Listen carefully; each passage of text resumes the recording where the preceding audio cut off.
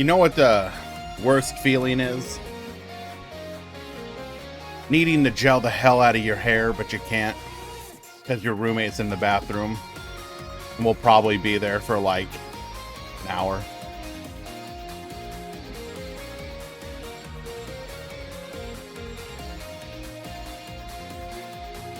Just walk in. Let's go.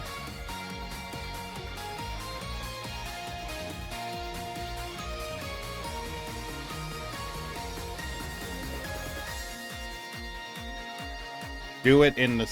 Okay, what? Sayo, what part do you not understand about needing the gel?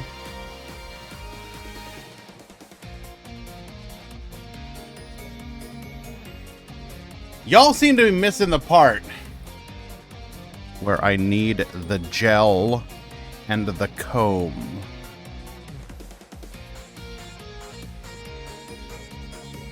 The hell am I gonna do with a mirror? Fit into my hands? Like what? Go to the store and buy a new set of gel. Okay, you know what, Drewy? That's a stupid idea, but it's probably the best one that's been mentioned so far.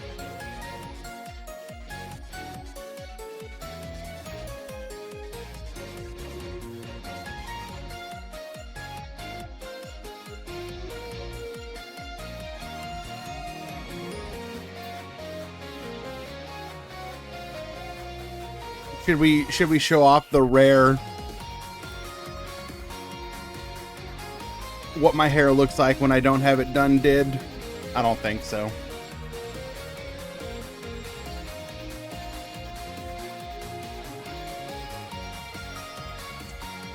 In the meantime, though, we can begin talking about the leaks.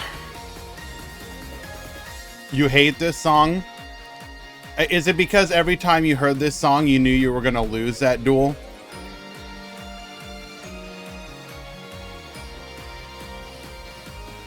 Okay, I appreciate the honesty.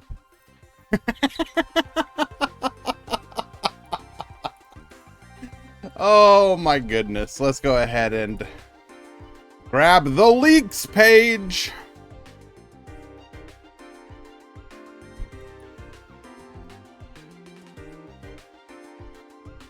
I cannot express to you guys how excited I am because, unironically, these are two of my favorite decks that I do own IRL. Well, one of them doesn't really count as a deck. I should clarify, one of them is an engine that I put into a deck.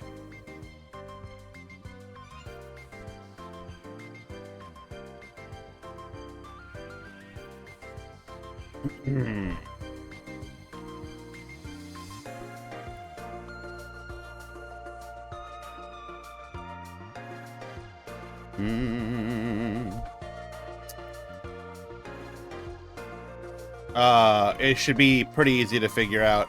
Wind Witch is not a real deck. There's not enough cards. They're trying real hard to make it a deck with the stuff we're getting, but it is not like by itself a real deck. Are Wind Witch and Speedroid played together? I mean, I guess technically you can. I played Wind Witch and Harpies back in the day. Okay, so some very interesting stuff came out from the most recent app update. And basically everything that we are learning from this is just making things more and more confusing because it's kind of like it's going against the grain of what we expect from the Hold. I will be right back, guys. I want to get myself on screen, so we're gonna take 2 minutes and go get the hair done did. Be right back.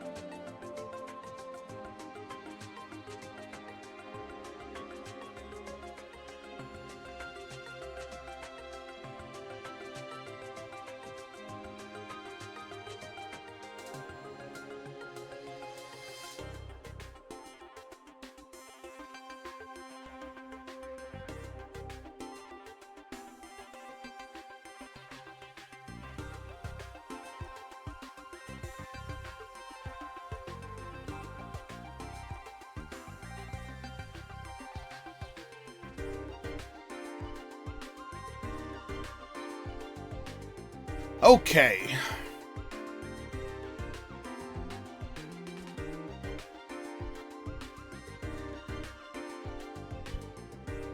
So, what specifically is it about this update that has people, specifically the ones who would be in the know, such as the database leakers, some of the other people like It's Brad HD, who keeps appraised of the way that the game is sort of structured.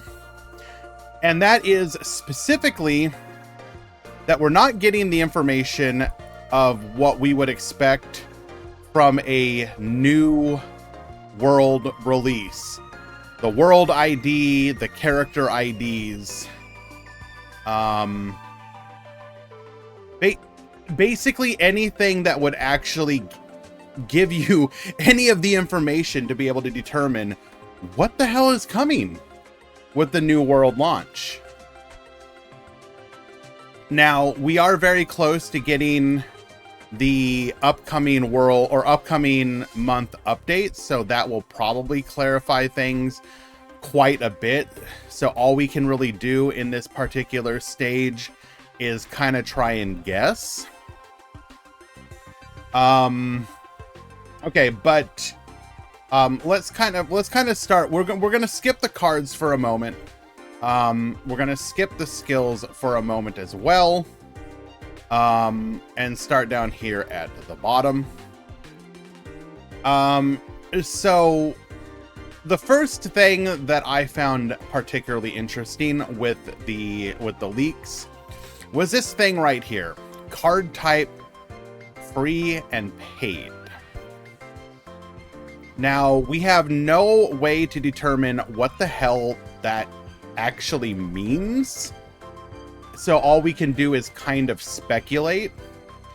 Some of the speculation has been that it has been okay. The cynical thing would be that they're going to come out with a type of card that you can only get with money, which would be like the worst possible world. I don't see why they would do that. So in that situation, paid would be a type of card that is only with cash, but like, why would you even differentiate that? It doesn't make any sense. The other possibility is that free would be a designation put to anything that can be gotten from events, farming, the gate, etc.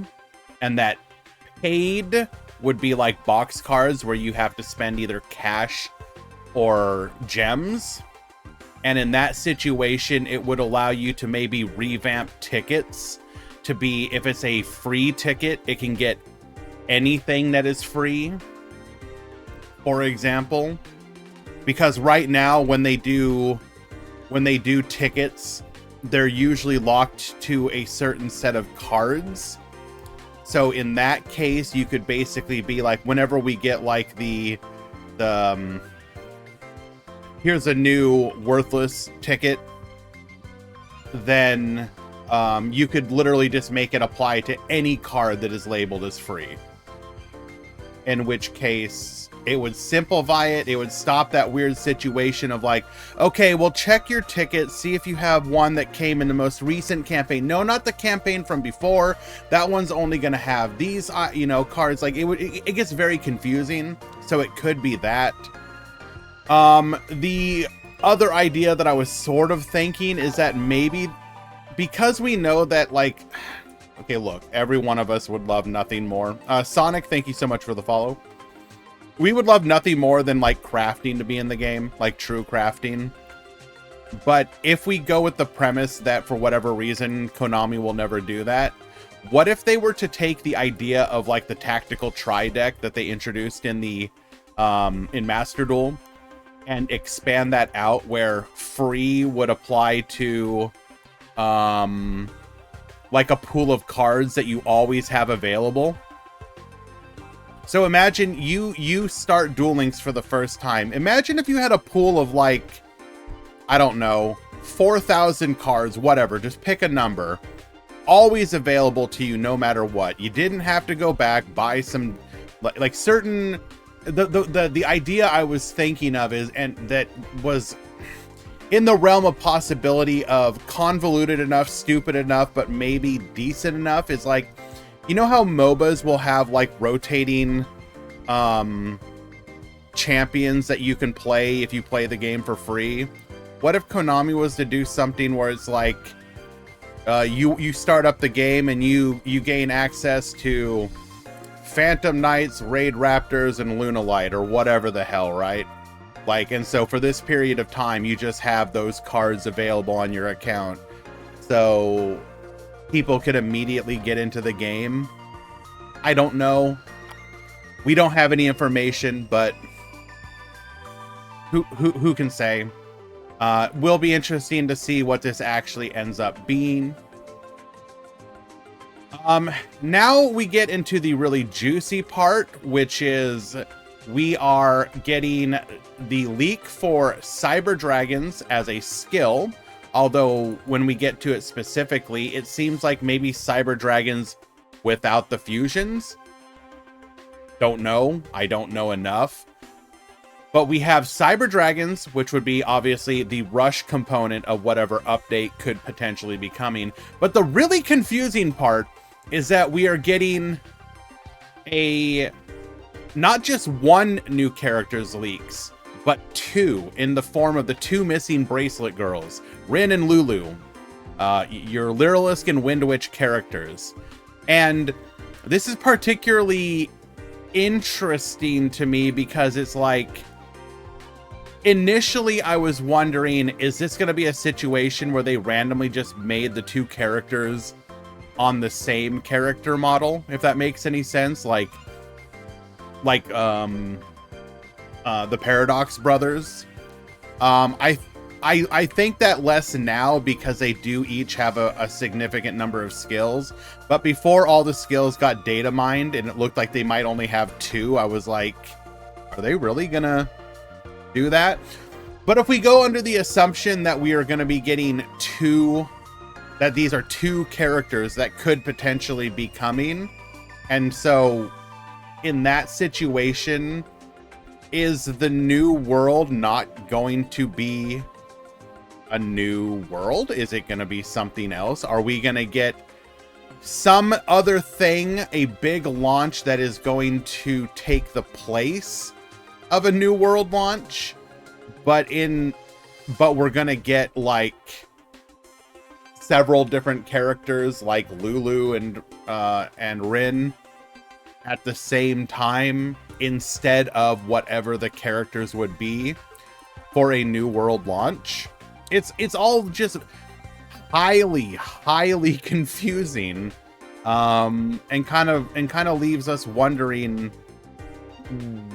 what the plan is. Now, one idea that Brad did put forward that I could kind of see is that there might be, and this would be untethered from the concept of a world launch, is that, so you have a skill here for Yugi, which is based around more of his fusion monsters. And you also have Cyber Dragons in Rush, which are a fusion archetype. If you go with the idea that in the place of a Go Rush World release, you did a fusion campaign, then that could make sense. You would do it in the same way that they did the Zexal 5D's two-part campaign, where the first part of the campaign was one and then the second part was the other. You could do it the same way here, where you would have one part of the campaign for Yugi and one part of the campaign for Rush Duel Cyber Dragons. You could very easily convince me of that. That does make a lot of sense. The other possibility that also makes a lot of sense is that if this new world release is going to focus primarily on speed, because you don't want to neglect Rush, which, or at least I would not, I would hope Konami would not, that you do Cyber Dragon as a big release as well, because it is such a, you know, fan favorite. Cyber Dragons, Ancient Gears, Elemental Heroes, which have been, all those archetypes have apparently been, well, more so the Elemental Heroes, but a lot of these fan favorite archetypes have apparently actually been doing really well for Rush over in Japan. So if they wanted to do a bit of a, I don't know if you'd call it a reset, but sort of try and capitalize on that nostalgic enthusiasm, you could, you know what, screw it, get them out there. Let's start bringing the stuff that will really get people interested and excited. So who knows, we'll see. That said, we'll come to the skills in just a moment. The card releases, these are obviously not all of them. We did also have a lot of the other ones already, specifically the Dogmatica ones. So we have a few more Dogmatica changes. Looking very likely that one of the next major releases will include Dogmatica as a playable archetype out of the box, which would suggest that we would be heading into the Albaz lore potentially as our next major segment of the game. That said, there are some other interesting releases in here, specifically, of course, the Wind Witches and the Lyrilisk, both of which do have where's the rest of the stun cards, right? Some of the other Evilzars, like Evilzar Lars is actually kind of crazy good. So that's kind of interesting that we would be getting it. I actually can't remember if we have any of the other Lady of Laments. So this could, maybe they're already in the game files, actually, now that I think about it. But we could be getting that particular archetype. More coping for Vendread, get drip fed and have it do absolutely nothing.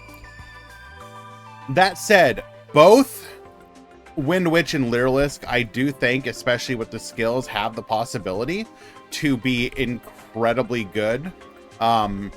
Specifically for two different reasons. One, Lyrilisk I actually think will be incredibly hard to balance for Duel Links, just because the deck operates on like a really weird axis where it kind of doesn't play to the board, but rather it goes for the U-Bell style reflect damage or direct attacking. Not Lyrilisk, Wind Witch. Wind Witch is interesting because I don't think they have it here, but in the initial data mine releases, according to British Piper, I believe it was mentioned that they don't think that the burn damage for the Wind Witches is being nerfed, which means that it would be at full power burn. And if that's true, that's kind of crazy, because that would be the equivalent of Entes is not in the game, no. If it would be like the equivalent of every Wind Witch burn effect being doubled in the actual TCG, etc., which is kind of wild, because I believe you deal like what is it, like 22,000 something damage with the burn.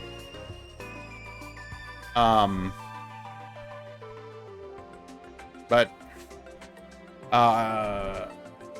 yeah. So I will go a bit more into why I'm personally excited about Wind Witch and Lyrilisk, but I actually don't think Rose, specifically Rose or Scissor Cross, are actually that good right now, because of the fact that without a Sky Striker Link 2, it kind of just clogs your board.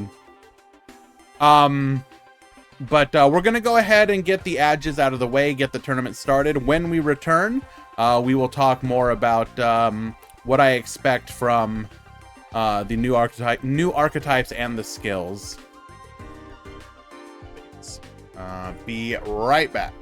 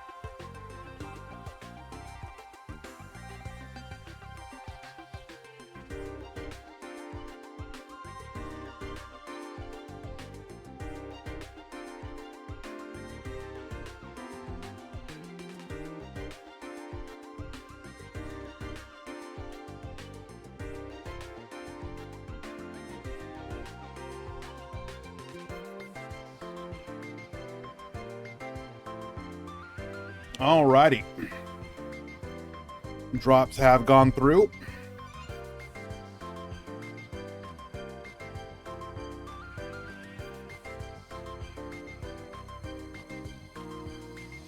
Let us begin.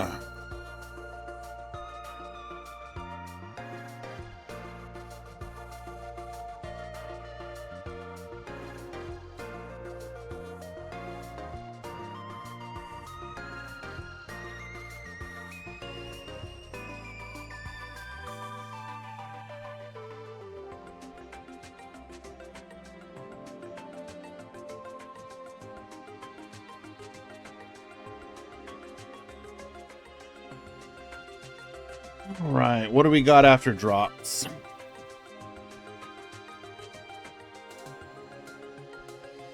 Looks like 140 after drops.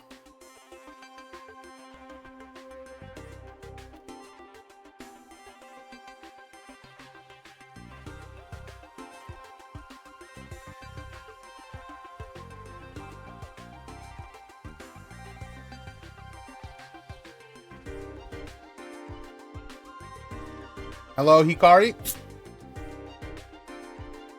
You mean 140? That's literally the words that I said. So when I said 140 after drops, I did in fact mean, according to the English language, 140 after drops.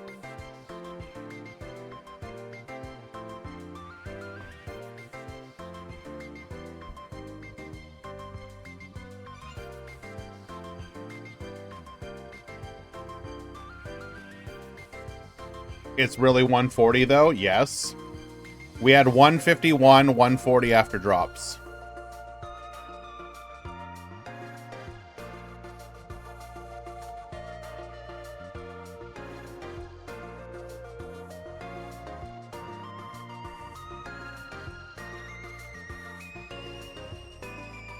So 140 question mark after drops thanking emoji. Yes.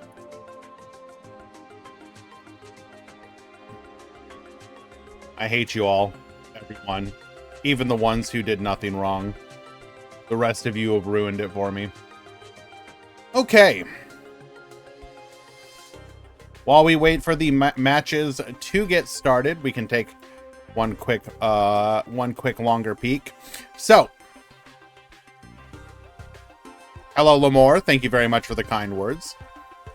Okay, assuming that we do get everything for both the Wind Witch and the Lyrilisk archetype. Wind Witch. So actually, we do need to talk about the skills. The skills are pretty much everything you would have wanted from them. We'll talk about the Lyrilisk ones first. So skill 4 will probably be the most commonly played skill. It does what most of the have a good effect going second skills do. First part locks you to level 1s and Lyrilisks. The second part allows you to Foolish a Lyrilisk from your deck to the graveyard, which sets up your it's turquoise, right?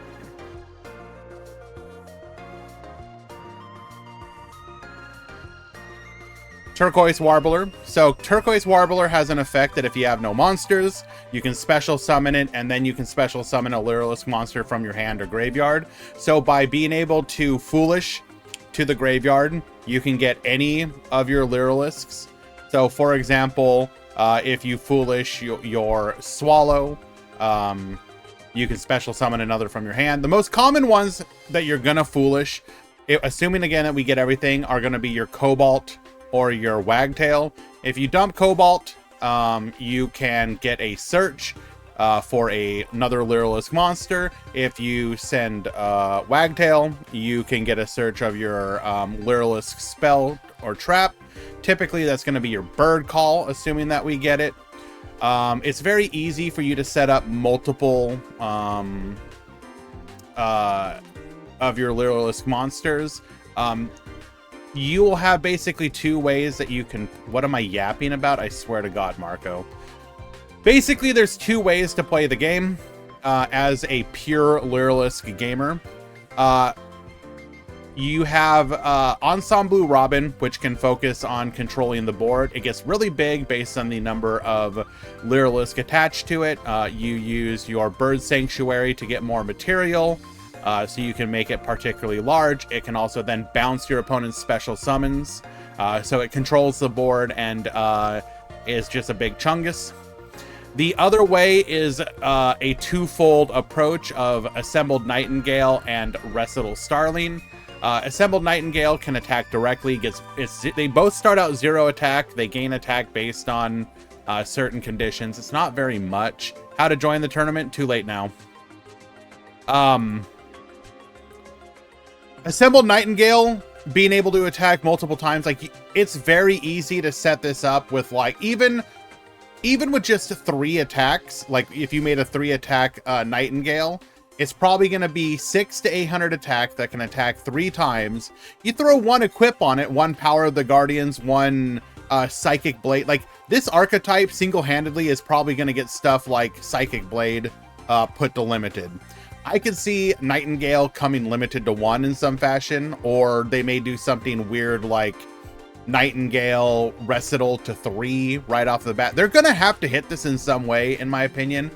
The main reason being that Cobalt Sparrow makes your monsters that have it as material untargetable. So if you have an untargetable direct attacker that you can just boost up and then just go for lethal, completely ignore your opponent's game plan, it's going to be really silly.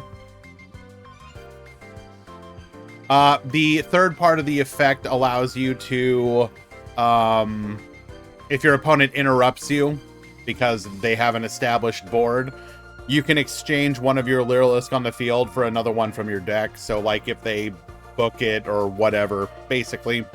It's not as good, but I would argue because of how strong Lyrilisk will be, it didn't need as good of a going second effect.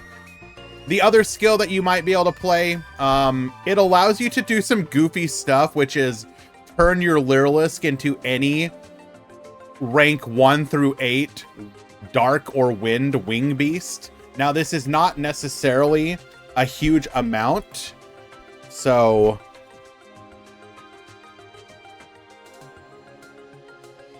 but it will let you be able to do 1 or 2 particularly funny things. Yeah, so Raid Raptors specifically. So a lot of the Raid Raptors do require you to have like Raid Raptor Xyz monster stuff, but one that does not is Revolution Falcon. So those of you that don't know, Revolution Falcon is, you can detach a material, doesn't have to be Raid Raptor, can attack all monsters your opponent controls. If it battles a special summon monster, it's gonna win that fight. You can make it untargetable. Because it'll have the Cobalt Sparrow as material, you can have an untargetable Revolution Falcon. So now your opponent can only defeat it with non-targeting effects or in battle, which would require a normal summoned monster, because it will lose, any special summon monster will lose in a fight against Revolution Falcon. So this is not going to be the way to play the deck, but it's hilarious, in my opinion. You can also technically play like Castell, kind of doesn't matter. Unfortunately, Satellite Falcon doesn't do much for you because it requires Raid Raptor material. So realistically speaking, it's going to be stuff like you could do Totem Bird for a spell trap negate, or in my opinion, Revolution Falcon. Which would be kind of funny. All right, let's go ahead and get our first match of the tournament underway.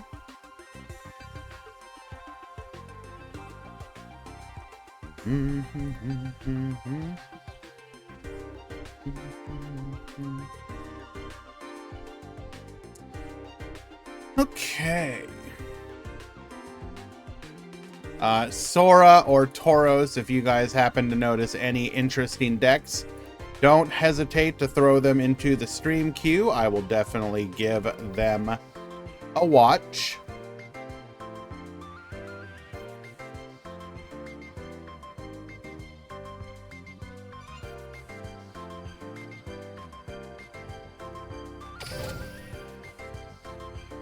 Ready for the Nightingale Psychic Cheese? I'm being honest here. No. Oh, Goomba, what are you doing? Okay. I am sure, like, I have always... Wait, you are playing on a different... Did I forget to update my app? I swear to God.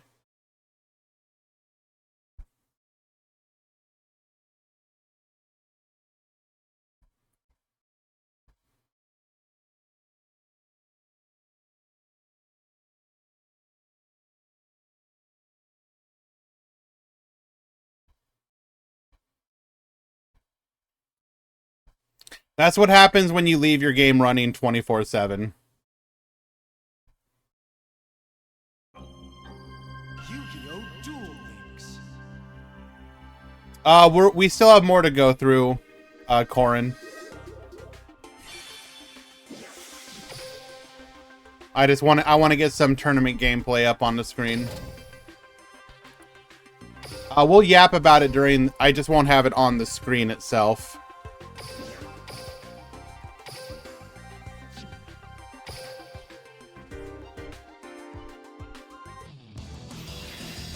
So, with Lyrilisk, because the deck operates on such a weird axis, keep in mind that in Master Duel, during a lot of the festivals, if a Lyrilisk is a playable archetype, it's like a go-to for people. Oh no.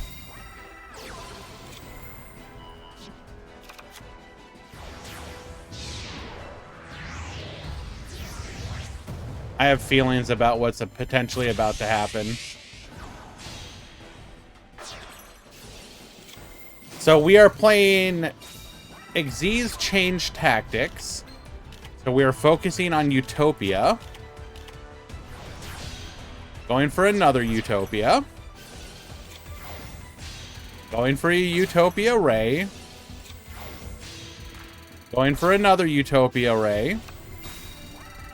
Generation Forced, adding Xyz Gift, going for a Utopia the Lightning, Going for another Utopia the Lightning. Going for an Xyz Gift. Activates into the void. Activates into the void. Activates into the void.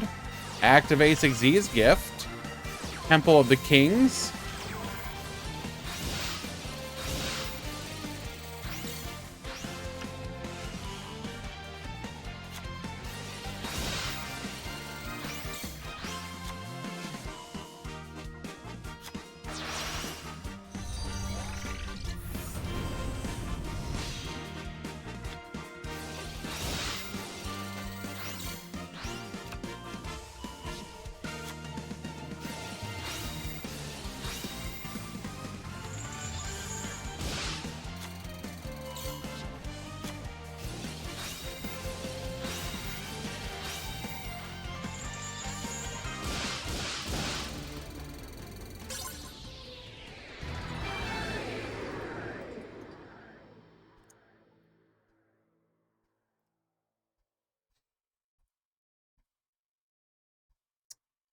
So, using Xyz change tactics and a bunch of draw cards, we're able to get to every card in our deck, use Temple of the Kings to activate Zero-type Magic Crusher, and then burn our opponent.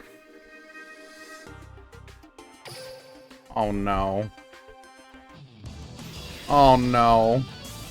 Konami, what is you doing? And he's going first twice in a row. There literally is no God.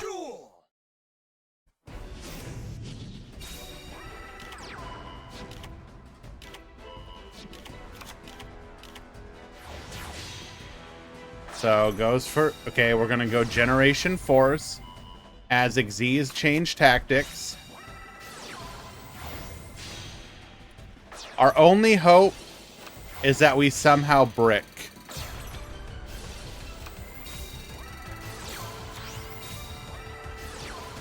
I don't think that happens. Wait.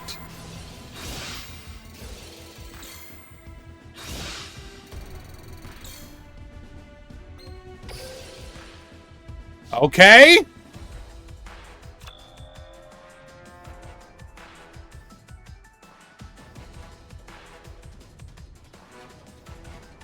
Surely we can win the game from here.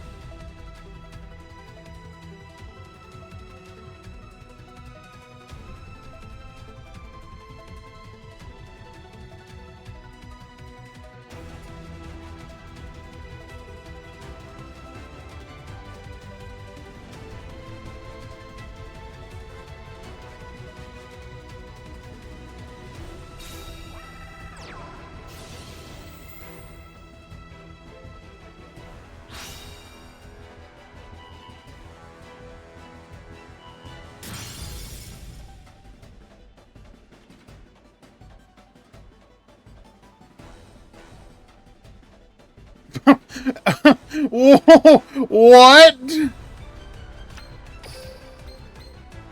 We don't have a card in the hand to activate our skill. How? Okay, but surely our opponent cannot kill us from here.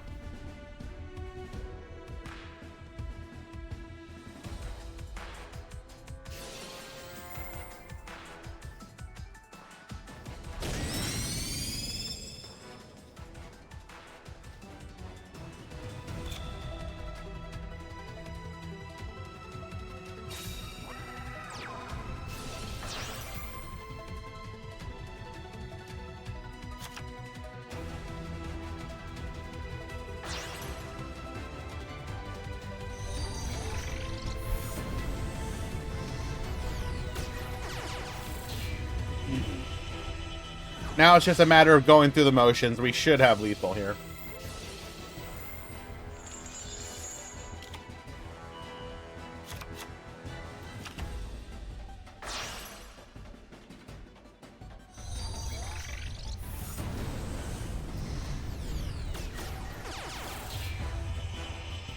And I do apologize, I am finishing up my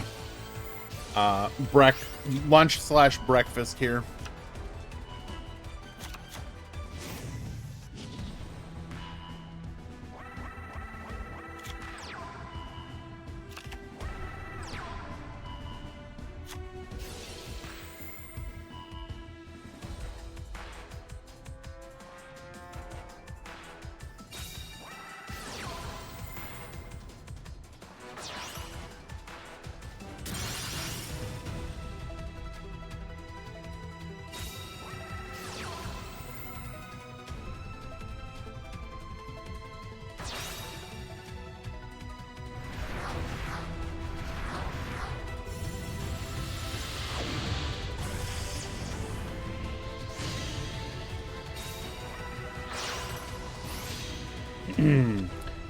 Now we're just going through the motions.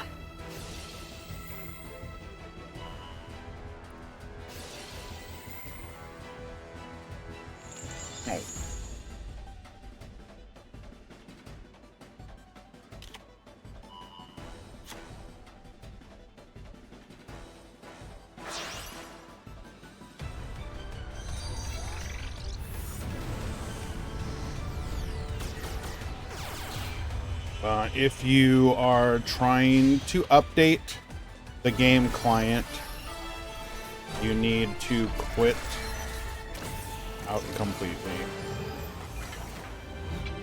Go to your store page.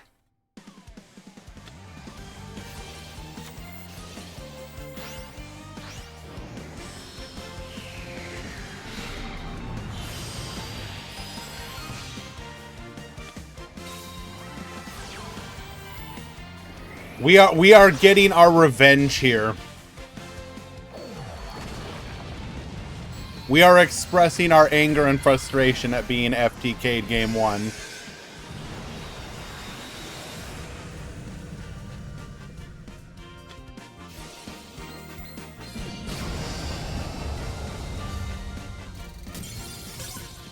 Okay.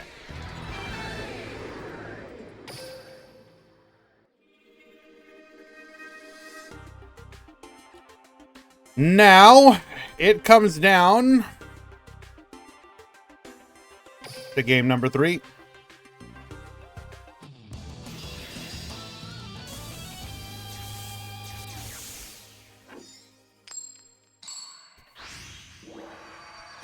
There just ain't no way, dog. Duel.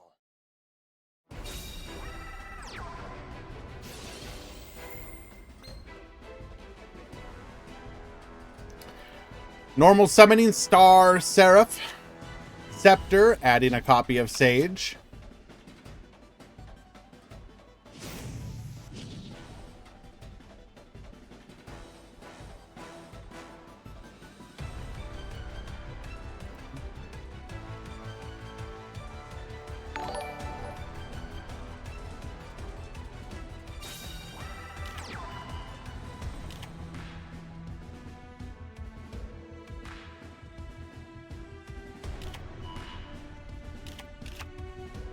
Psycho, thank you so much for the resub, my dude. Hello, hello.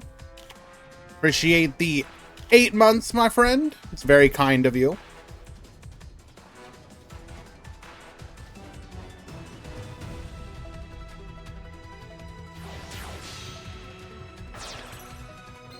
Going for a Utopia here. We're going to go Generation Force. Searching for an Xyz change tactics.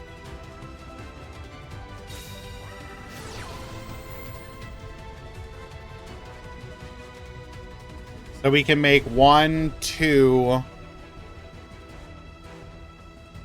We can draw at least 2 more for sure.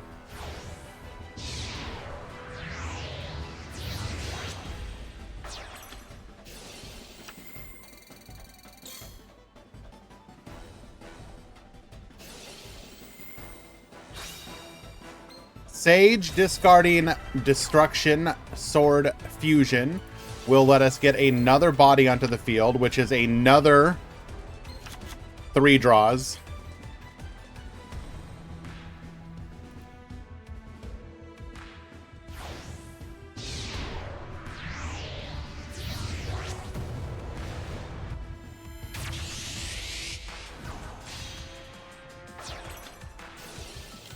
I mean, there's no way we don't draw everything we need now, right?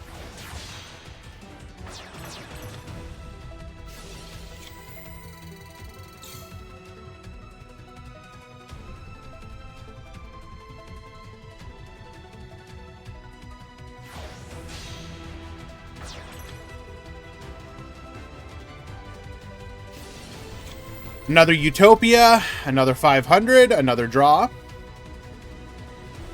Yeah, this is over, surely.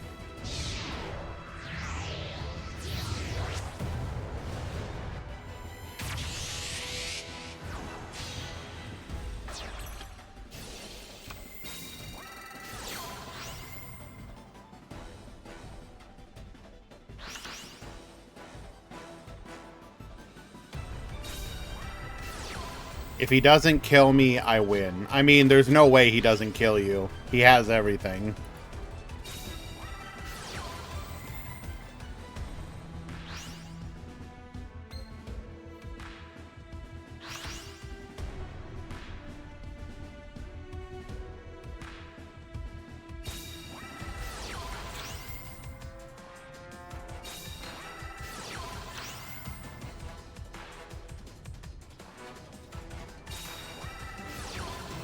It doesn't feel good. You got high rolled 3 games in a row.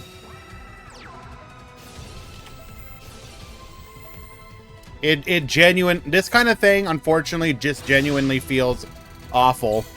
What is this? It is an FTK. And Goomba high rolled.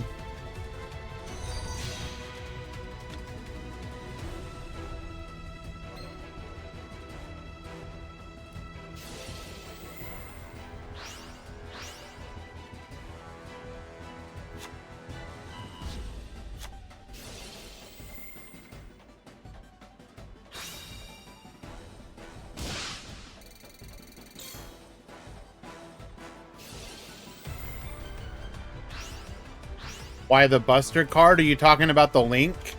Get some more warriors into the graveyard.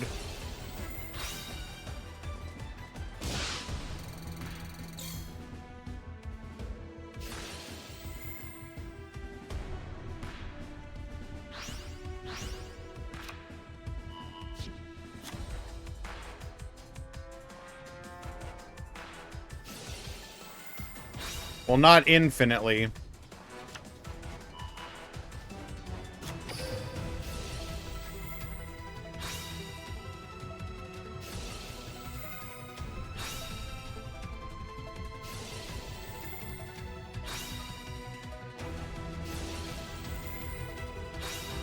Keep sending.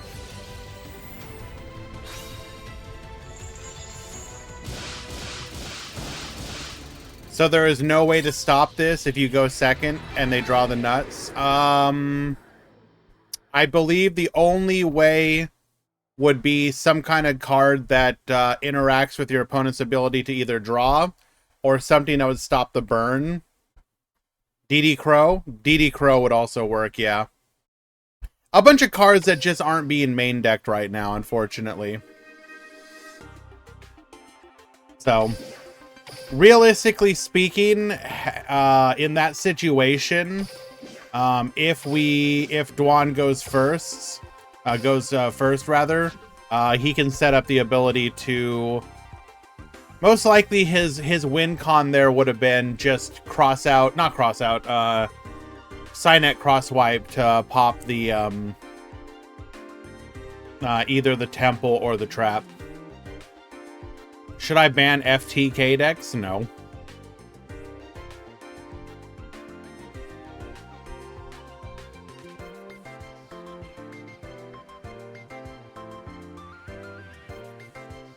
Hello, issue.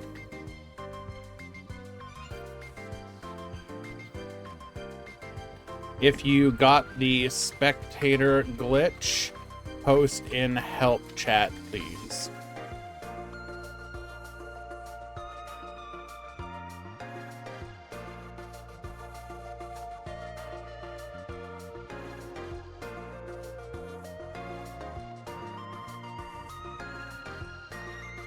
As much as it sucks to get OTK or to FTK'd like that, I don't want to create an artificial environment specifically for our main tournaments. Like, this is the kind of thing where Konami just needs to address it. Get rid of the FTKs.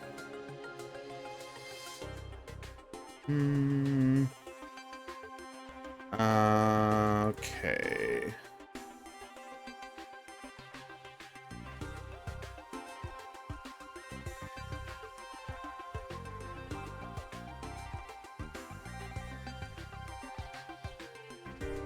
Double pull.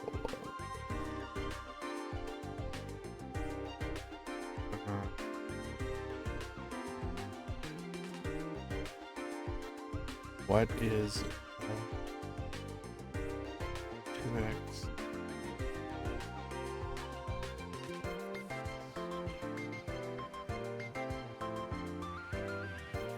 I'm sorry, guys. Doing a quick mod call right now.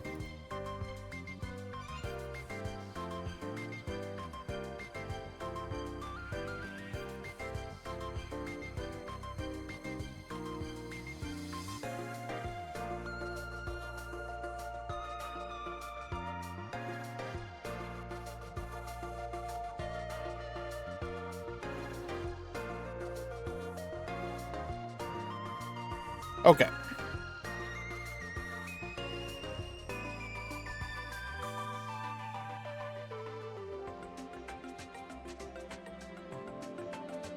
And yeah, the odds of an FTK winning a tournament are going to be extremely low. You may be the unlucky recipient of a player who loses to it, which obviously, again, sucks, feels bad. You don't like to have to experience that, but it's not going... you would need to high roll your way through the entirety of the tournament. It's just not going to happen. And if it did happen, well then, you know, as unfortunate as it would probably be actually kind of exciting, just because you're watching, like, literal probability, like, going against itself.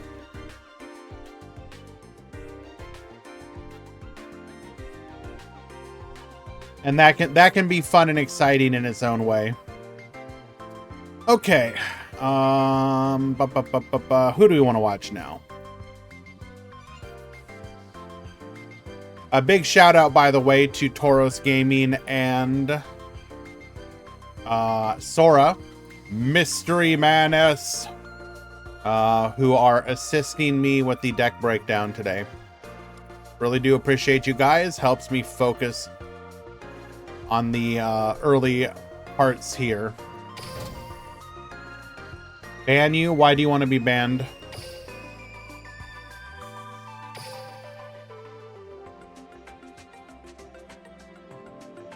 The Grand Prix is Swiss.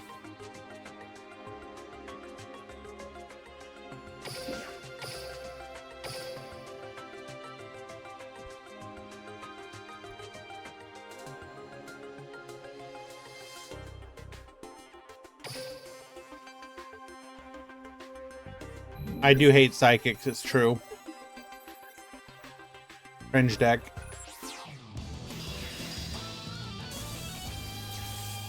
Single elim is fine. Can anybody explain what Swiss? Sure. Okay. So a single elimination tournament is as soon as you lose a round, you're out of the tournament. So if you started with 64 players, after one round, you'd be down to 32. Then after another round, you'd be down to 16, then 8, then 4, then 2, and you'd have your winner. So what that means is that as soon as you lose, you're out of the tournament. You can lose at the beginning of the tournament, which means you could play for 5 minutes, be out, or you could go all the way to the finish, in which case you could be playing for like 4 hours, whatever.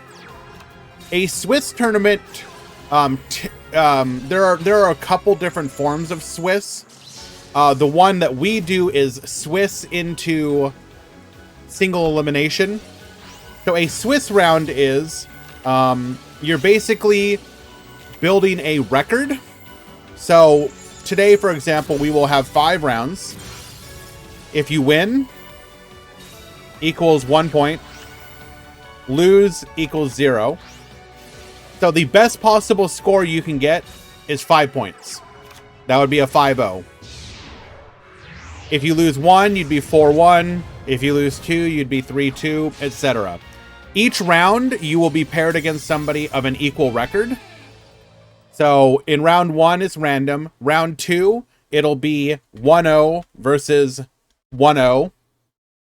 And it repeats that through all of the rounds. You then so once you have built up a record, so in a normal Swiss, which is what Konami's in-game tournament system uses, it will assign a winner. So anybody who went 5-0 would be the winner.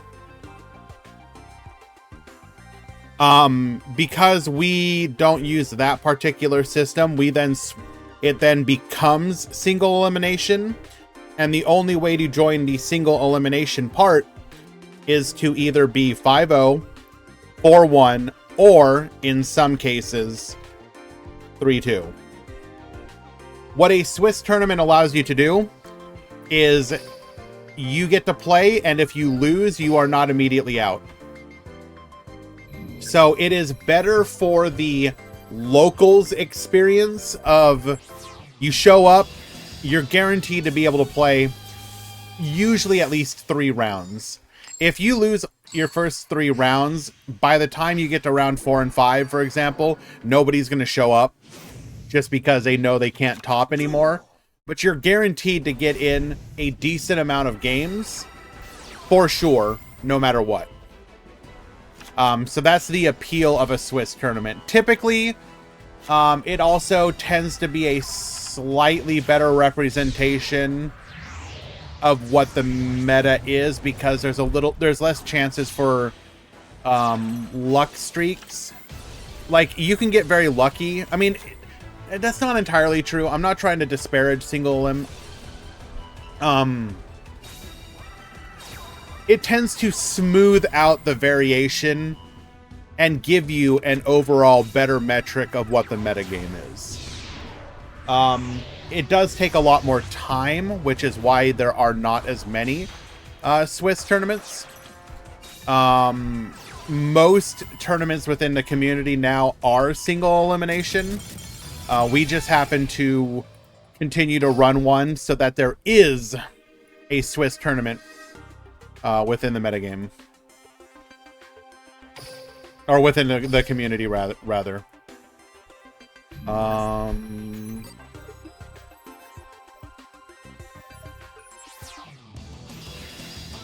guessing DC issues or something.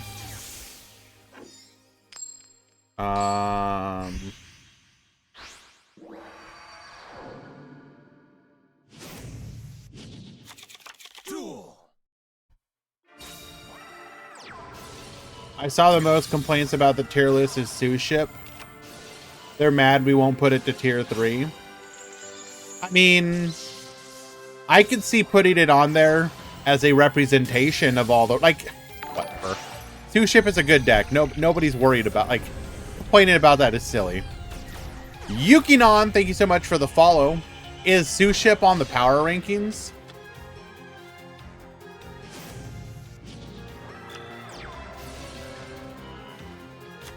It is. Well, there you go. Like, I don't even understand. Like, what's the complaints?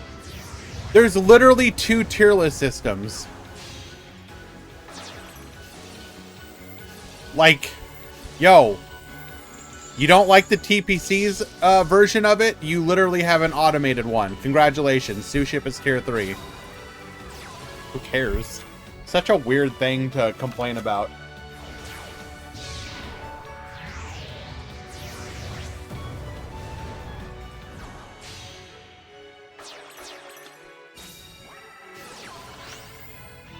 Okay. So we do have a negate for the Unchained Soul of Rage. And we are going to be able to... Ooh, this is really brutal. So we are able to successfully We have the protection during our main phase of the Uni. We have another negate. We can turn off the graveyard. Goes to battle. Unchained Soul of Rage, which we will negate.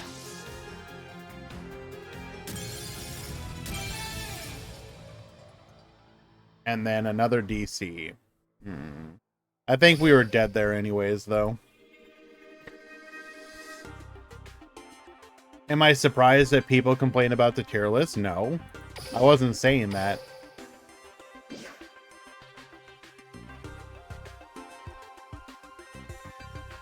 What I'm saying is that, look, a tier list, I guess I look at it in the same way that I look at the tier list of, if you were to go on, like, YouTube and look at somebody's, like, here's the current tier list.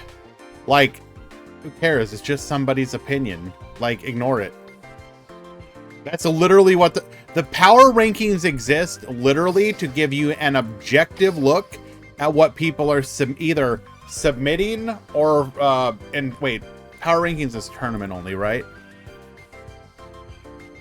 Yeah. So, but right there. It doesn't even count COG decks. It's tournament only. So, what are you...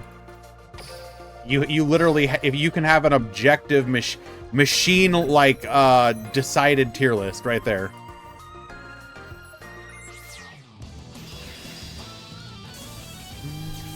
We don't have... Laser Shark, do you really think we're in the top 32? You do see the part... Okay, we're like an hour into the tournament. It says round 1. You're entering the top 32 command. Really? Dog, you good?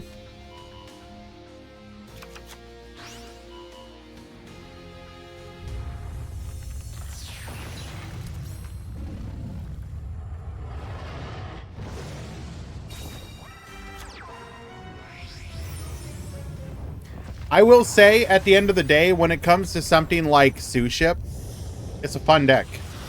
The new skill makes it really fun to play. Like, what more do you want?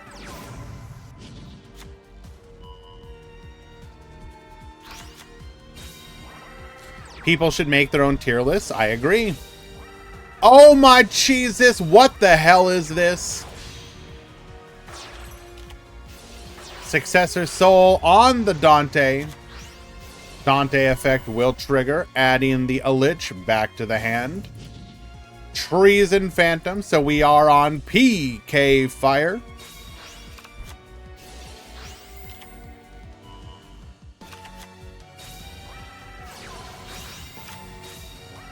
Torn Scales goes for another Dante here. We're going to go Ultimate Fusion into the Neo Blue Eyes Ultimate Dragon. Gets popping.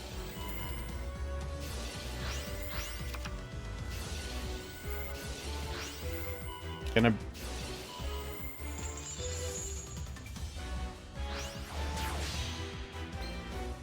Why?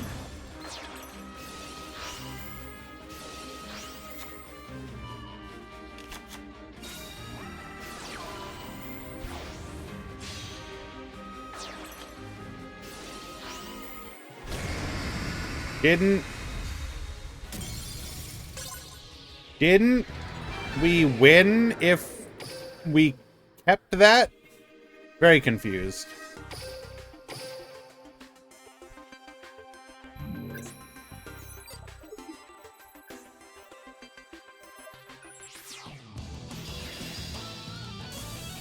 I mean, misplays like that happen. It's not that big of a deal.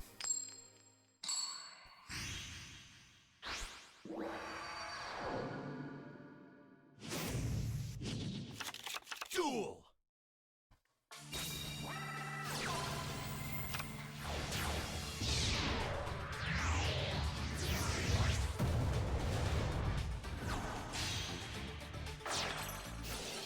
All right, so we are going first here. We're going to be able to set up our plays. We can set up our negate but that doesn't do as well against Blue Eyes, so we'll see where it goes from here. We are near the end of the round, by the way. Only a couple matches left.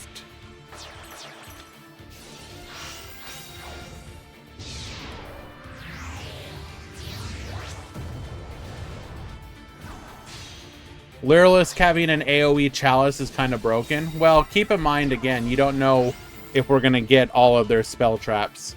Most archetypes don't get everything in their initial release.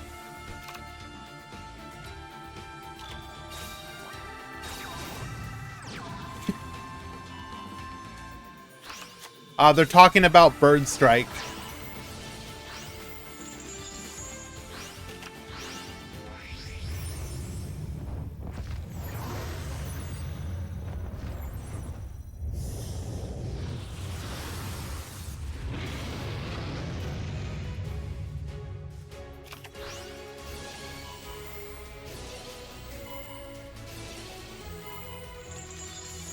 Normal spell card, if you control a Lureless monster, negate the effects of all face-up monsters your opponent controls until the end of the turn.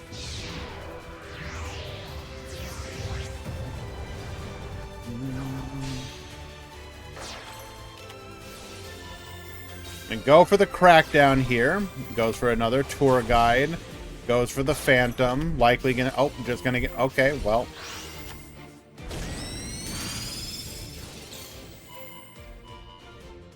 We are going to wall up here. Skarm will get a search, adding Seer. Forcing out the back row. We're going to tag out into another Blue Eyes Battle Chronicle for a copy of Soul Successor.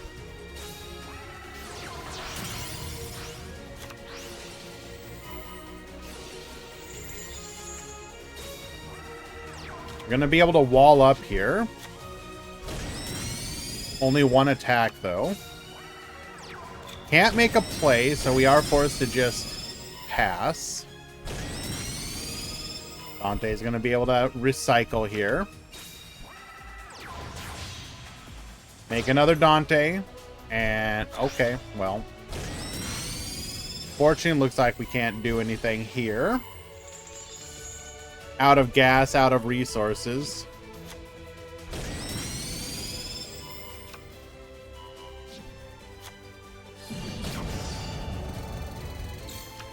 One last turn, Professor Plant.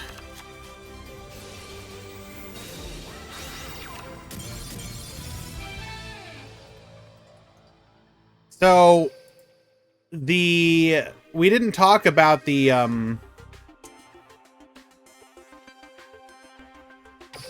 Wind Witch skills yet, but they're actually really good as well. This is not a definitive way to play the deck, but Atlas posted a one-card end board off of a single Wind Witch. Duel. So with the Wind Witch skill, with a single card,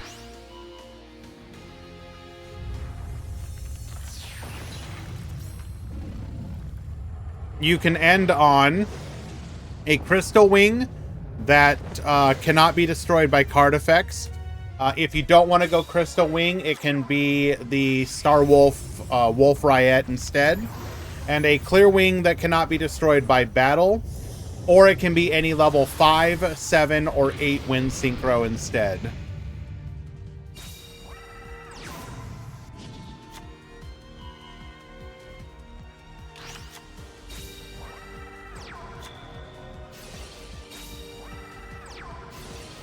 Now, this is if you play it not to the Wind Witch part, like if you want to play it as a Wind Synchro deck. The 3 Book of Moon just means that they can be any cards in your hand.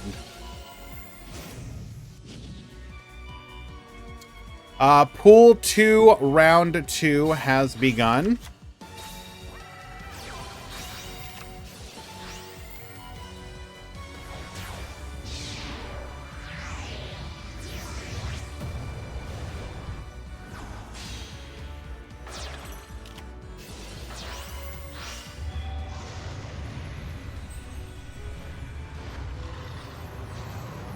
literally just play Speedroid at that point. It's less investment than Speedroid. That's the thing. You're able to have more back row or hand traps, so technically better Speedroid.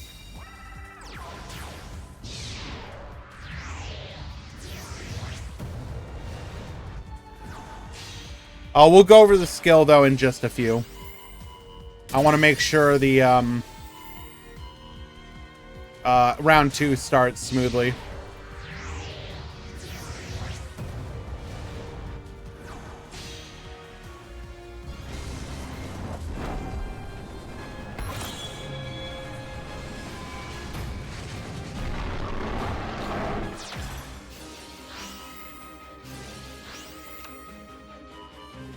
You fool! You made the mistake of leaving a monster in attack position. Dark Requiem to the field. Activate the effect. Baboost lethal.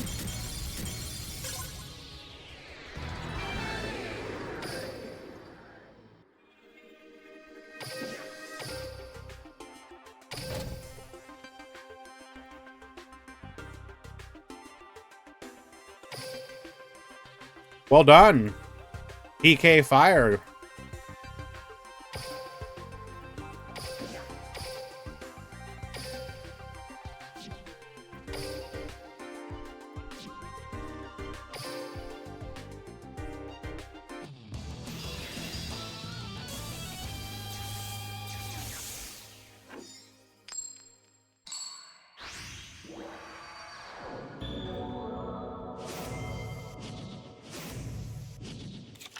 Duel!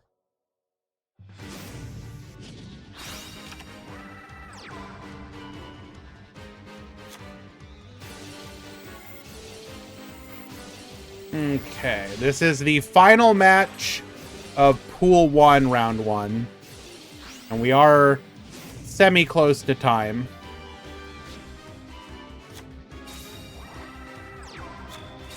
Ripple sets to the back row. We're going to go Sky Striker. Gets poppin'. Hits the bluff. Area 0 into Ray. We're going to go for another Area 0.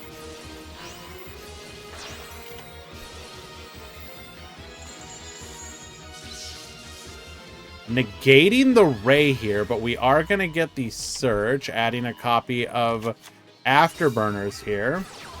Engage, adding another copy of Ray. We're going to go Afterburners here, gets poppin', hits the back row. Goes into the Ray. We're going to be able to go for Kagari. Kagari adds back the Engage. I gotta say, Luna Light's been doing well for me on ladder. Sure, I believe it.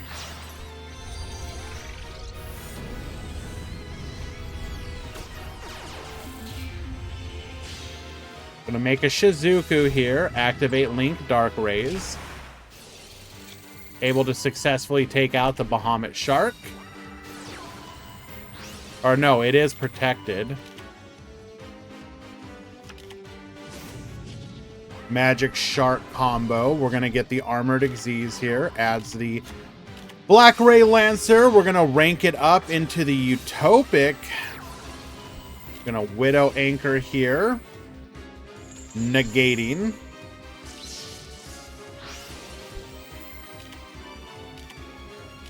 We will reset during the end phase.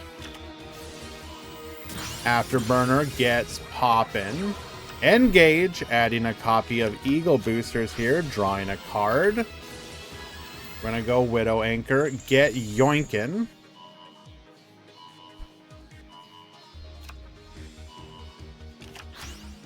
Already over 50 minutes? That's not true. We're at 48:17.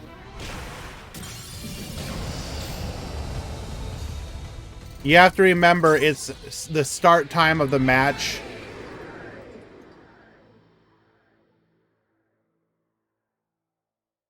Shark player is just a boot.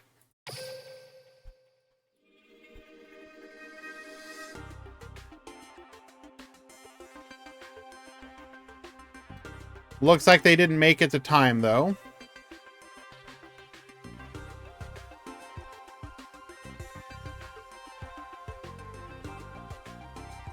Pool 1, round 2 has begun.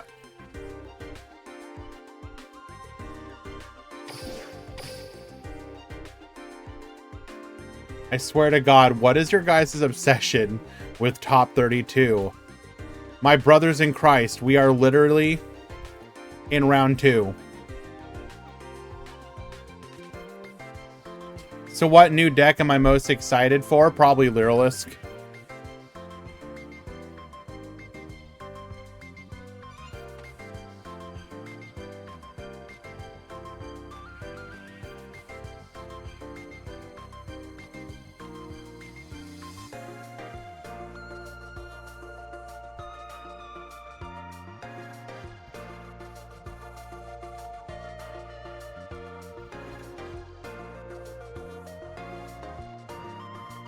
We are bird gamers.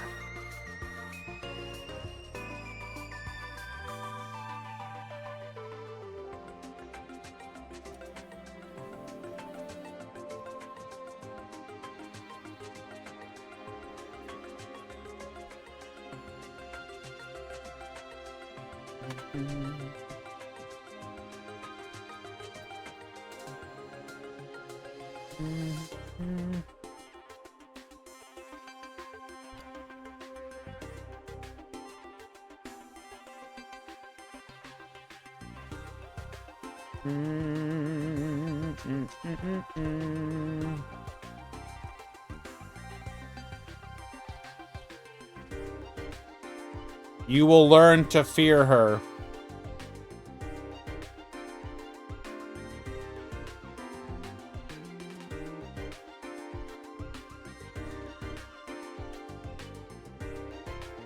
Where's the breakdown? Soon.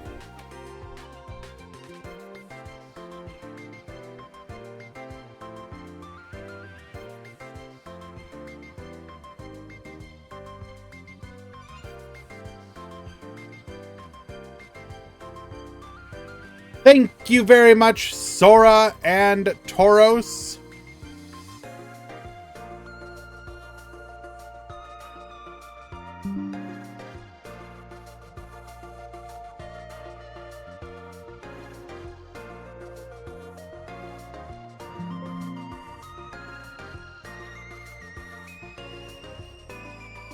Edit com. Breakdown. You did not, in fact, do the breakdown.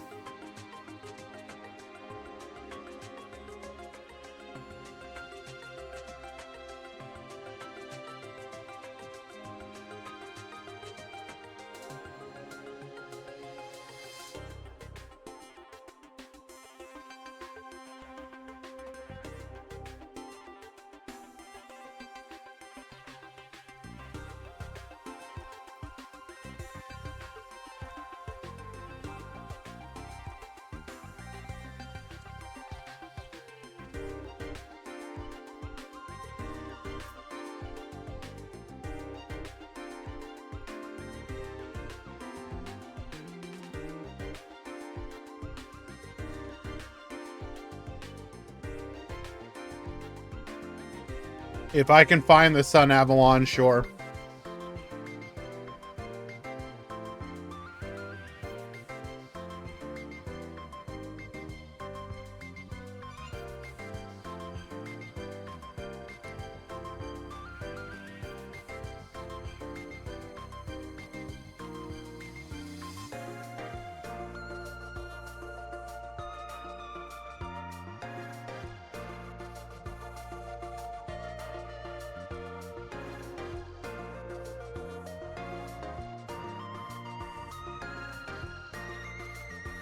Three Sun Avalon and one Sun Avalon. Dora!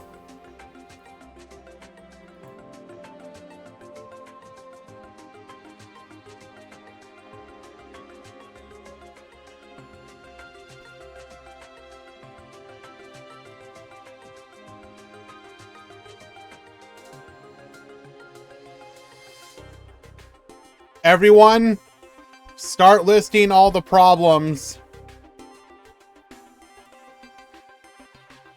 Why does Sora hate capitalizing the word I.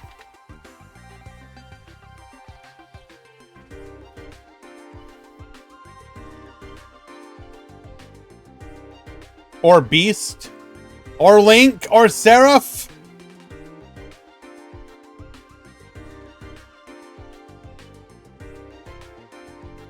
But yes, 24 Star Seraph, one of which is using Shark, what the hell?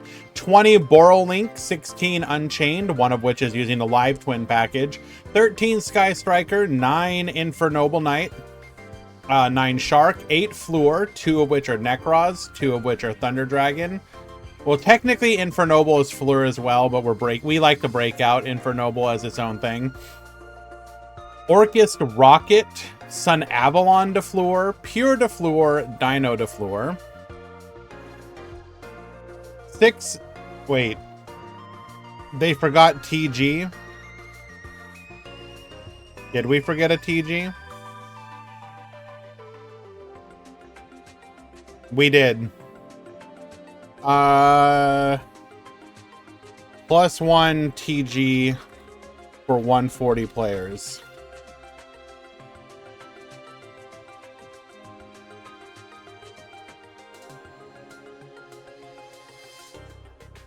Six Sacred Beast, 4 Phantom Knight, 4 Sun Avalon, 3 Shadal, 3 Dark Fluid, 3 Blue Eyes, 2 Sue Ship, 2 Earthbound Immortal, then 1 each of Fluffle, Raw, Live Twin, Sue Ship, Speedroid, Galaxy Photon, Evil Eye, Chronomaly, Red Eyes Zombie, Shiranui, Baller Drock, Abyss Actor, Rocket, Odd Eyes, and TG.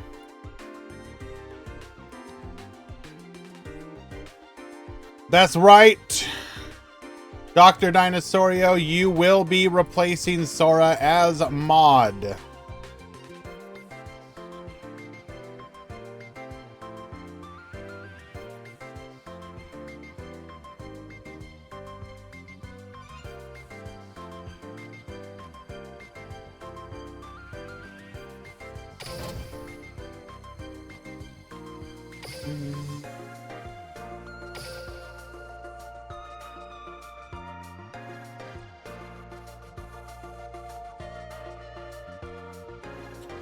Sora, don't beat yourself up for it.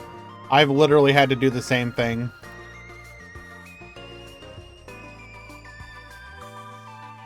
And I do want you to understand I am deeply, deeply appreciative of the help. Do not beat yourself up. Please.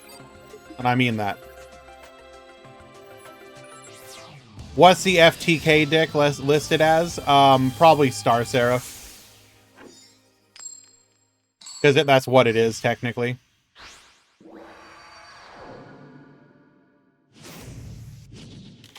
Duel. Alright, Live Twin Sunny Snitch adding a copy of Leela.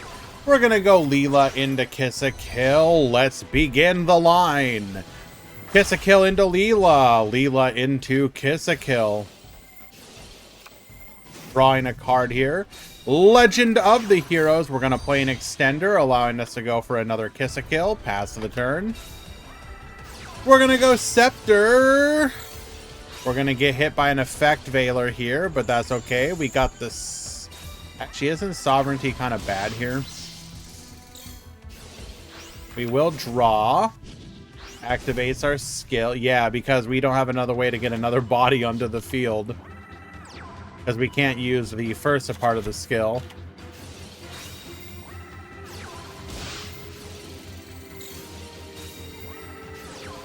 We are going to Forbidden Chalice here.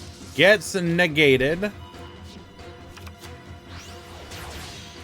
Goes for the Sentry. Going to be able to pop.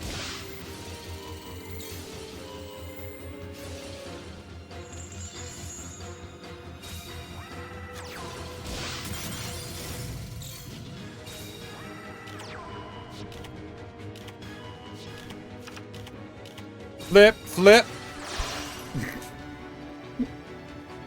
Oh no! Nibiru, the Primal Being, tribute everything. Banish 1, 2, and 3. Chaos Dragon Levianeer. Steal the token. Pop everything else. Token to attack lethal.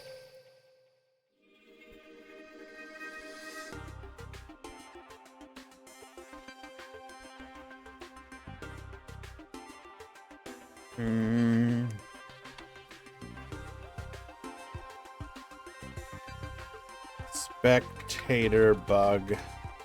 Replay that game. It doesn't.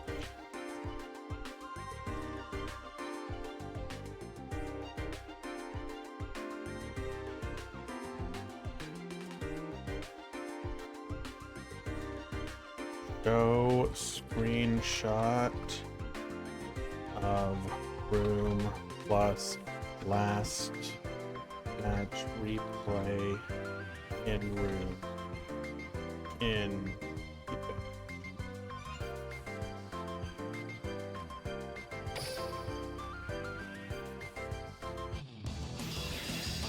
I mean, you have to remember, David is a TCG player. He's been rocked before. This won't be the first time. Probably just, you know, you don't expect it in Duel Links. I mean, like, what do you... To be fair, also, what can you do about it? So...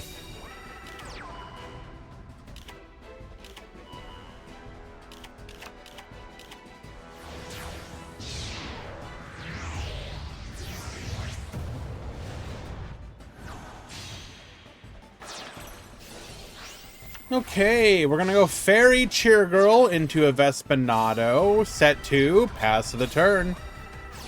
Leela into Kiss a Kill. Book of Moon, enemy controller, get yoinking. Crackdown, get yoinking.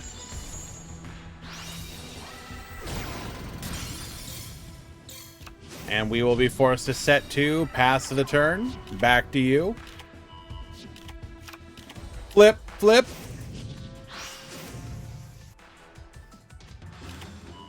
Goes for another Scepter. We are threatening to remove both of those back row. Ice Dragon's Prison.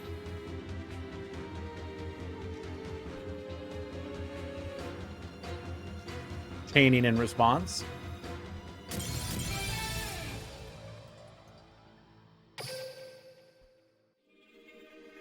Apparently just scooping.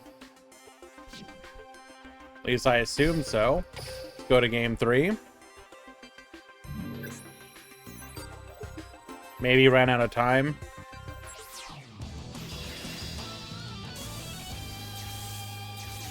Nibiru does not work against the flips.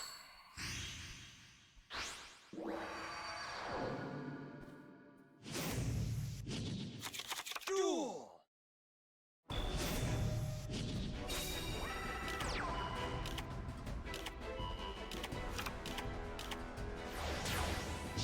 At least I'm pretty sure it doesn't.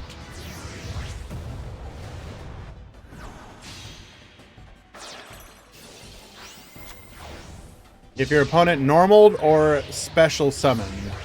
A flip summon is not a normal summon.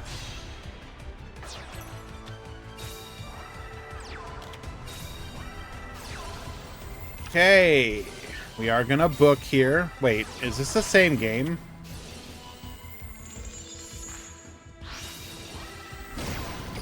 Did we miss game 2?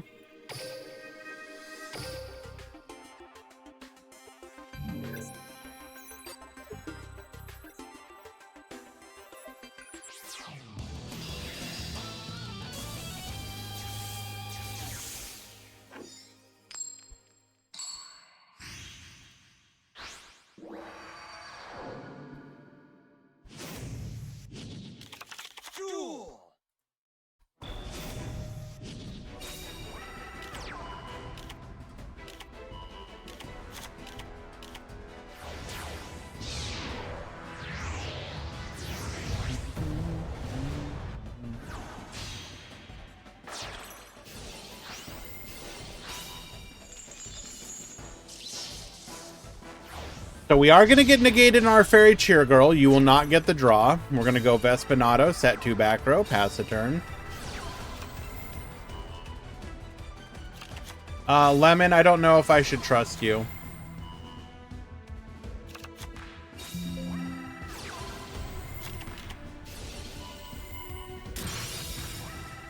I refuse to be manipulated by a member of the TPC.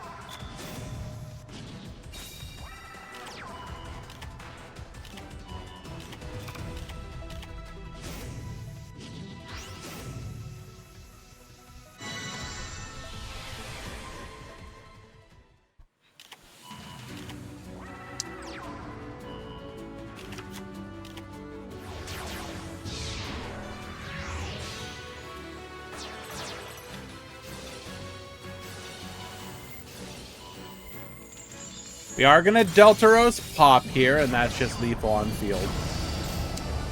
All right.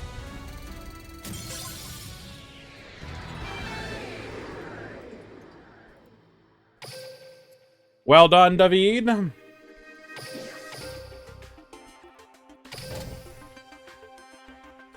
All right, I'm told that this is the greatest innovation in Star Seraph technology ever. And it is so important that we get it out to the masses that it is worth watching. A Star Seraph mirror match. I will leave it to you guys to decide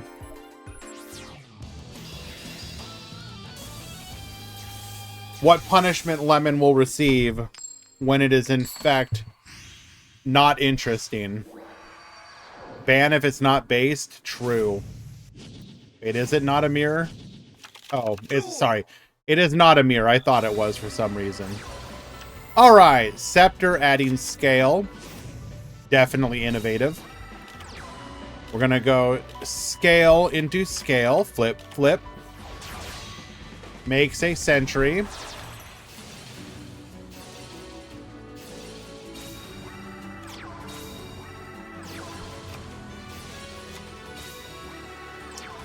Okay. True innovation at its finest. We're going to search for a copy of Aruha.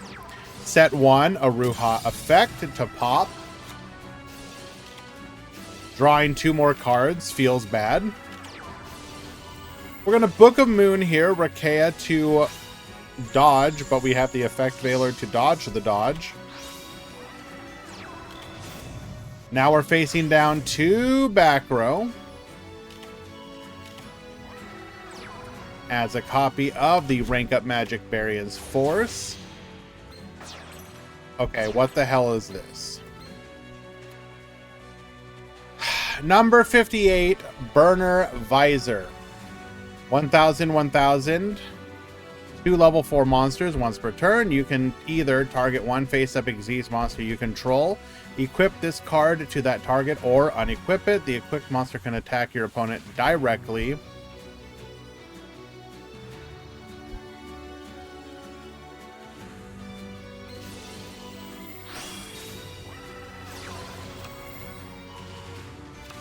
So pray that our opponent has 0 interaction. Got it. Truly the innovation of our time.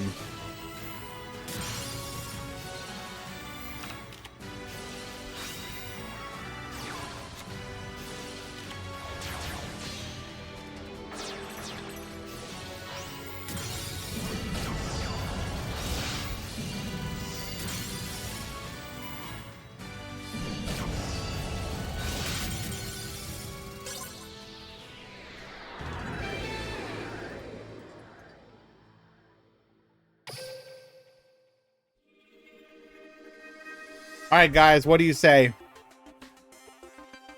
We banning him?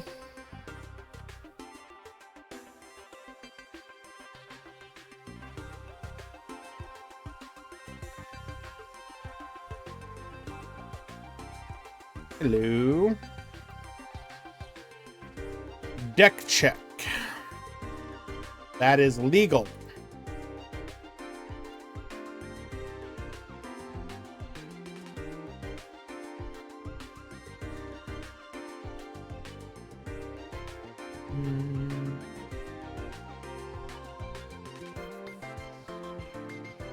Thank you, Quantum. Yeah, I'll watch.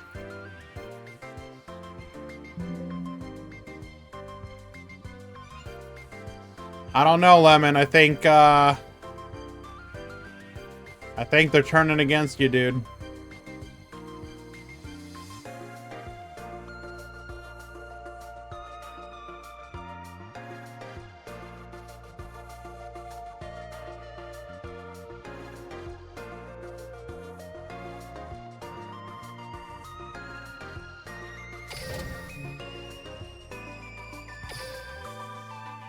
It's a ban, I fear. Oh, no.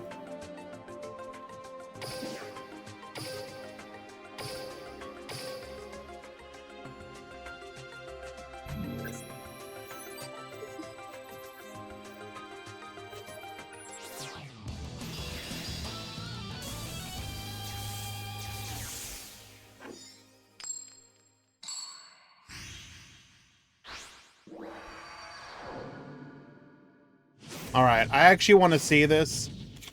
So we're going to pause for a second while I handle a quick mod call. Hello, it's you.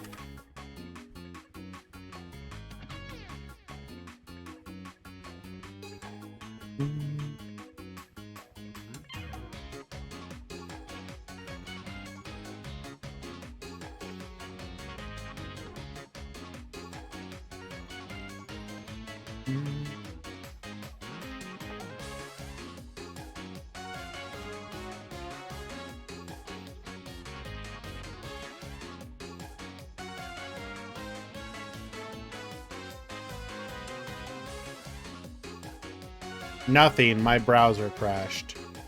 Okay. Thanks for sharing.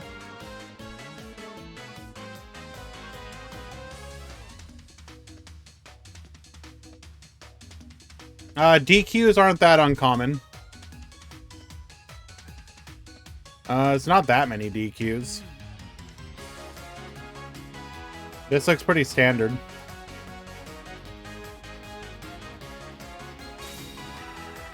You have to realize a lot of people will sign up just to play for a little bit and then dip. This is extremely normal. Can I change my deck in round 3? No. You have to play what you submitted.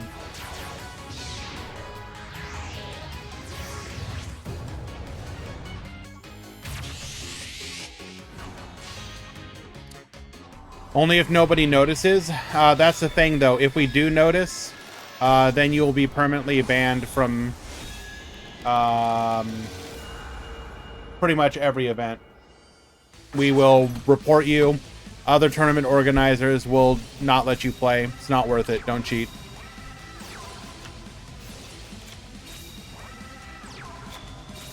Okay, Cosmic Cyclone ripping a back row. Goodbye, Crackdown. We're going to return a card to deck as a copy of Supay Duskwalker and Geoglyph. We do, unfortunately, give our opponent a draw 2. Going for Bryo. MST. Negate. Linewalker, adding a copy of Earthbound Immortal. And then it doesn't matter. Return to hand, and we have lethal on field.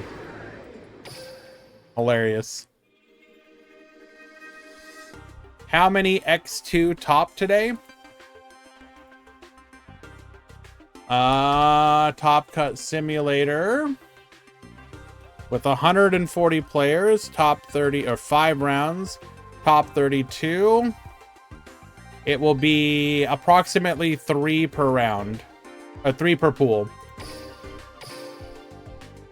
3 X2 per pool. Approximately.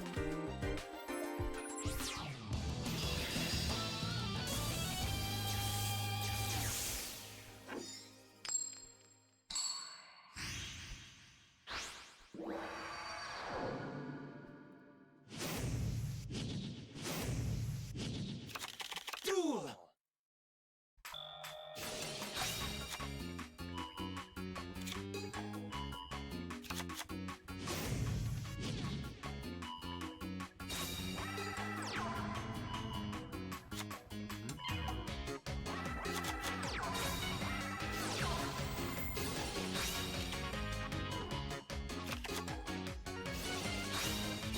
Actually, sorry, 1 second. I do want to watch this, but I have to fix something real quick.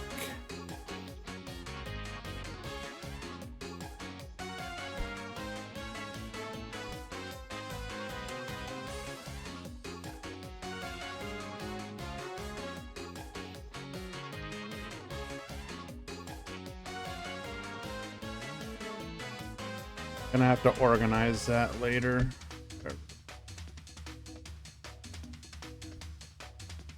Not organized yet. Okay.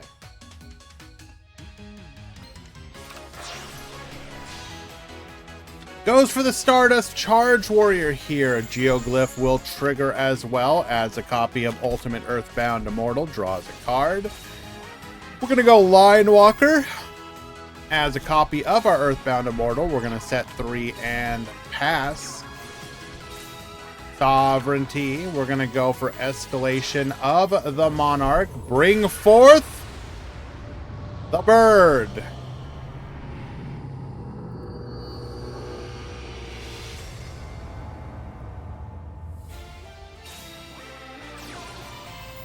Using our effect,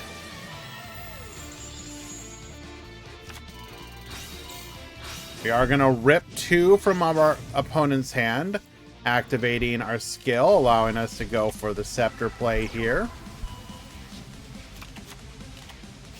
Gets flippin'. We are negated. We apparently forgot. Goes for the Fairy Cheer Girl. Fairy Cheer Girl draws a card here.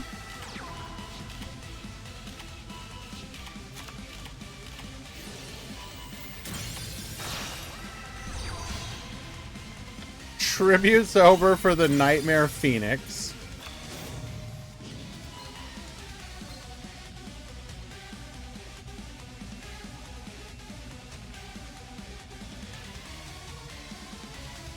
Okay, so we couldn't target that because of...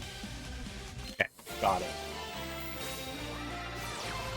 We just so happened to draw into the Lance. Baboost! 4,300 lethal.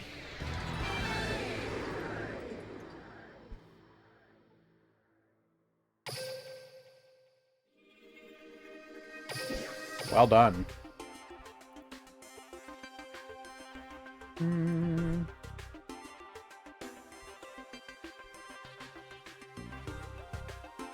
Let us see if we can find another spicy match.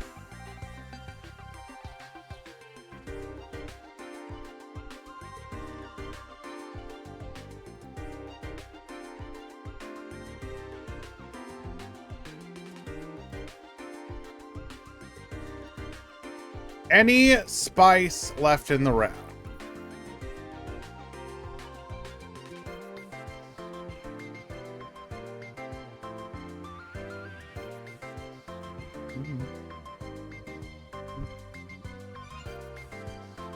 I am seeing a lot of Borrelink and a lot of Unchained.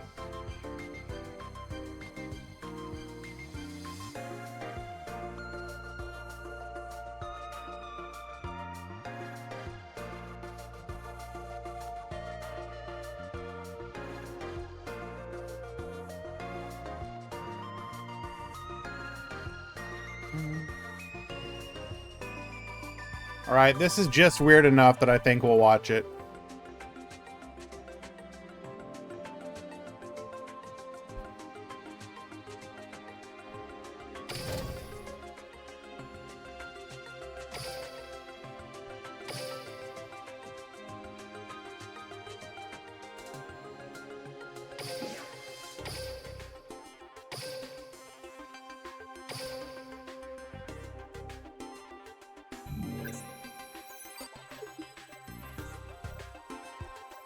All the good players are in the tournament. Time to grind speed ladder for free gems.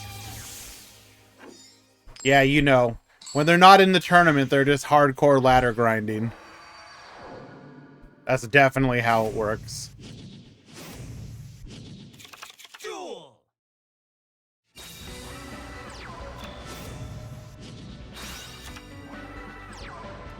All right, so we have set 1 passed. Sharks able to make their full plays here.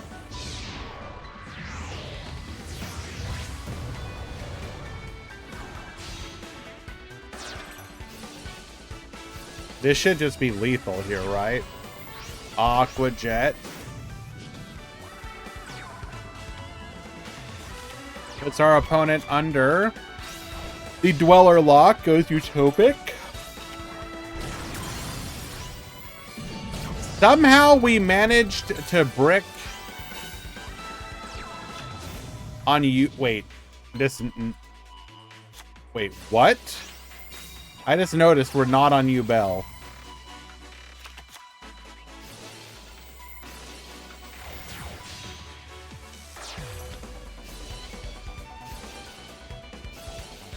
I am supremely confused.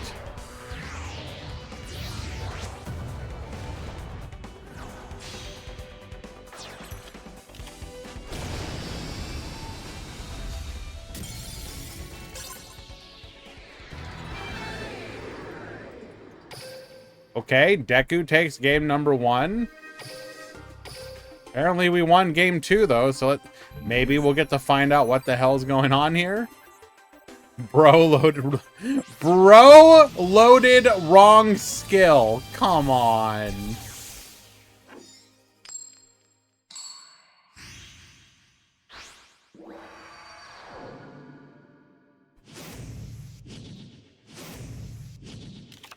Duel. So we're gonna go Dark Beckoning, adding a copy of Spirit Gate. Spirit Gate. Searching for Haman.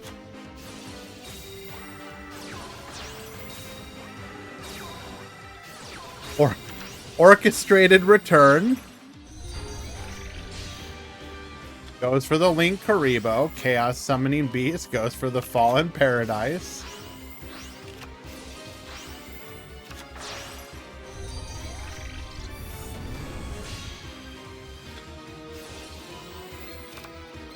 Ah yes, Sacred Beast Orchest.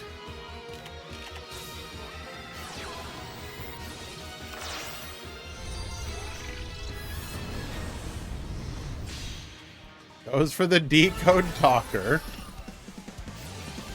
Symbol Skeleton, bring back the Galatea. Goes for the Dingirsu.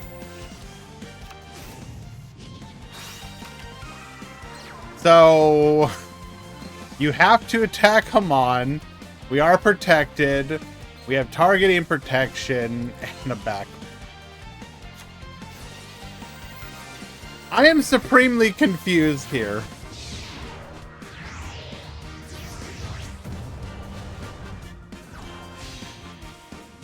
Dark Beckoning Beast is a bridge to Harper. How specifically?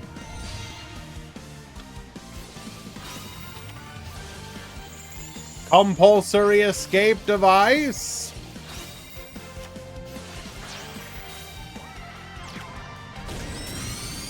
We attack in, burn, but we have Kiteroid protect.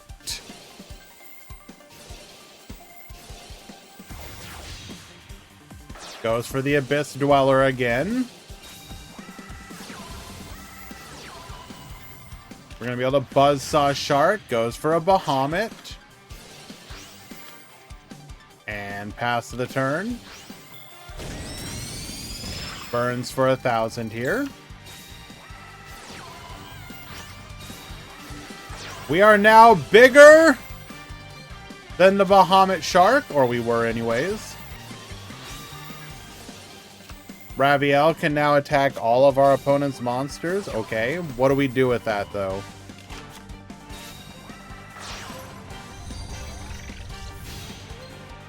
Goes for the Underclock Taker. Bro, ain't no way. Summons another Nightmare Unicorn, enemy controller. We are going to Econ take. And then attack over our own unicorn for lethal.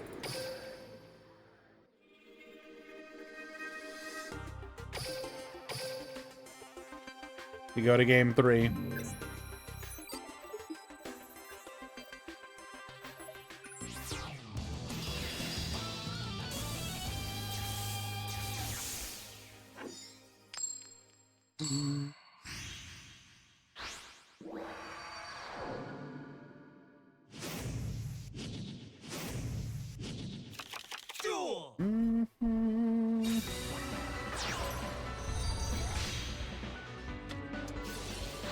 All right.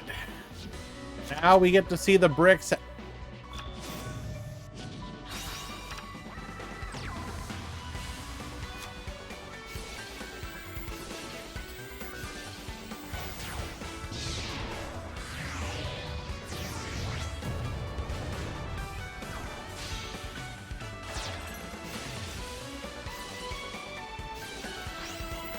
Phenomenal.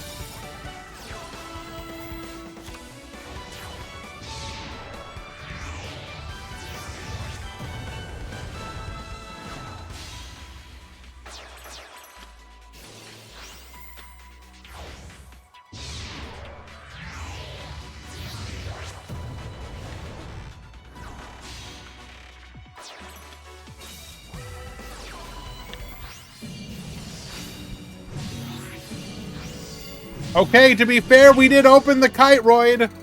So you're telling me there's a chance. Dog, what?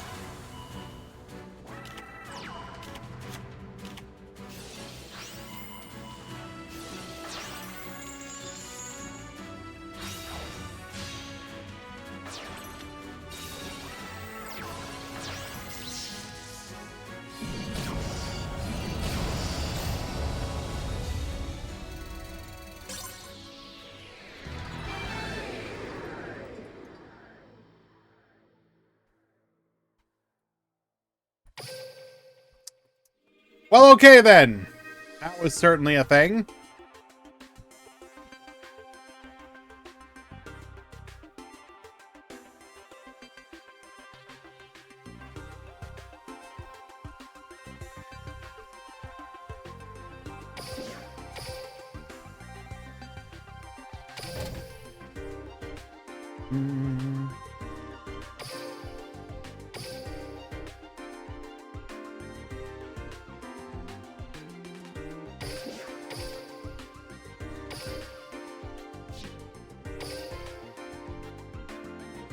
We hop into a game 3.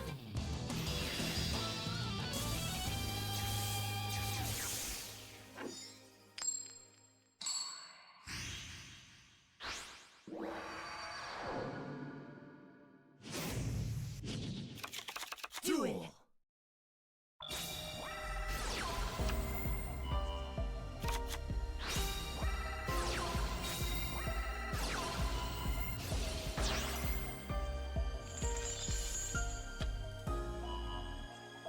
Okay.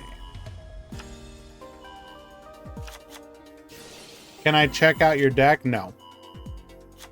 I'm just going to assume it's bad.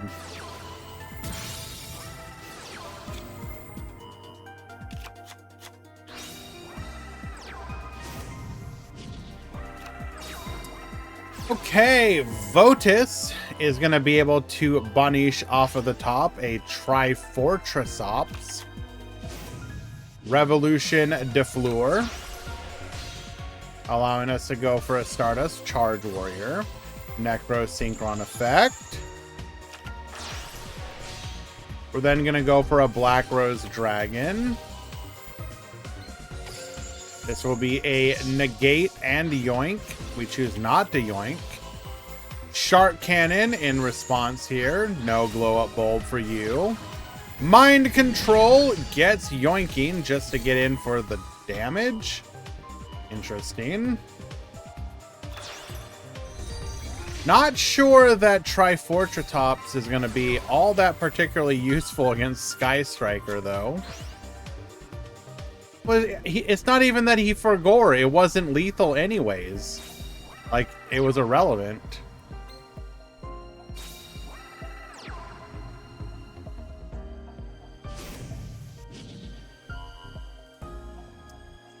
Okay, looks like Pool 1, Round 3 has begun.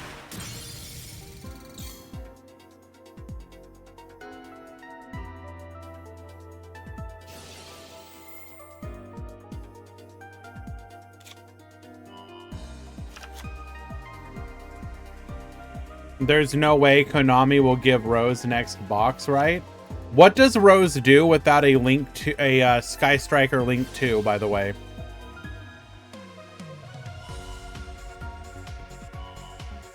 I think you guys are forgetting that without a Link 2, it just clogs the deck.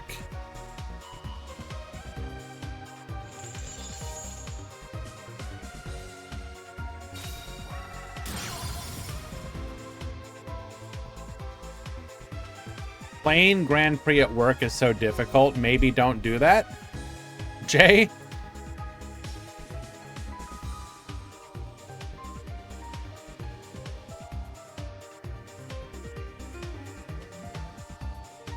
I don't think the game is quite ready for Zeke or Azalea.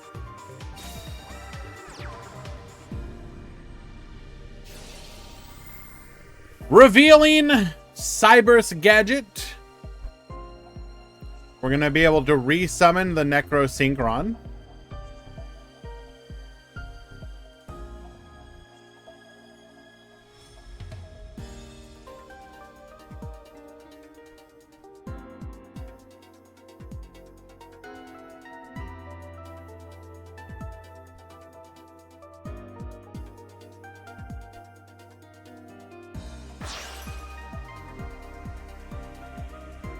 Why play Rose? Good option for... To be fair, it is an option for free to play. That is true.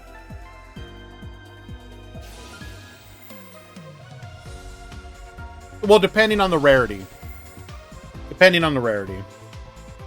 If it's like a super rare, sure. If it's another ultra rare, then...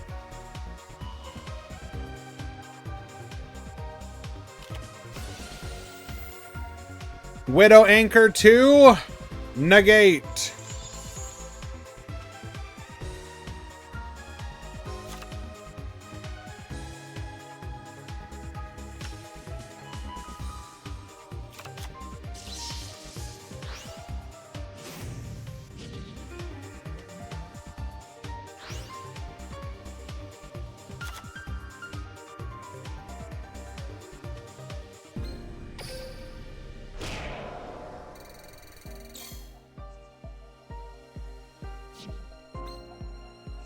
Successfully stops our opponent from banishing our entire graveyard. We were protected from battle destruction. We are getting close to time, though.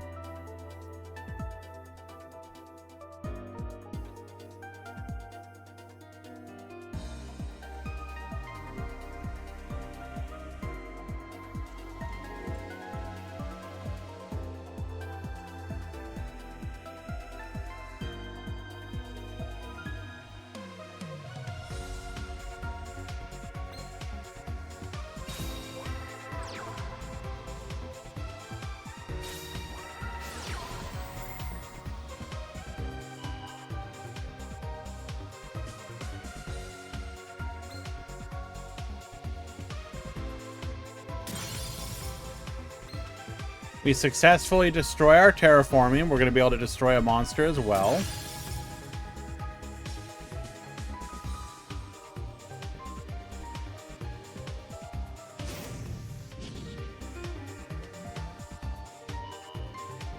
Goes for the Link Dark Rays here.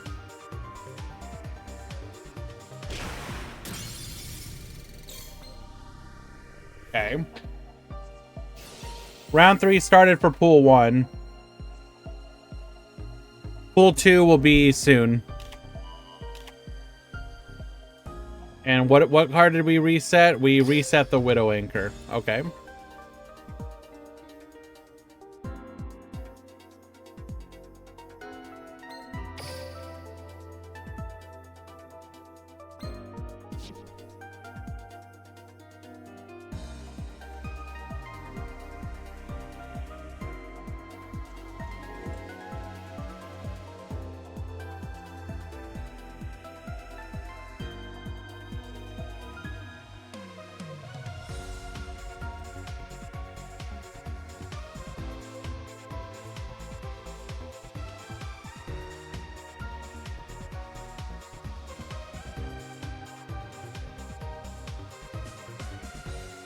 What are we doing?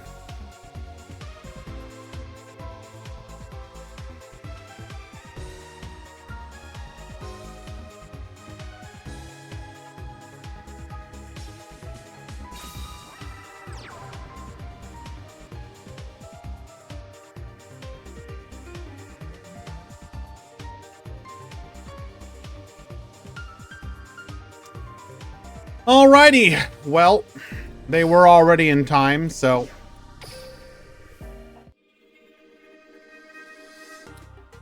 technically, Jay Howe could have won that if we had gone for a direct attack. Hello, CM Schofield.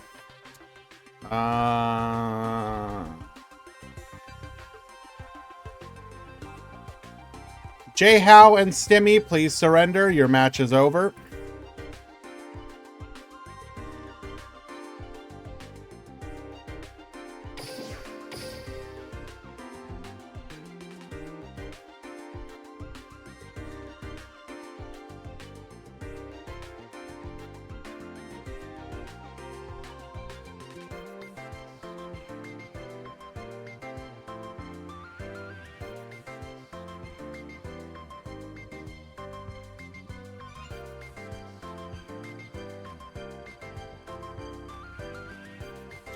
Pool 2, round 3 has begun.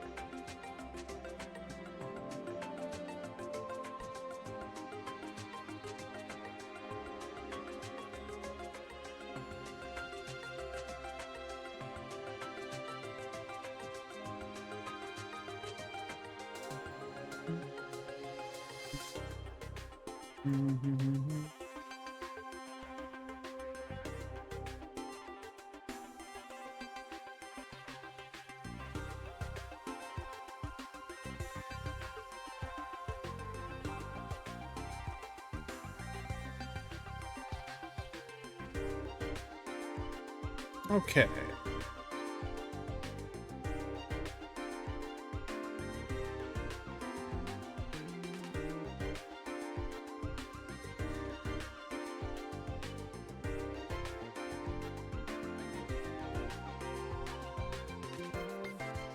Let us find another match.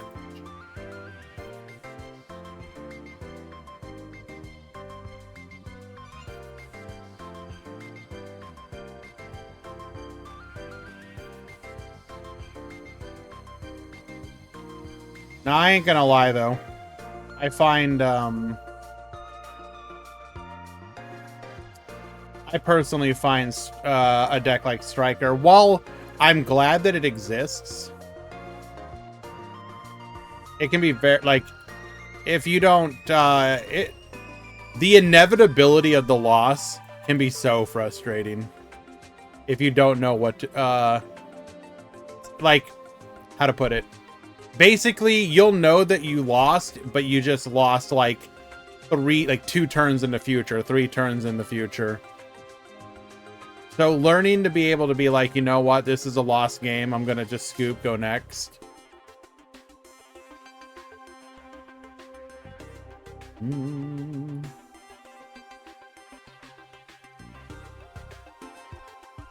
That's not true at all, Paris. I have literally said multiple times in the past, to me, the perfect length of time for a duel is 5 to 7 turns. There are numerous examples of me saying that.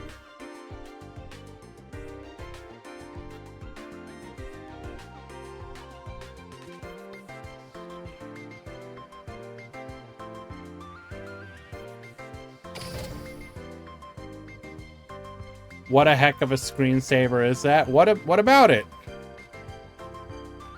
It's the 2 bracelet girls that'll be coming sometime in the near future.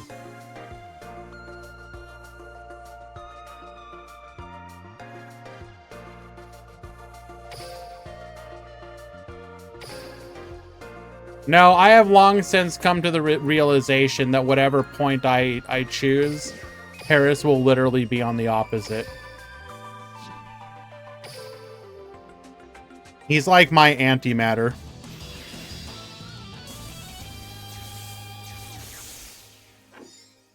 If we were to ever meet IRL, we would literally just explode. I didn't talk about the Wind Witch skills. We will at some point. Duel.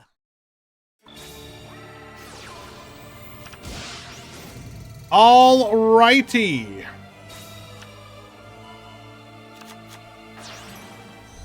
We have Sun Avalon at the bottom. Sacred Beast at the top. Playing Shrine. Wait, what is this? Huh? Can I watch this? What is that? What do you mean? Like the Mutual Annihilation? Sure, why not? We are going to bring out Uriah. Uriah can get poppin', forces out the back row. Opening of the Spirit Gaze for another Dark Beckoning Beast. Adds another Dark Beckoning Beast. Bring forth the Haman. Opening of the Spirit Gaze, allowing us to get to the Penta Stag. Draw 2 and lethal.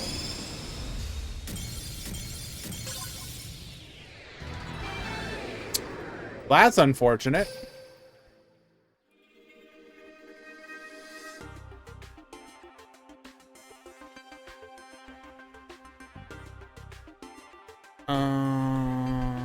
Random question. Have you heard or watched the games opening? No, but I have seen a few of the like reveals and whatnot. I don't really watch stuff like Gamescom. I just read on whatever the announcements are. I don't need to know, like, I just need to know a game's coming. I don't want to sit there and like watch it. Because here's the thing, if I'm going to play a game, I want to go in with basically as little information as possible. So like right now, the only game that's been announced that I'm actually excited for is the new Dragon Age.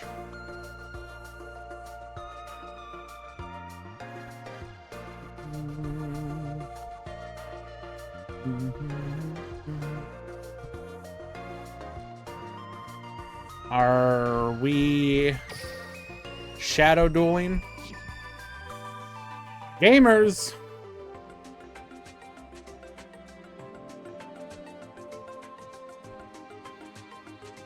I mean, don't get me wrong, like the new Monster Hunter is obviously very nice as well.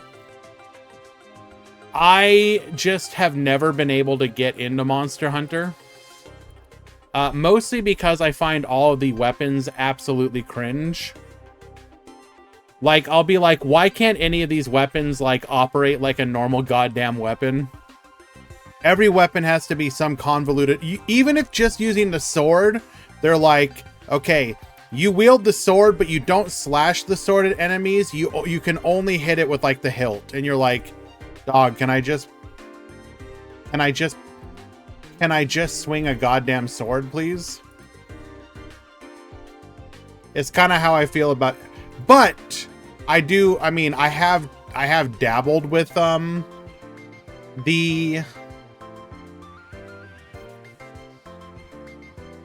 Monster Hunter games, and I do like them somewhat in theory. I am happy about the change to like armor, not like basically moving away from gendered armor. And just having, like, armor. Like, that's a nice change. Just let people dress their characters up however the hell they want. Who cares?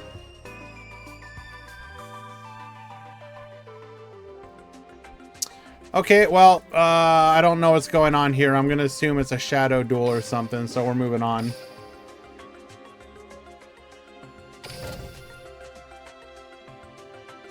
Don't look at the duels. It's all good, man. Judgment-free zone. We ain't out here judging anyone.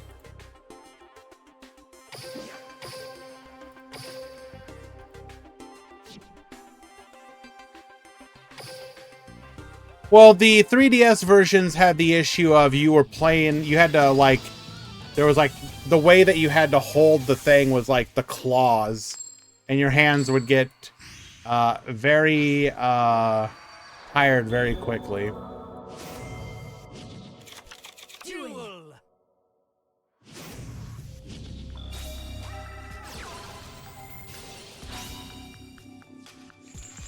Says the guy who judges psychic players. Yeah, but psychic players aren't people. It's different.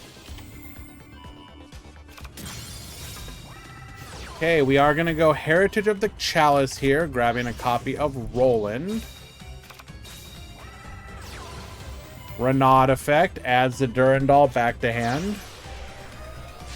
Goes for the Roland. Astolfo.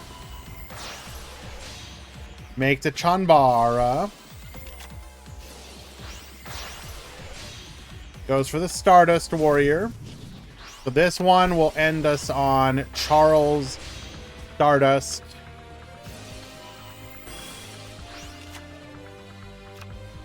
Adding a Gear Freed for the following turn.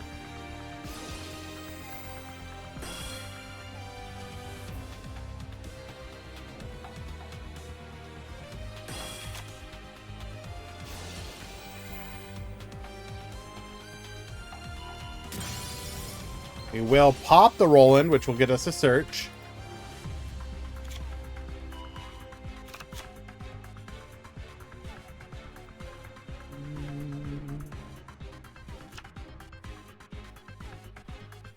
Alrighty, gamer. Show us what you got.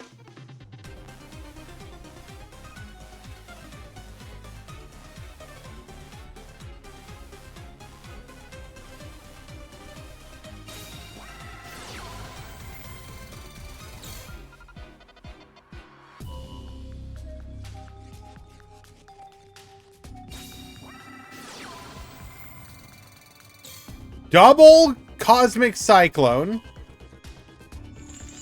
Take out the Ogier. Take out the Metal Silver Armor. Okay, this doesn't really help us. How did Thunder Dragon Defleur do? What do you mean? We haven't really watched it.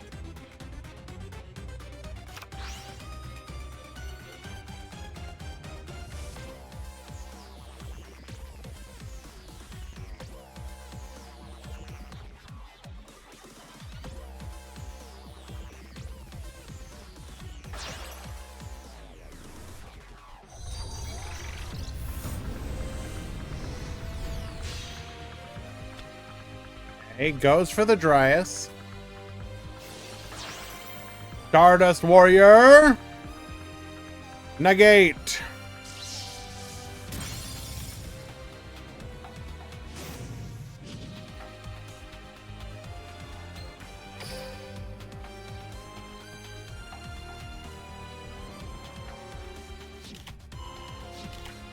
We are going to be able to get a free Sunseed Genus Loci.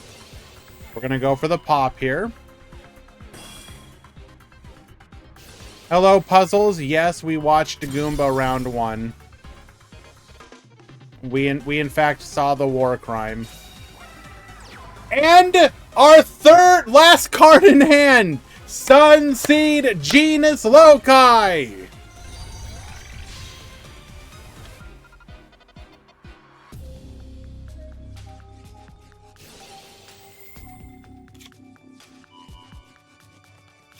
It's just that easy.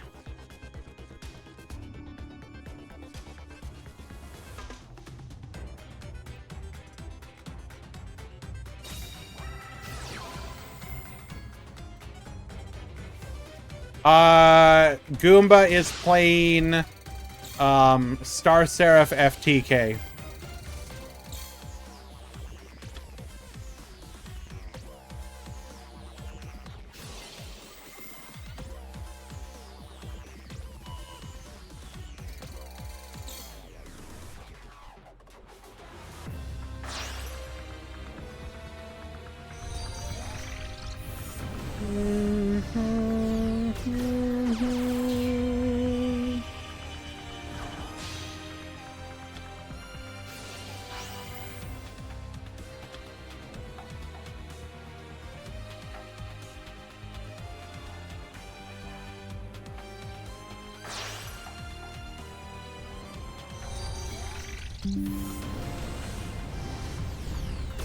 So we are just going to be going through our combo line here.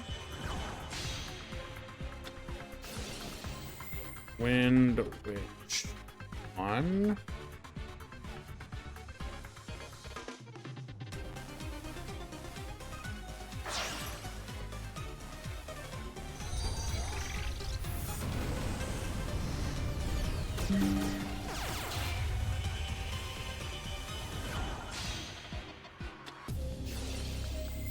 Wind Witch 2.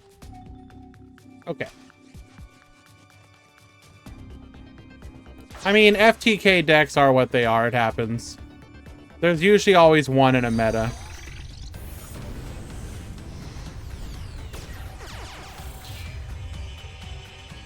If you actually want to know what the meta game is right now, though,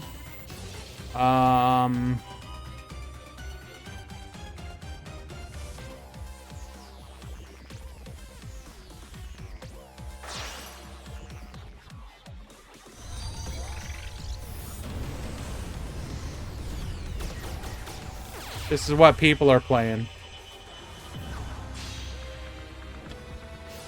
Star Seraph, Borrowlink, Unchained, Sky Striker, Infernoble Knight, Shark, Fleur, Sacred Beast, Phantom Knight, Shadal, Sun Avalon, Dark Fluid, which is a Cyber's Pile, Blue Eyes, Suship, Earthbound Immortal, Fluffle, Raw, Live Twin, Suship, Speedroid, Galaxy, Evil Eye, Chronomaly, Red Eye Zombie, Shiranui, Baller Drock, which is another zombie pile, Abyss Actor Rocket, and Odd Eyes, as well as TG.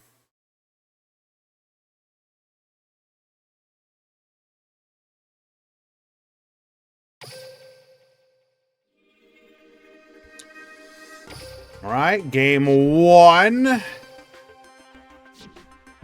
Playing through those interrupts. Able to OTK. We go to game 2.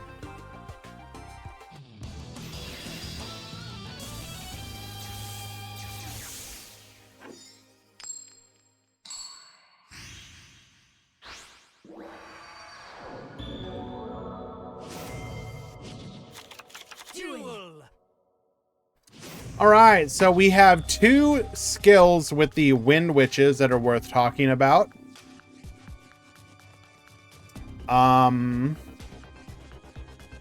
So for those of you that don't know, the Wind Witch package is relatively small. It has, I believe, 3 main deck monsters, 2 extra deck monsters. No, is it? No, it's 4 main deck. No, 5?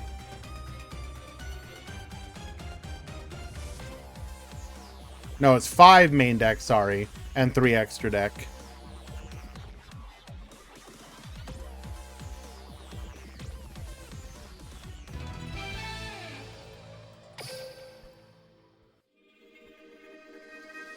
Not sure what happened there. Might be a mod call, let's see.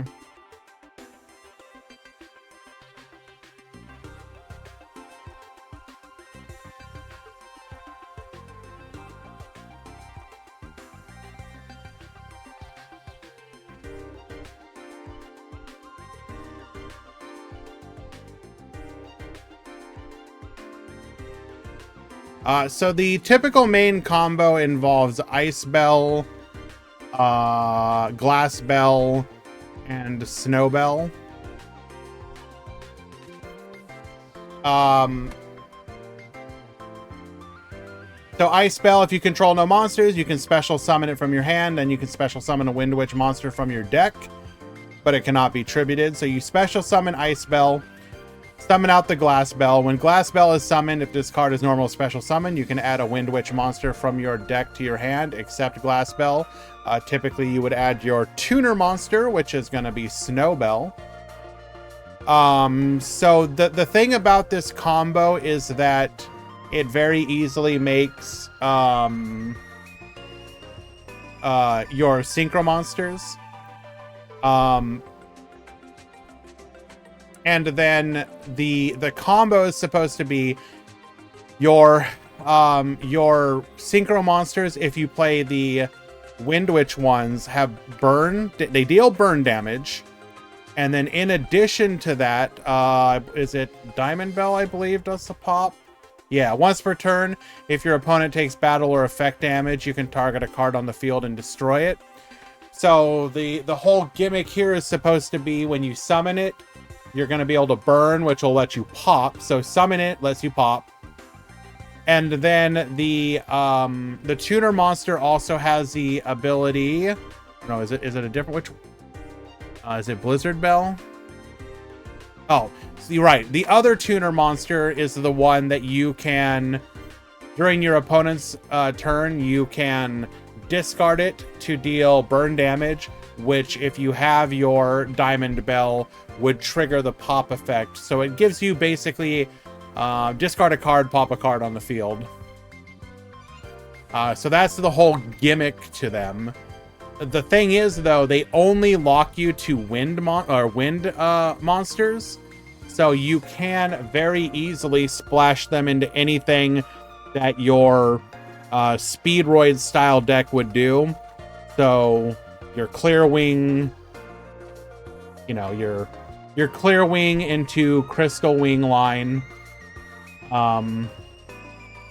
is something that you can do very easily.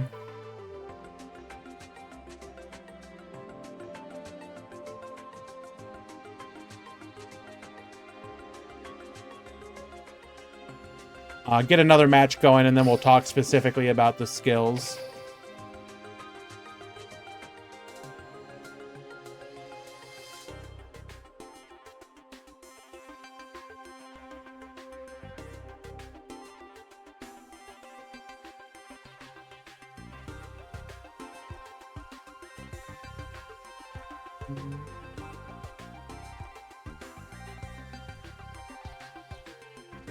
Oh, there's the mod call.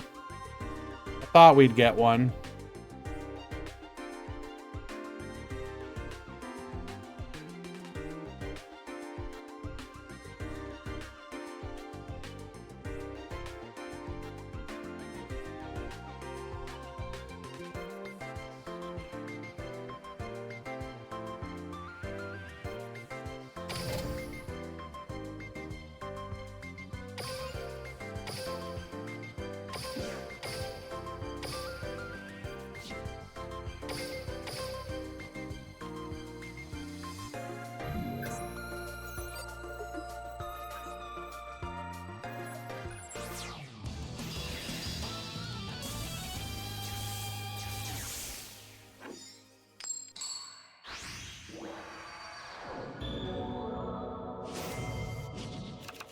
Duel.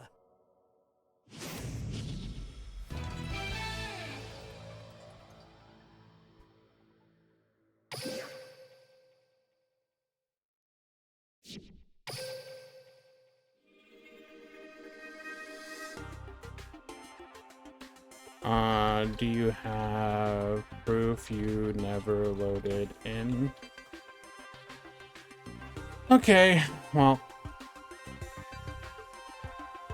probably gonna be one of those unfortunate DC situations.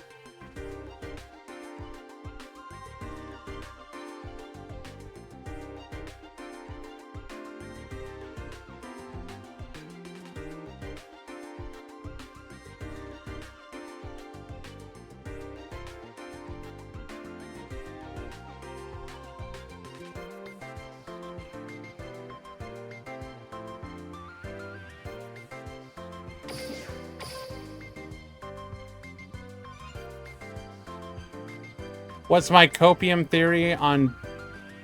So, I said that earlier at the beginning of the stream, but I will reiterate it. I think the most likely scenario is that it's a way to revamp tickets. Because right now, if you go into your tickets, right, with like, you know, these ones, they're always like some weird amalgamation of different cards. I think what they'll end up doing is any of these cards will just get labeled as free. Right? And so anytime that they come out with a new ticket, it will be able to get any card that is labeled as free. That is, in my opinion, the most likely scenario. And then paid would be anything that you spent requires gems or cash to get. I mean, it's not great. It's like the bare minimum.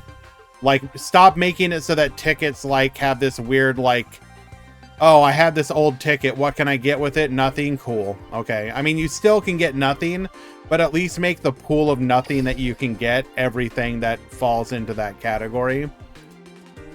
My ultra copium theory, though, was so if you guys recall, there is the tactical tri-decks in Master Duel, which is 3 structure decks basically that you can play even if you don't own the cards. I thought they might be willing to do something like that, but for Duel Links as well, where you can either just specific decks that people can play for free in the same way that a MOBA would have like the rotating free champions. Ain't no way they decide to do something for the free-to-plays. I mean, it depends on how serious you are about wanting to try and reinvigorate the game. Because here's the thing. Konami at any point could decide, we actually want this game to have a second shot at growth again.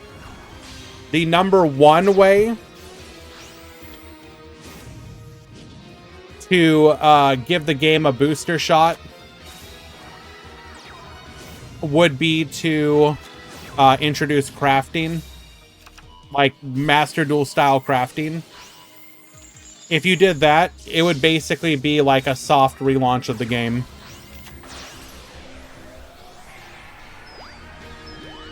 Well, obviously, Paris, nobody is saying that they do. We're talking about hypotheticals.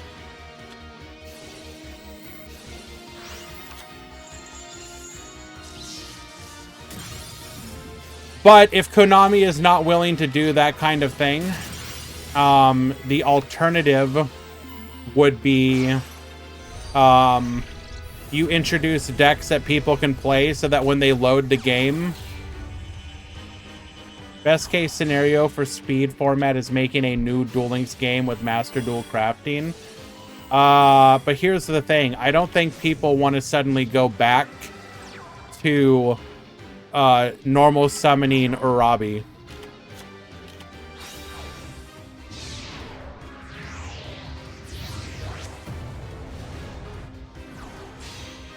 If you told me that all of my progress in the game is just gone, I'm probably not gonna play a game 2.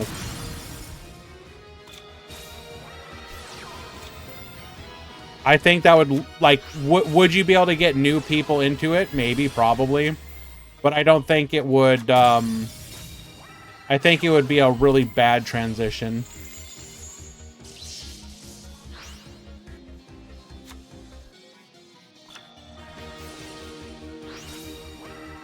Just give stuff up until Xyz. But again, I also don't want to just suddenly start over at any point. We've been on this journey, right? And it would be like if Master Duel suddenly decide, like if right now Master Duel decided to say, hey guys, we're gonna revert back to 2016. Everything, all the progress that you currently have in the game is gonna be wiped out. We're going to 2016 or whatever, just imagine, pick a year. 2014, whatever, 2010. We're gonna go back in time.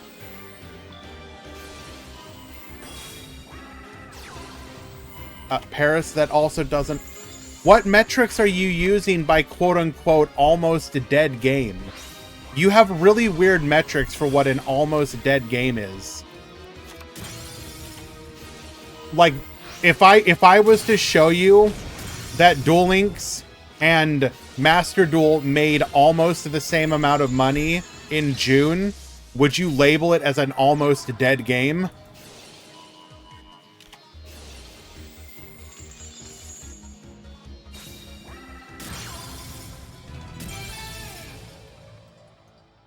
You're being ridiculous, dude.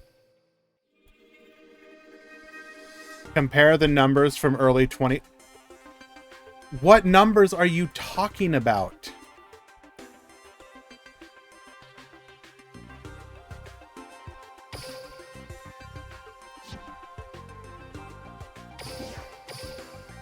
I mean, I would like for you to, at some point, actually engage in relevant conversation so I don't just start ignoring you. Yes, obviously player numbers are down. No duh. But there's a difference between player numbers being down and game being dead. Those are wildly different things, dude.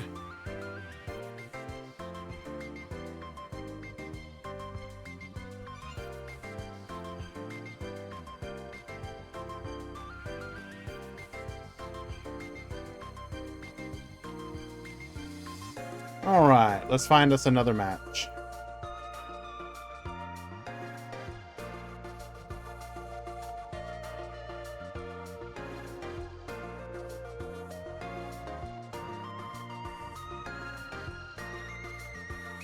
Okay, or record your games. We can use those.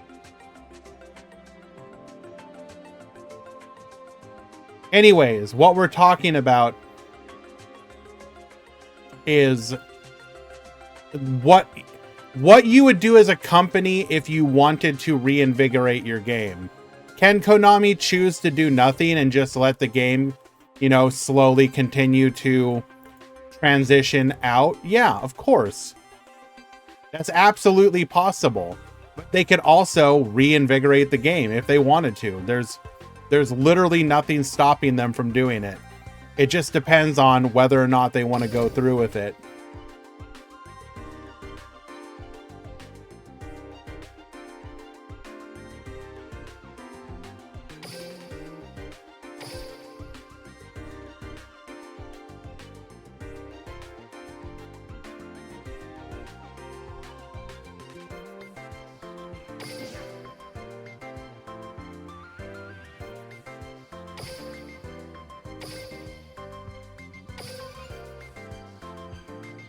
Okay.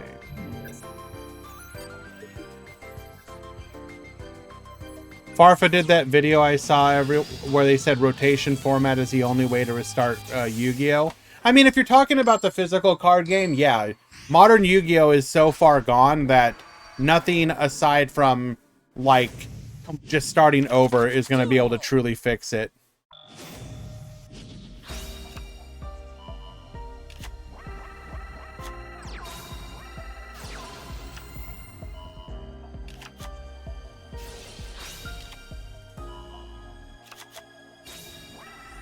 But, like,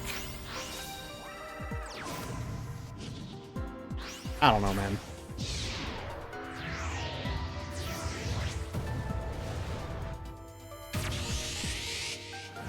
I want them to truly fix it. Maybe banning some Snake Eyes stuff would be a start, but you're thinking too limited term with their Arya. That fixes the current format. It doesn't fix the cycle of the flow of the game.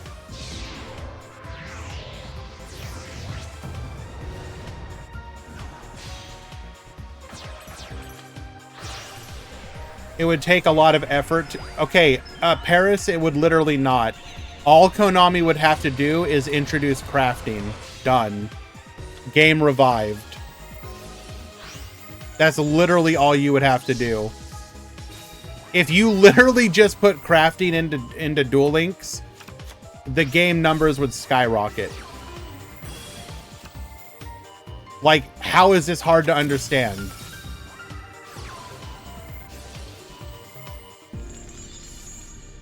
That's too hard for them? I mean, it's not hard. They just choose not to. They've literally proven that the crafting method works. Why do you keep going back and forth? Because Paris, as much of a troll as he can be, does have legitimate opinions at times, and is interesting. I'm sure they can't do it for their own reasons. No, they simply choose not to, Paris. There is absolutely no reason why they couldn't do it. They 100% could. They simply choose not to. Whether that's because they feel that they would not make as much money for whatever, or they're afraid, or they simply just don't have the desire to. Whatever the reason is, they don't.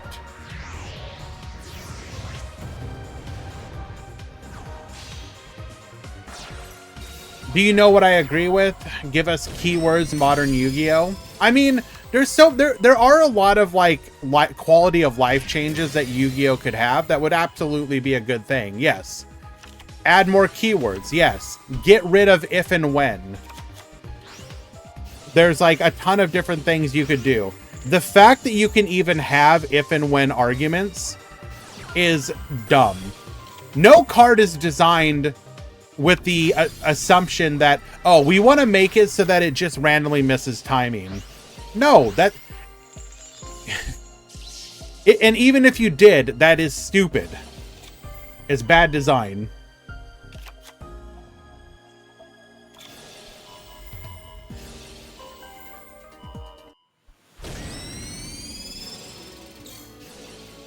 I think a lot of players that left the game would like to see less powerful skills in Duel Links. I don't think that's true at all. I disagree. Don't think players who play Master Duel right now would be... Okay, that makes absolutely no sense to me. So you're telling me that people playing Master Duel who play cards whose text is so small that you literally cannot even read it because you have like a paragraph, you have a goddamn paragraph of text on the card. Well, you're not going to be able to see it here.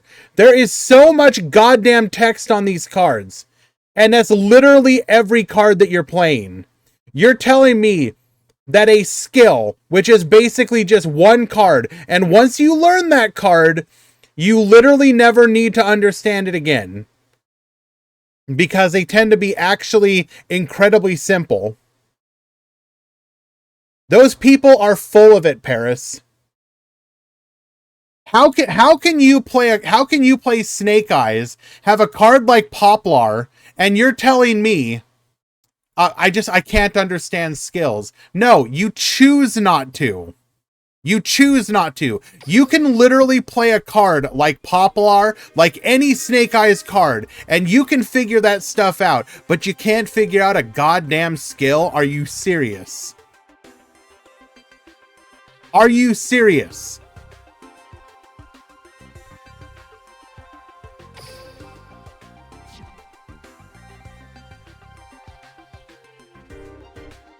I don't know. It's not about skills, it's about skills doing too much. Do people not understand that if you release a deck like Snake Eyes, but then you were to also release a deck like Amazon's, but you also wanted Amazon's to be a good deck, you have to make a skill that makes them good, right? Amazons are not going to beat Snake Eyes. But if you release them at the same way, at the same time, do you want to know how you make them both on the same power level? Skills. How is this hard to understand?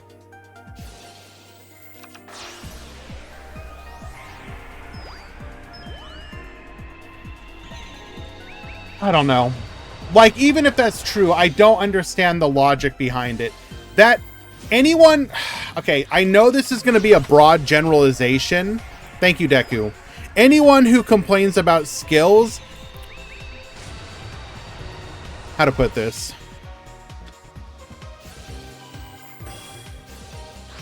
How to put this?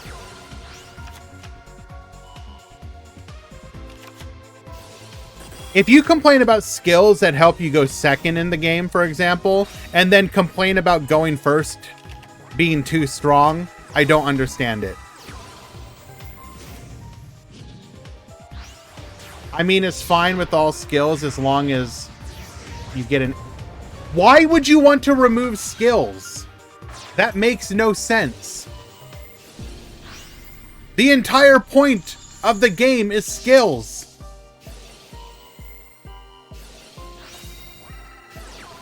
I don't know.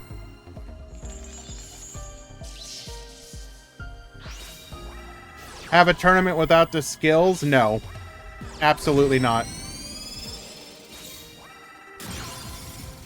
No. Not even one time. Not interested. Run it yourself. Nothing's stopping you.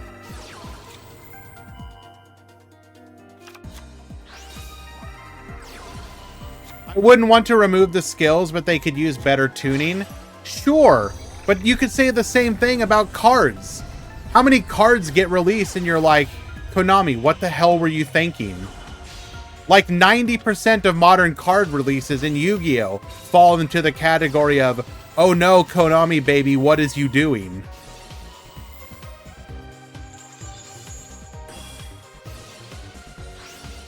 Fiendsmith cards are nice. I highly disagree.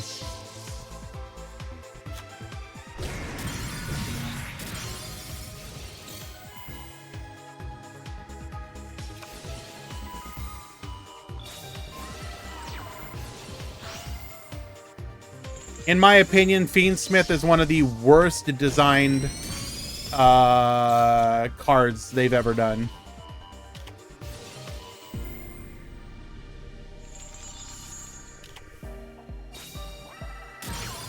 Yeah, it's popping. Goes for the Dingirsu.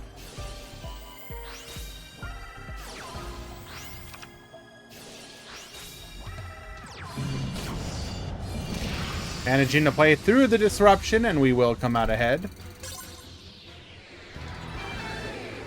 If you think Fiends... you realize that Fleur has restrictions, right?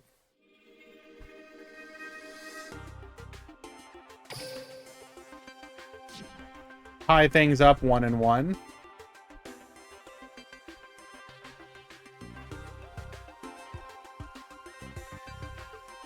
Pretty much what Hans is talking about. Skills have to keep up to the power level of cards being released.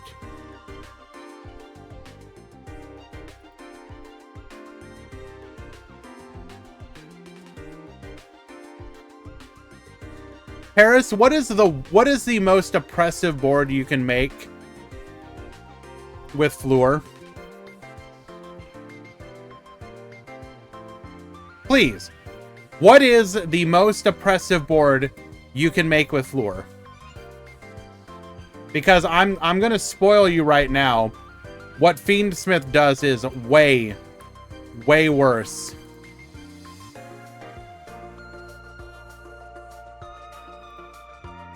Round 1. Sorry, pool 1, round 4 has begun.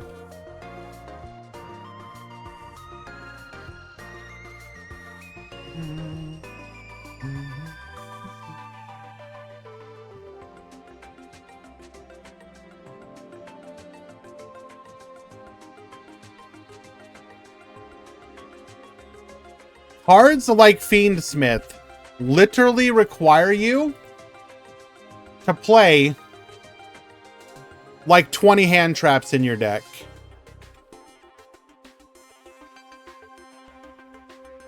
I want to show you the future of Yu-Gi-Oh!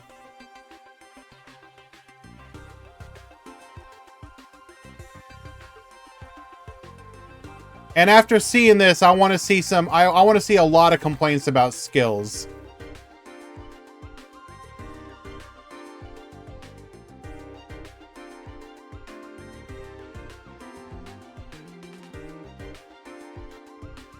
The current best deck in the OCG, which is currently running 1, 2, 3, 4, 5, 6, 7, 8, 9, 10, 11, 12, 13, 14, 15, 16, 17, 18, 19, 20, 21, 22, 23 hand traps. Yu-Gi-Oh!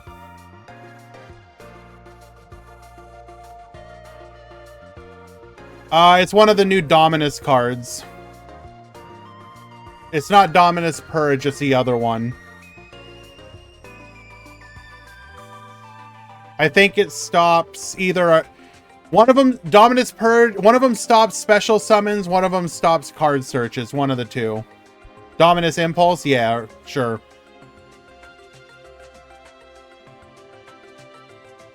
Have something like that, and then complain about goddamn skills. That is modern Yu-Gi-Oh! Right there, by the way. Let's look at the other best deck of the format.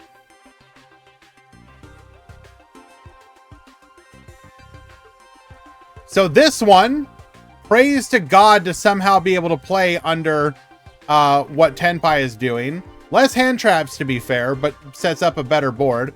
1, 2, 3, 4, 5, 6, 7, 8, 9, 10, 11, 12, 13 hand traps, but runs more board building capability. And we're also main decking counters to the hand traps, and we're main decking floodgates. Yu-Gi-Oh! And what does this end on? Negate, negate, negate. Negate, negate, negate, negate, negate. Pop, banish. Like, if you make your full board, you're going up against like 8 negates or something.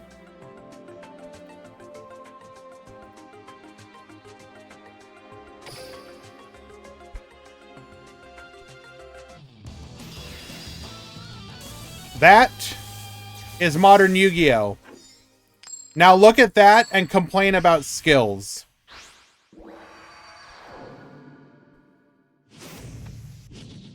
The same people complaining about a skill like Lure is the same one that will look at that and be like, God damn, I love Yu-Gi-Oh! This is so much better than Duel Links I Can't.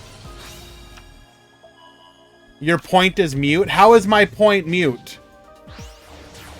How is my point mute?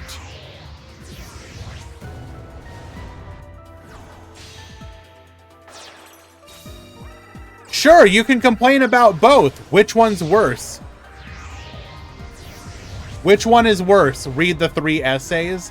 I don't want to read your essays.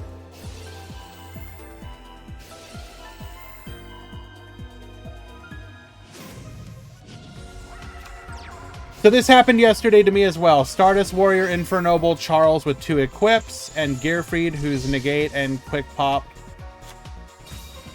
Draw Dark Ruler or bust. Sure, okay. So you were complaining about 1, 2, realistically 3 interruptions, which modern Yu-Gi-Oh! Can make like 8 to 10 interruptions. Okay. But by dueling standards, that is rough. I will agree. Are there some times where you're just going to lose the game? Yeah, absolutely. You are comparing 2 formats with vastly different power levels, though. It's not about the different power levels. It's about the philosophy behind the game. Modern Yu-Gi-Oh! Has reached a point where it's literally your deck is assemble a FU board, you don't get to play the game, or I'm going to throw literally my deck, which is 65% hand traps at you until one of us gets to do our 1-card starter. I would much rather have skills that allow interesting and varied decks to exist. And again, if you're complaining about skills, like, I don't get it, man. The skills aren't that bad, dude. The comparison is a big miss, Grand. The power level of cards in the OCG is different. Compared to what? The TCG? They're not... My brother in Christ, the difference is max C. The decks are like identical otherwise.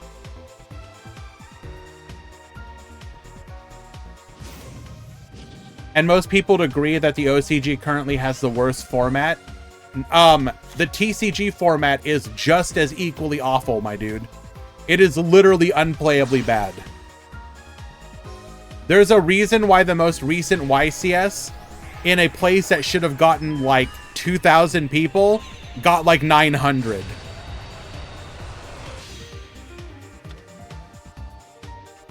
All the copers who are like, it's Sacramento, it's Northern California, it's really hard to get to, even though it has a major airport.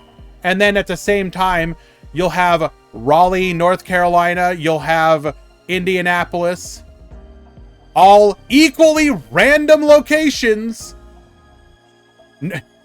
Like, I'm sorry, if you think Raleigh, North Carolina, which had double the turnout of Sacramento, is somehow some super easy major location, dog, it's North Carolina. Most people couldn't even point out North Carolina on a map. And you're gonna sit there and be like, and anyone is gonna be like, it makes sense that I can get to Raleigh, wherever the hell that is. Sacramento, even though it's like less than 2 hours away from San Francisco, is like really hard to get to.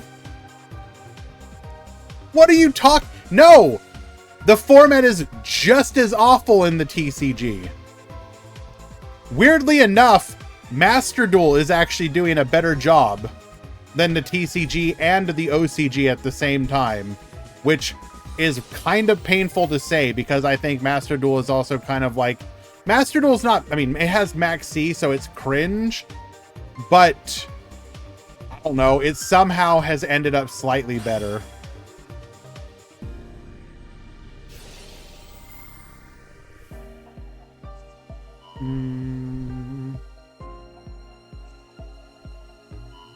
Is there a problem with me, Kermidine?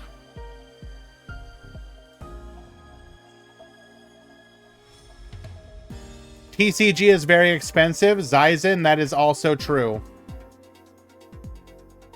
Neo, I also enjoy Master Duel on the side. Although the current format is cringe. But that's not Master Duel's fault. That's just like the card pool. I think I haven't enjoyed modern Yu-Gi-Oh! Outside of a handful of decks since like Albaz lore era.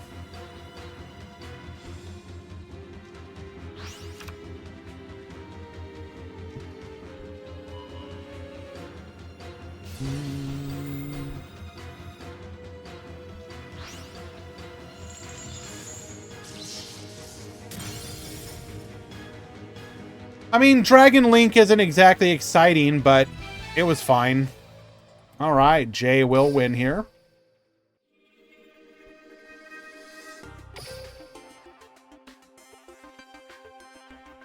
Fighting for his life out here.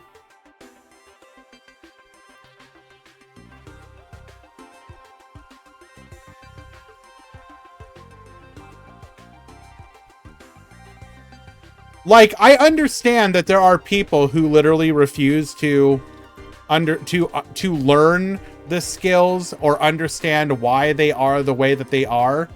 But it's like, it's the same complaints you'll see from people. And you know, don't get me wrong. Shout out to some of the people that I do watch and enjoy. But a lot of times you'll see takes on Duel Links from people who literally are completely unaware of what the format is.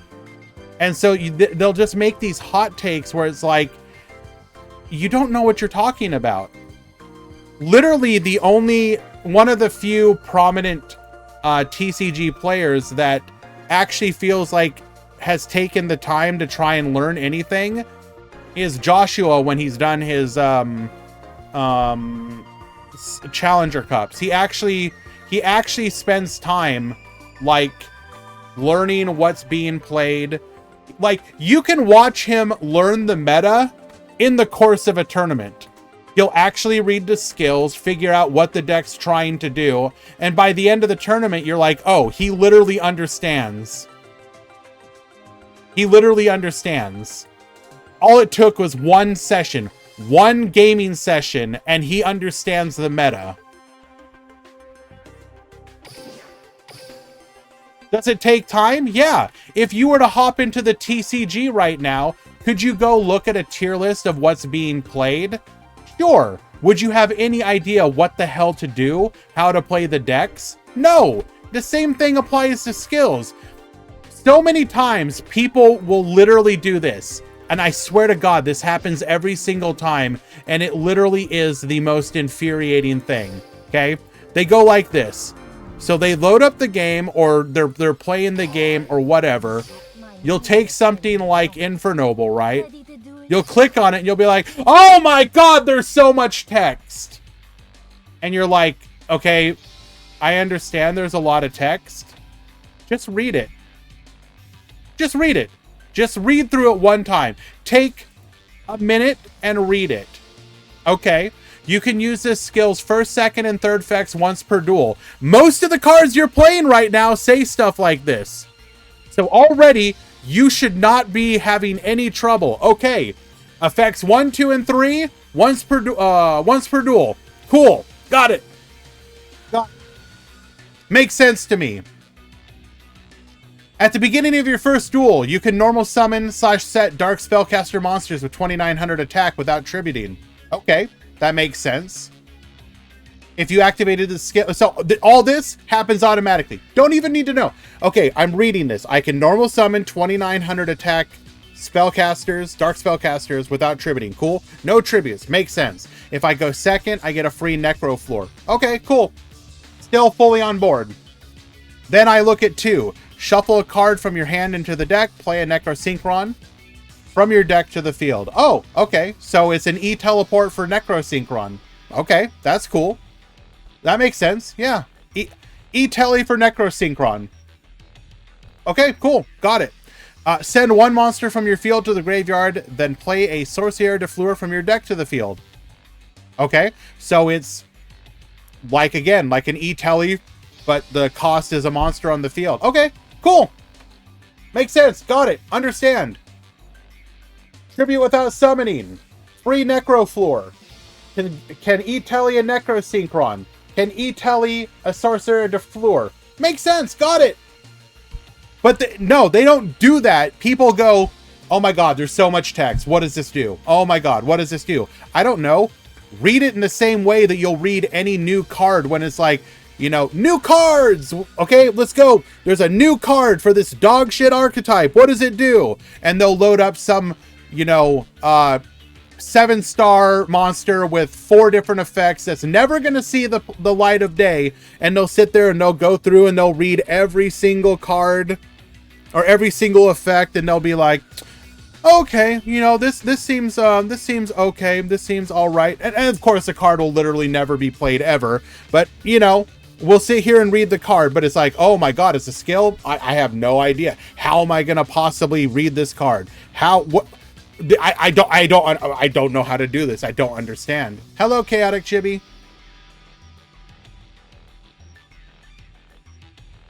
A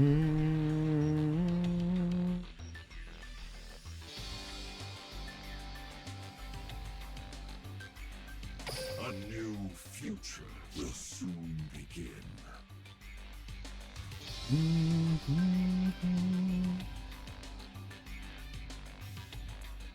Let us find another match.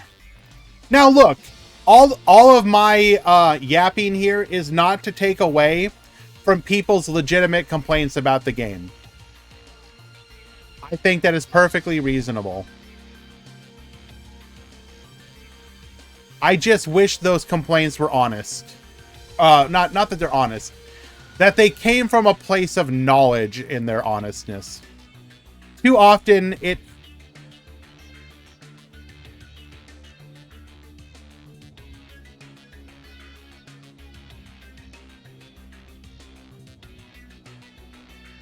Invalid timeout duration. Okay.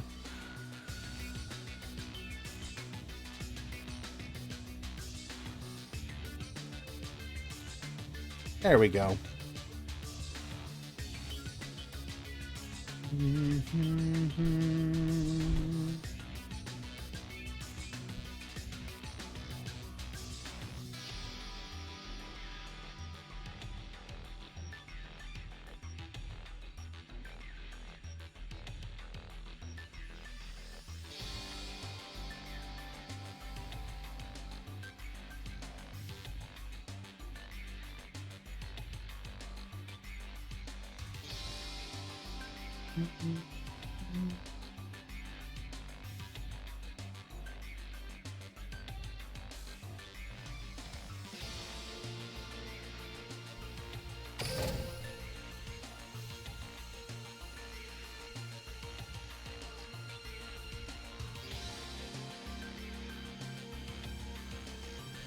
I'd like them to be more generous with gems.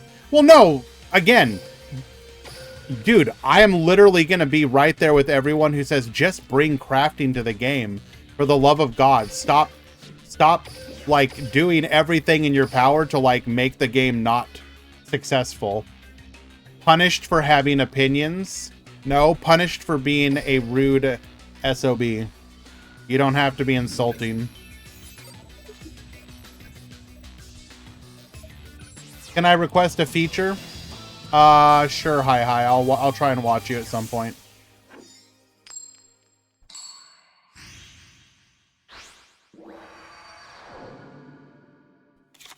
Duel.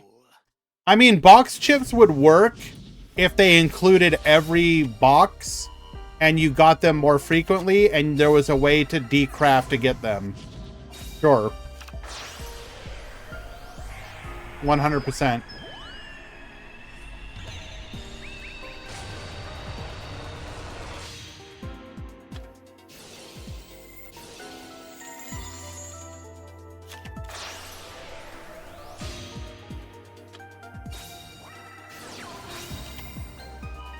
Okay, what are we on here? We haven't seen any. Okay, Thunder Dragons.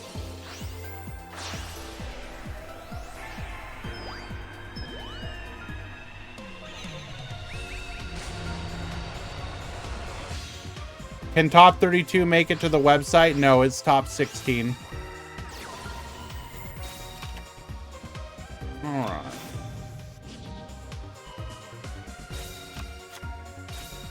Hello. Issue.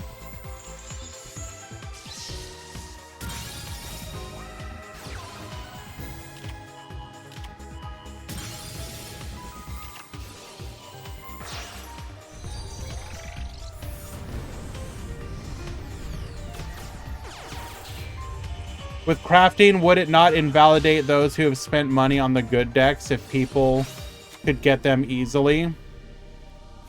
How would they not snub the players? Okay, Manarchist, I'm going to give you the opinion of somebody who has spent a lot of money on this game. I am just one opinion, so there may be people who have alternate opinion.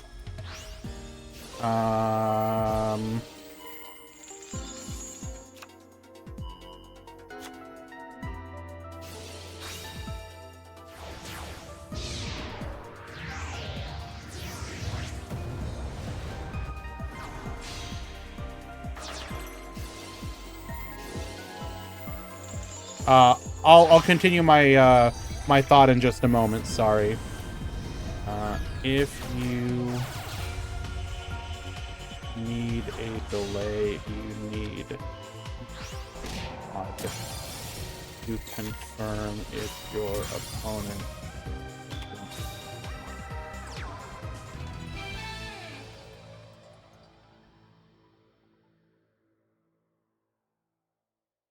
Okay, 1 second. Arabic.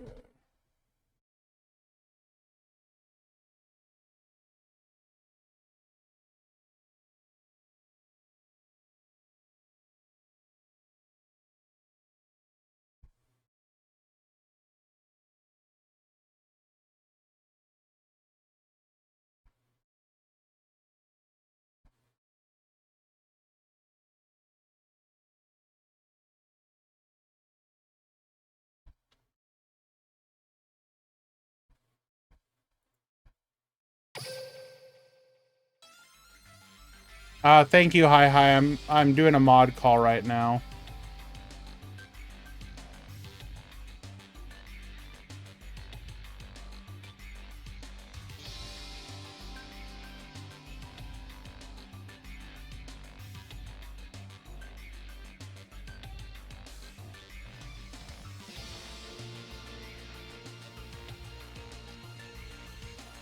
Okay.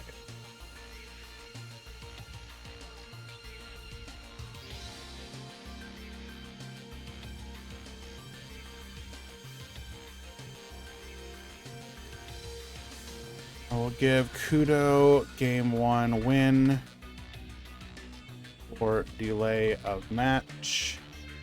All a mod next time. Proceed game 2.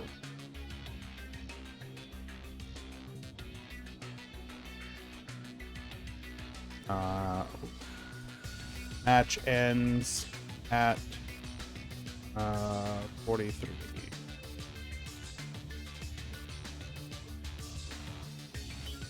Okay.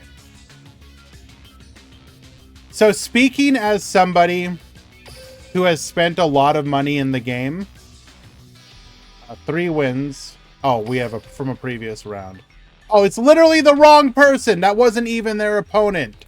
Damn it. Okay. Well, you had a free game for no reason. Speaking as somebody who has spent a lot of money on this game, I don't care if you add crafting. It does not invalidate the experience that I have. And you want to know, you know what my thoughts are as a Giga Whale Kraken in this game? Cool. More people get to enjoy the stuff that I've been able to have fun with. That makes me very happy. More people on the ladder with decks that I get to play against. More people want to join my tournaments. More tournaments for me to join. I don't care. And if you're the type of person that would get upset that more people will have because here's the thing, are people going to be able to have everything because of crafting? No, they're not. You can design crafting in such a way that it will help people complete decks, but it won't let them get everything. The same way in Master Duel. And as somebody who has put money into the game, and again, I understand that this is just one person's opinion. Great. I absolutely would want that to happen. I'm down for that. So the idea that like Konami would like, you know what I'm personally worried about as a person who's put a lot of money into this game? It not being around. I would much rather this game continue to exist and have people that are interested in it than for my collection to be protected. Who cares? It's all gonna go away someday anyways. I would much rather enjoy the game now with people now than worry about, you know, the sanctity of my money or whatever the hell. Anyways, just my thoughts. Bring crafting or bring something like it.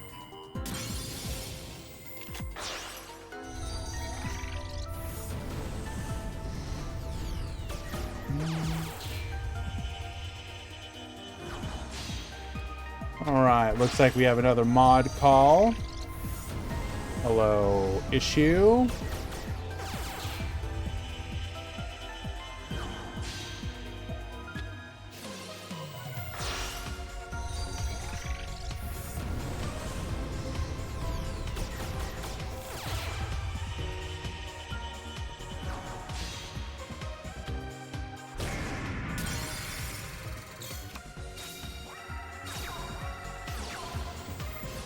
Okay, easy fix.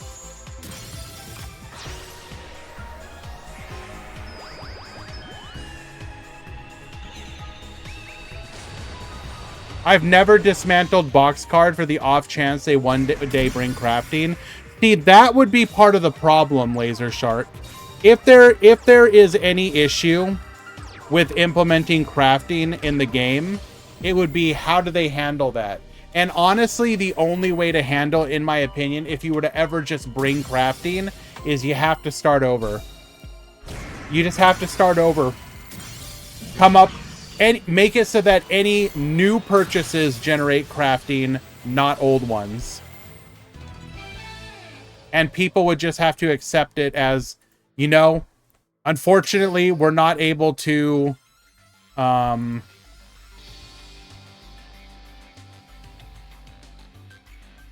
You could also do a limit of 1 craft every X days. Sure, that is a possibility.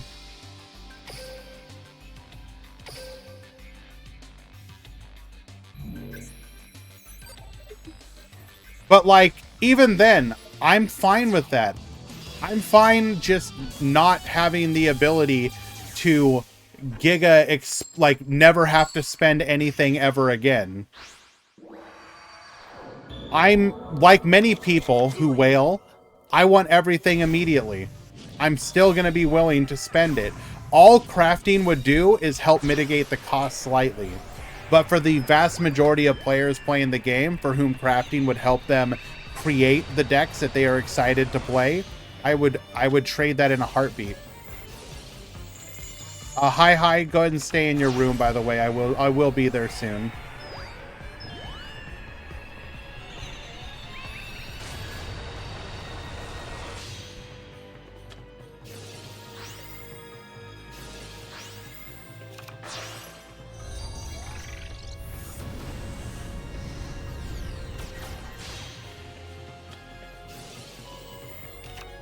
Like, another copium thing would be, okay, what if Konami labeled every card currently in a person's deck or in their collection as a free card, which means that they can't decraft them, and then bring crafting to the game and all new purchases get labeled as paid, which would be how you make sure that all those old cards can't be used for crafting. Which, again, that would be the biggest problem with implementing crafting if they were to ever do it. Is how do you make sure that you know, whales literally never have to spend anything ever again. Time gating, as you said, would be one thing, but on the other hand, doing something like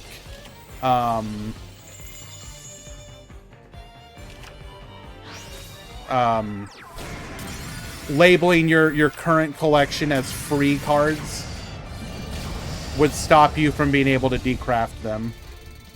They can make it so that there's a box chip window and a crafting window. So, like, the boxes until now are available for box chips and the next boxes are for crafting.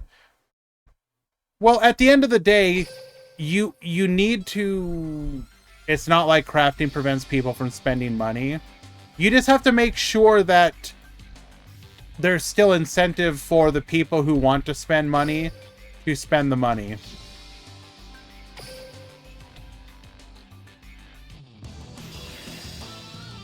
And you do that by making it so that crafting doesn't let you ignore it if you want everything.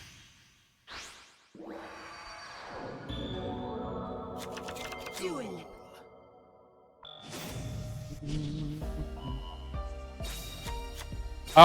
It's two different matches, Hamza. It's a room that somebody used for the previous round. So this is game 3.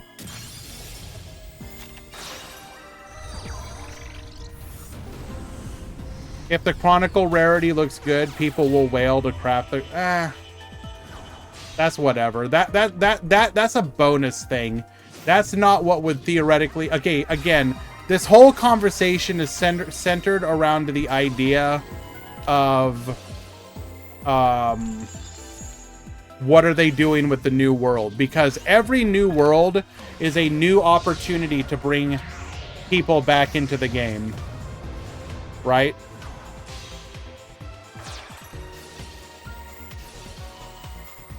And if you don't have a traditional world launch, then what are you doing to bring people back to the game? Because right now, it looks like there might not be a traditional world launch. Not in the way that we've gotten every single year. It's something, potentially something different. If so, what? If it's literally just a update with nothing truly special behind it, like just a couple Arc 5 characters and a new box, that would be awful. But you're starting to see stuff that makes you think, like, okay, Konami, what are you doing? So, for example, if you look at the updates, and the most recent one where it looks like they're changing the way that they're going to do skills exchanging, so that it's going to be easier for you to get skills, and you're going to be able to like get them with gold, for example. Like, are they going to be doing more? Is it, could you imagine if would a new world launch, in place of a new world launch, you have a new launch of welcome back to the game. We've added some kind of crafting. Characters are easier to get now. Skills are easier to get now. Everything is easier to get now. Like, would that be a good replacement for a traditional world launch? I think so. I think that would do an immense amount of things, do an immense amount at revitalizing the game. Who knows? Maybe that's the route they're going to go. Probably not, but the thing that lets you at least have these fun little fantasies is the fact that we don't know what they're doing. We don't have the traditional things of a new world ID, new character IDs. Like, they can do the new Rush World, but that's the thing, Deku. We don't have that information. If that was coming, we should have Go Rush World ID, the character IDs for the new characters that would come with the world launch. You would not be getting, oh, we're going to be releasing Lulu and Rin. Like, Lulu and Rin? What kind of, like, are we getting Arc 5 World 2? Like, it's... Who...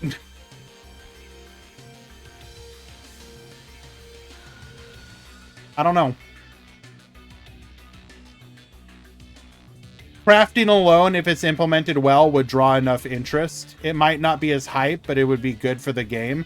I think it would, unironically, if true crafting came to the game in some fashion, I think it would be bigger than a new world. Because literally, true crafting in some fashion coming to the game would literally, like, cut out at the knees any of the complaints that TCG and Master Duel players have. Literally, your only complaint for the game goes from, oh my god, it costs $500 to build any deck. It becomes, oh, I don't like skills. I don't like speed format. Which is like, okay, cool, but those are entirely different arguments than, yo, dog, you want to play a deck? What's your favorite deck? Raid Raptor? Cool. Log in, buy out this box, and then use your crafting stuff to build the stuff that you're missing. Like, that would be huge. Yes, you will absolutely be oppressed, Paris, especially you. More so you than anyone else.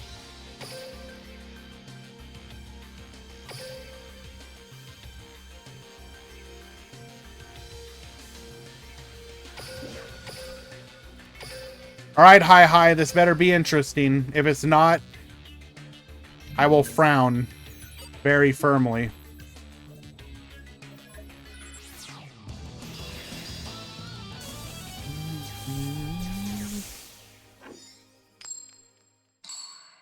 Just my end board, game 2 and 3. Duel.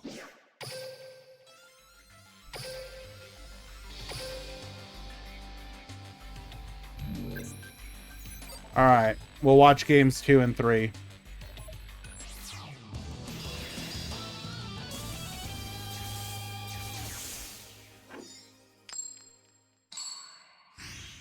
You know what? Just on a whim. Paris, enjoy your 60-second timeout.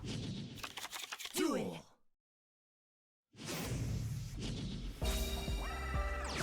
He is a fickle one. Okay, so we are playing some sort of Fleur variant. Running Thangan. Adding a copy of DD Crow. Interesting. Goes for Puzzle Amino. Blow up bulb, come back. Puzzle Amino effect.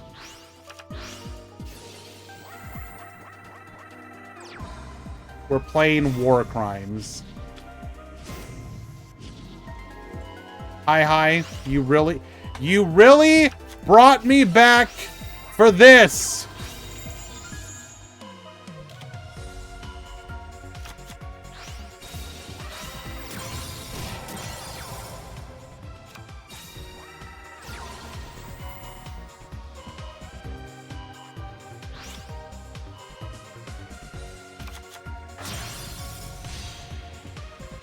Goes for the Nightmare Phoenix. We're going to get popping. Goes for the Nightmare Unicorn. We're going to get spinning.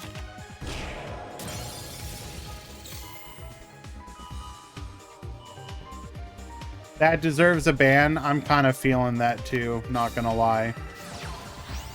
Goes for the gold. How do we lose this, by the way?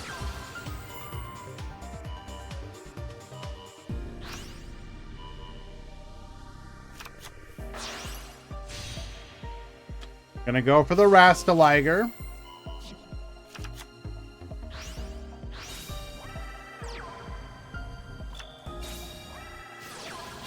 Melody of Awakening Dragon adds the Chaos Dragon, Levianeer, and the Odd Eyes Advanced Dragon. Tributes over. Gets poppin', DD Crow, Banish. 1, 2, and 3. Go for the Hand Rip. We're going to leave Rastaliger. Interesting.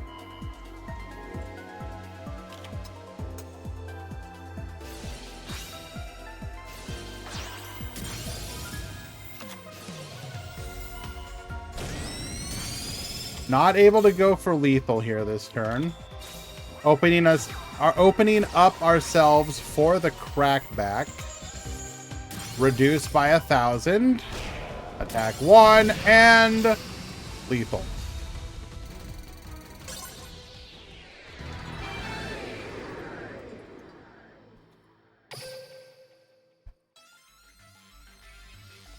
Oh. Hello, Tinkerbell.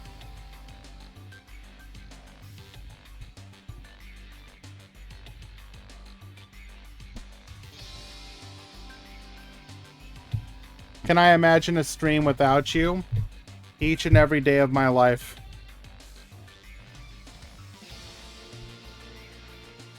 Oh no, Tinkerbell's still here. She's just,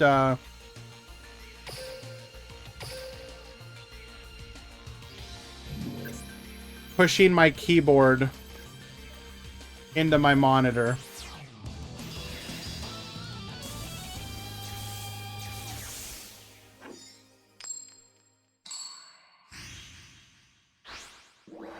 Can you stop kicking the keyboard, baby? Duel.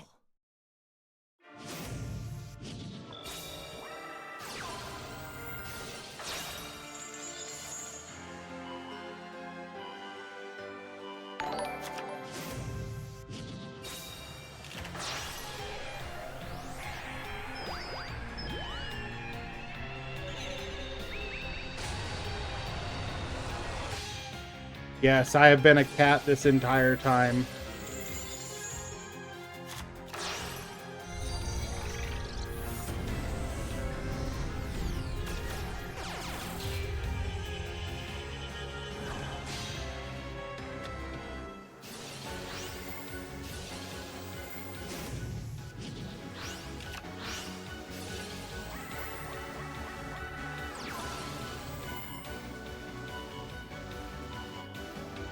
Alright, we have the Bish Balkan lock again.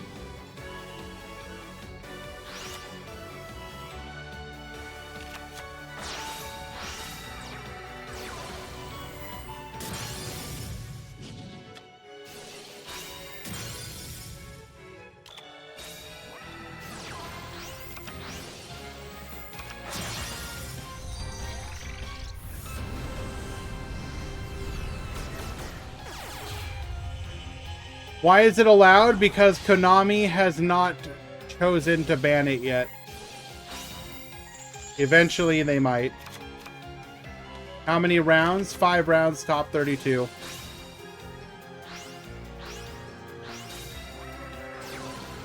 We're going to go for the Levianeer pop into the Rastaliger. Rastaliger Baboost, and that will be lethal. Cyclone, thank you for the resub. Sorry, I was distracted by my cat.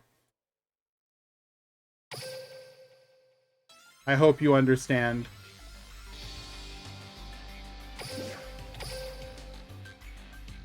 Appreciate the resub, though, my dude.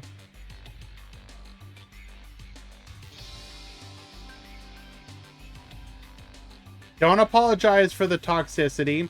Whatever wins you the match, my dude. Can we watch Plants? We watched it earlier. I don't know if we have any matches ongoing. I will keep it in mind, though, and see if I can find it. I rated wrong.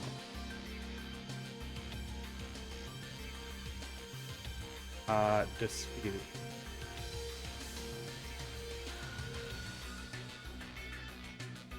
That is an easy fix.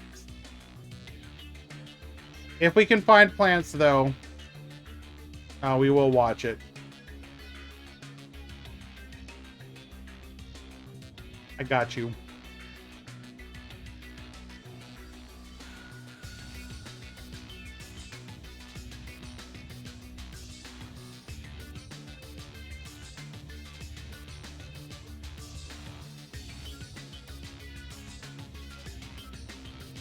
Realistically, at this point in the round, there aren't a lot of matches left. We are approaching the end of round 4. We have like 5 Oh, okay. This is not Plants.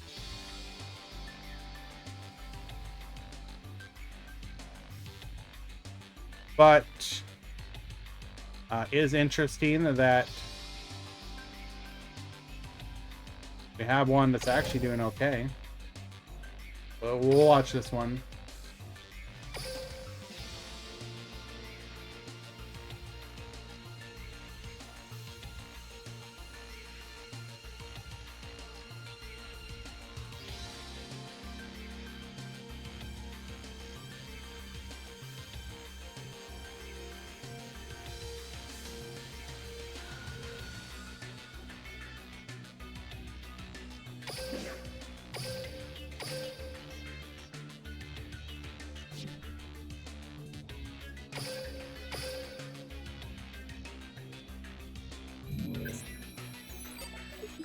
This photo is trash.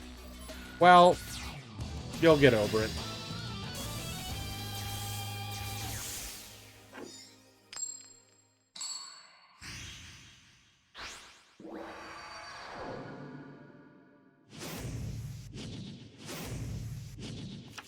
Duel. I typically try and have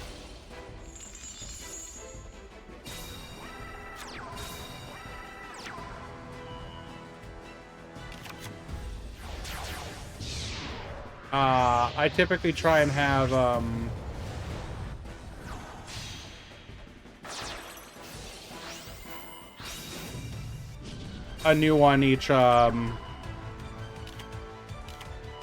stream. Pool 1 Tinkerbell move, please. Round 5 has begun. Final round.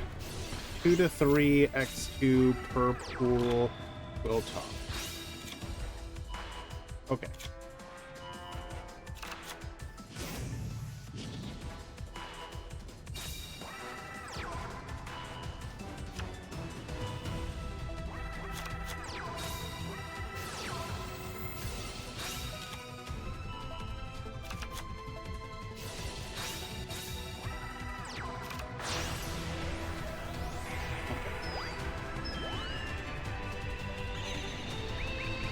No, what I would need for Tinkerbell specifically, so my current desk is literally just a straight desk. What I need is one that is more L-shaped, so I can have like a spot to the side here for her to sit down. She probably would still choose to ignore it and just sit on my keyboard anyways, but at least I'd have the opportunity to train her to like lay down. Oh, okay. We go for the Scarlight here. Pinpoint landing, Earthbound. Okay, this is just lethal though, right? Because we've cleared the board. Goes for the Rosca. Roska effect. Rip 1 and 2. Boost to 5100. That will be lethal.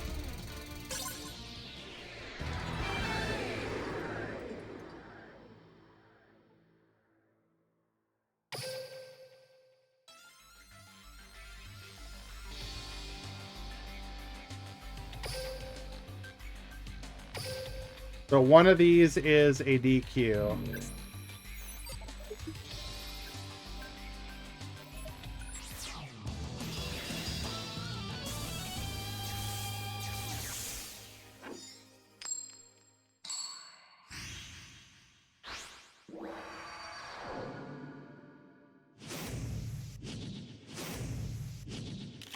Duel.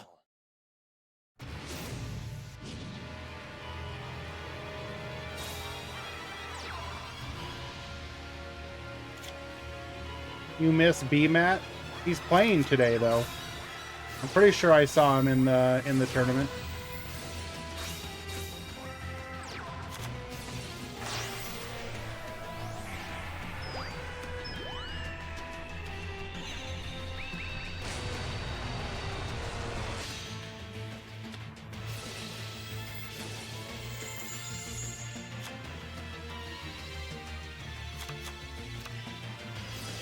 Okay.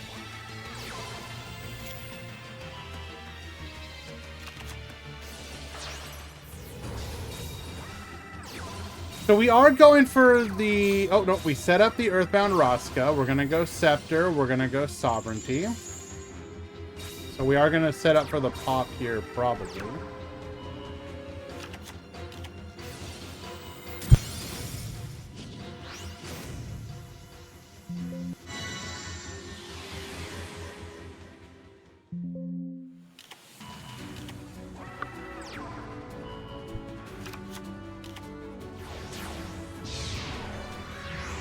Hello, Murata.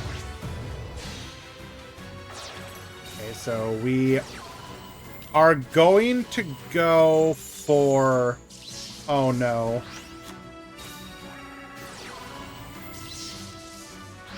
Okay, didn't realize that we were still negated.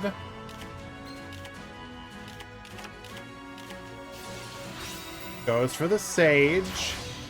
Makes a Deltaros. Deltaros can pop. But we can't attack. We're going to go Duskwalker. Scale will be able to draw. Pinpoint Landing. Goes for the Barkion. Goes for the Book of Moon. Flip it down.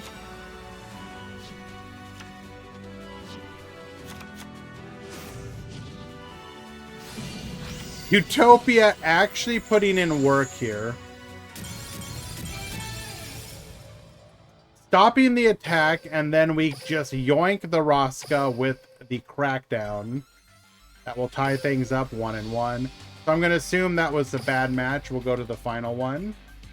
What do you think about the Team Wars comeback? I was very happy to see that. So for those of you that don't know, actually, thank you for... Tinkerbell, you have to get over it. I need to be able to put my hand down. Team Wars, which is the most famous league throughout the history of Duel Links, has been on a bit of a hiatus. And honestly, I think a lot of people just figured that it was dead at this point.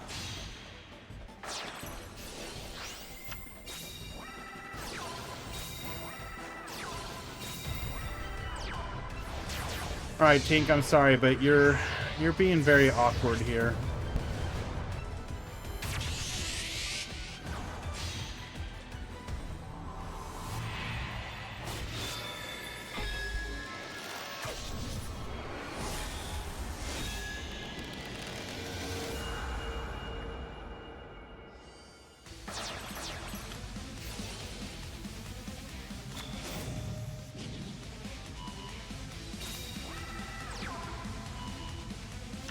We'll bring it. We'll talk about it once this game ends. We're gonna finish it.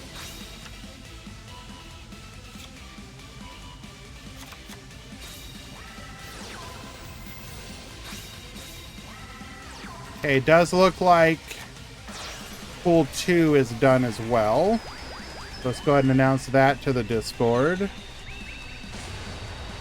Pool 2, round 5 has begun. Final round, 2 to 3, X2 per pool will talk.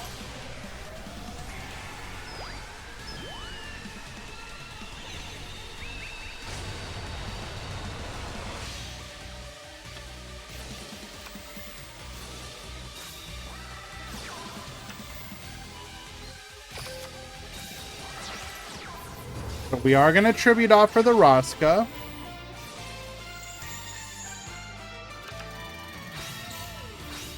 Rip 2 from the hand, Baboost. Attack 1, attack 2, and lethal. I am not muted. Shut your mouth.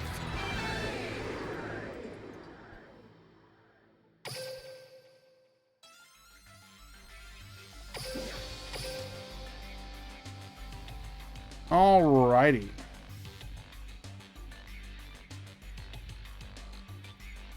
But yes, Timors has announced that they are coming back starting in October. Honestly speaking, what's Timors? It's like the most popular league that Duel Links has had throughout Duel Links' history. Typically, leagues adopt one of two different formats, either the Team Wars style or the Clan Wars style. Team Wars is 5 players, and then you play, each person brings 2 decks, and you play until you've beaten all the decks. So, you have to, the score will end up being like 10-0 or 5-10 or whatever, but basically one team has to defeat all the other decks on the enemy team. And so the strategy comes down to knowing which decks to pair together for a player and who to send against what, that sort of thing. The Clan Wars style was typically 5 players. All the players get assigned to a table 1 through 5, and then they play at the same time. And then during rounds 2 and 3, you mix up who's playing against who. Both formats have had different leagues throughout history, or the game's history rather, but Duel Links, Team Wars coming back is very cool just because it was probably, I would say, the most most respected league. There was a level of, even any drama or whatnot aside, it was probably one of the most professional, and you could look at it and generally be like, yeah, these teams are typically some of, if not the best players in the game. Team Wars drama was legit so peak. I mean, sure. Typically, it may have changed over time, but typically you would have players who play the game only play Team Wars. Like, they wouldn't play in tournaments, they wouldn't play ladder, they might do like KC Cup or whatever, but there was a certain prestige where it was the equivalent of like bringing out like the best of the best, who, even if they had retired from the game, would still play in something like Team Wars. So it was very fun to watch, because it would be very similar to watching, you know, a YCS and watching some of the best players in the game play. So Team Wars coming back is a very cool thing. I highly recommend you guys, you know, if you are interested in that kind of high level content or high level gameplay, follow their Twitter, go to their Twitch page, follow it as well, and then, you know, it's going to be very fun. I'm looking forward to it. No? Okay, you're banned. I've been interested, but no team has wanted me. You have to understand that, unfortunately, well, wrong one. Unfortunately, it can be a little difficult to get into a Team Wars team because you have to be like the best of the best, so to speak. And they can be a little bit insular at times as well because, you know, it's the nature of the ultra high level competitive stuff.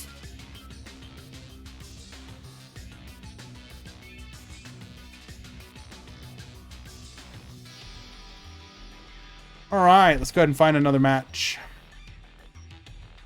Wouldn't it be logical to have tryouts? In theory, different teams probably will.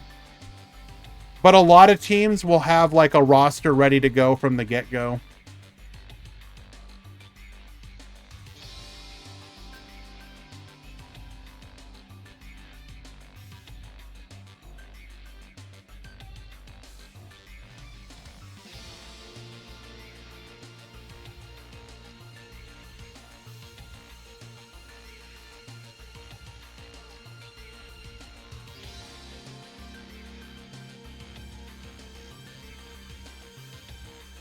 I play in Master Duel Leagues, but never Duel Links.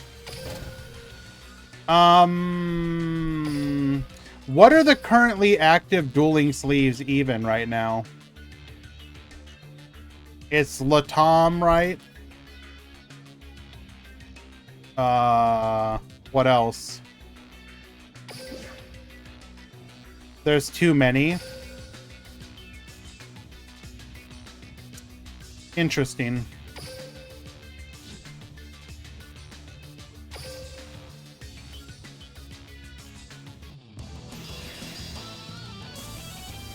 Friends League doesn't exist anymore. Friends League fell apart because the owner pulled a myth yard. Duel.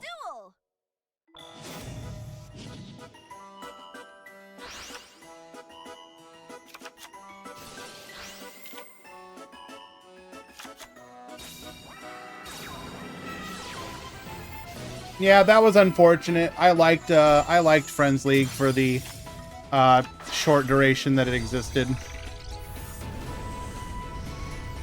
If I remember, he took the money. Like I said, he pulled a myth yard.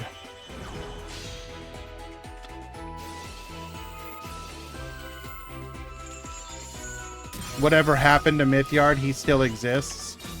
I don't know. I don't think anyone's heard from him. TCL, what is Top Clan League? Okay. Well, that's interesting to hear. I didn't realize there was so many different leagues. Interesting to hear.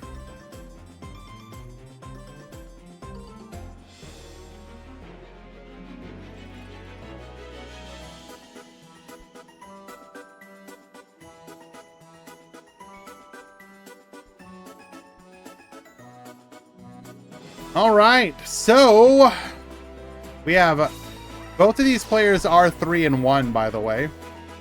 So we have 3-1 Frightfur. Interesting.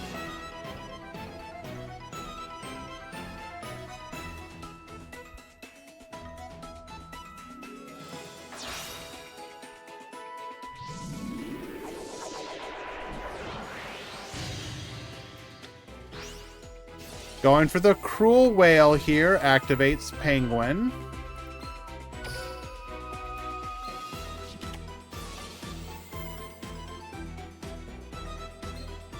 Gonna go for the Rapid Trigger.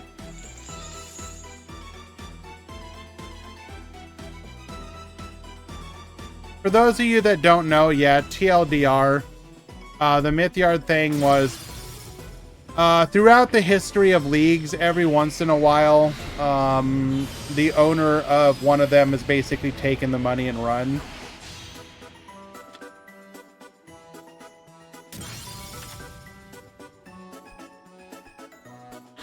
Mythyard is probably the most famous example. He claimed that he needed the money to, quote-unquote, escape from being drafted into the military in Russia or something like that.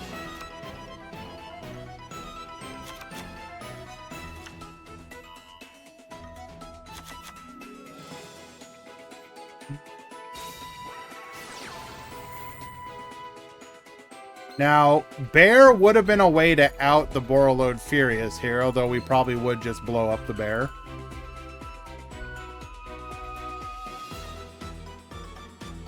I'm talking about what they claimed. Guybassis. Not what is actually real.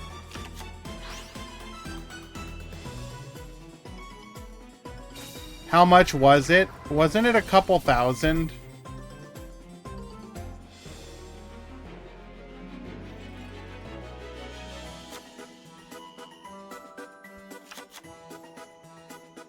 I want to say it was like a couple thousand.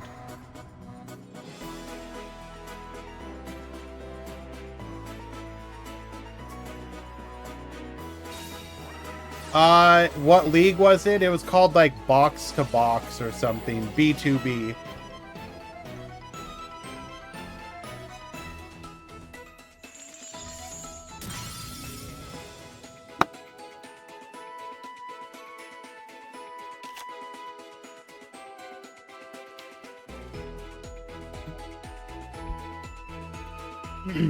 I'm relatively new to tournaments. What decides what tops? Two things. Number one, number of match wins.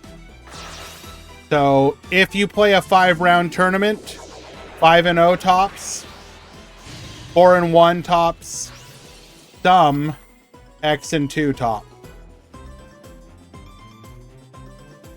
X and 2 is tiebreaker territory.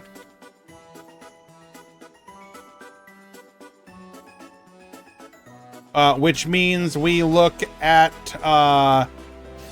the strength of schedule of who you beat and who you lost against.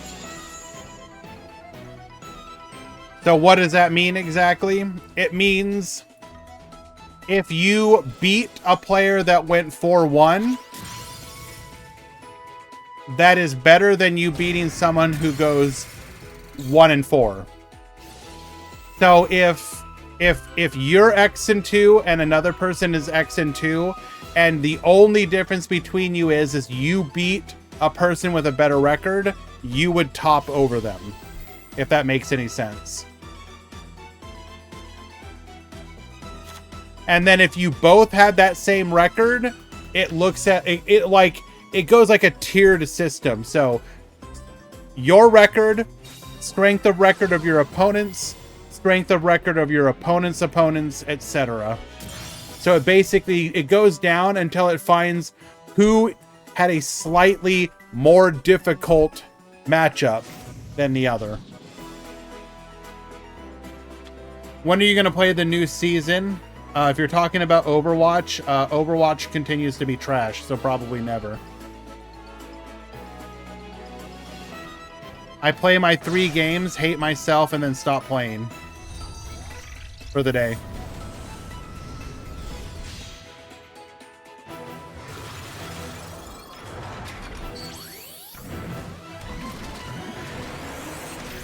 Are you ready for Marvel Rivals? So here's the sad thing, probably not. Because though even if the gameplay in something like Marvel Rivals ends up being better, there's always something off about them. Like, I don't know how many of you played something like Paladins. If you look at the just like the feel of the game, so like for how bad Overwatch is to play at times, it feels good to play. I know this is like an oxymoron, but the actual feel of the game is good. The problem is just the developers not knowing what the hell that they're doing. But then if you play a game like Marvel Rivals or any of those other style games, they always typically have this feel to them that's just like the characters don't belong in the environments. Like everything's just a little too hitchy. That sort of thing. Like maybe it'll get better, but like Marvel Rivals just felt I don't know. We'll see if they get it good, though. You gonna host pocket Pokemon tournaments? Probably not. It's already very difficult for me to do what I do. And then you want to add on even more tournaments? Yeah, nah. If people want to use our Discord to host tournaments, though, I would be down for it.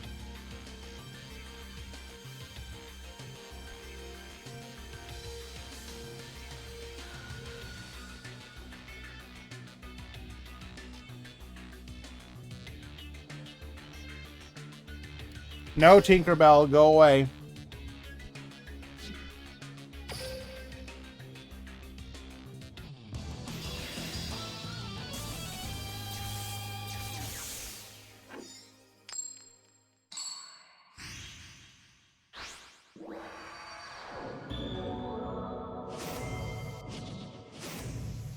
What if the game is bad? I'm sure the game will be decent.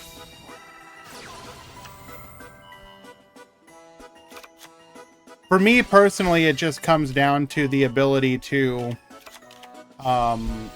put in the time. I work full time. I currently stream 3 tournaments a week. It's very difficult to do more than that.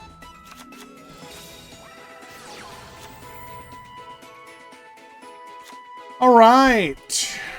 So, Pac Malik is going first this time around. We are currently, unfortunately, down a game.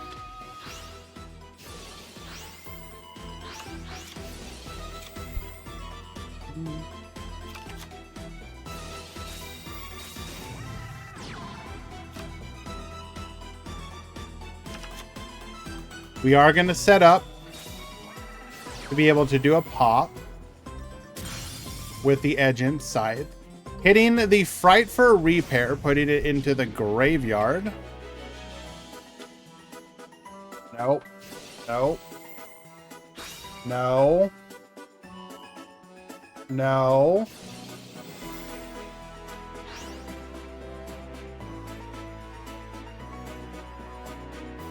No. No.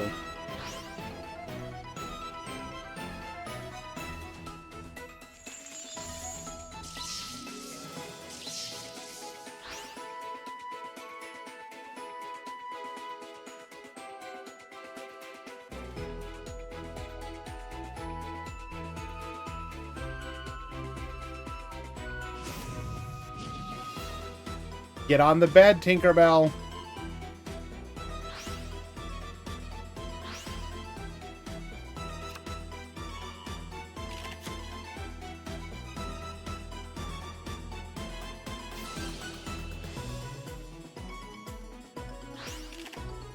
No.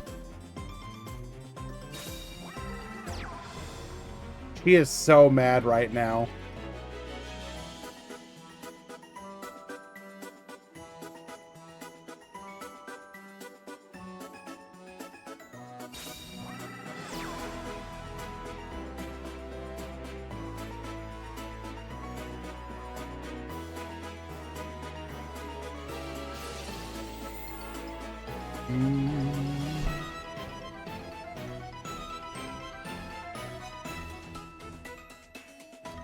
Okay.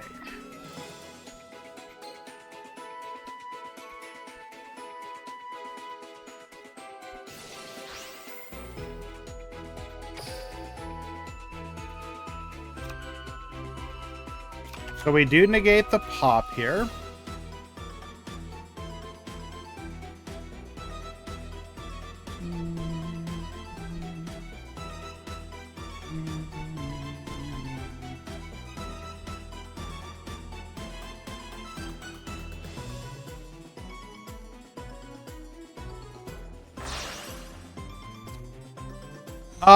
Whether or not, I mean, I'm sure the Pokemon game's gonna be perfectly fine.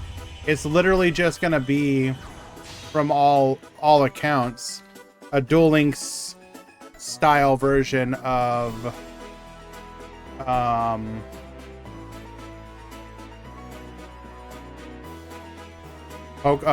Duel Links. So if you enjoy Pokemon, in general. I don't see why you wouldn't be able to join.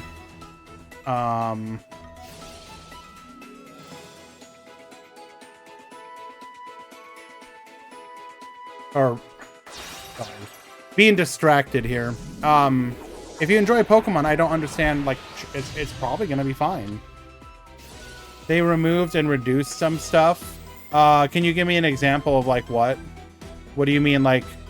Well, I know there's less like zones, or there's less like prizes that you're fighting for.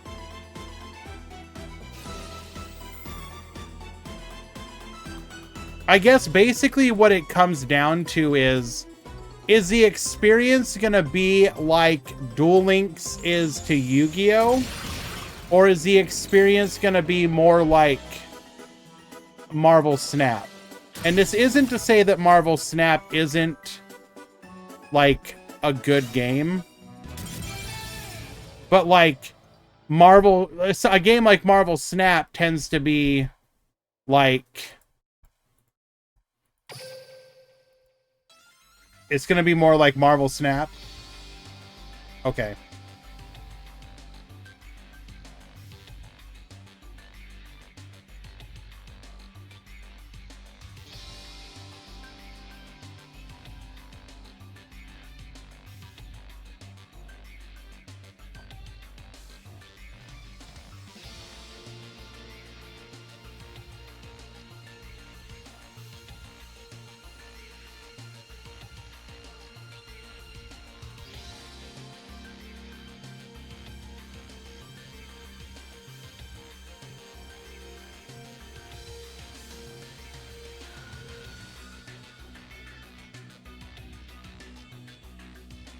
They removed weaknesses?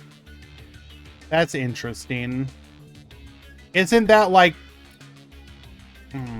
is it... Doesn't that remove some of the, like, play and counterplay, though?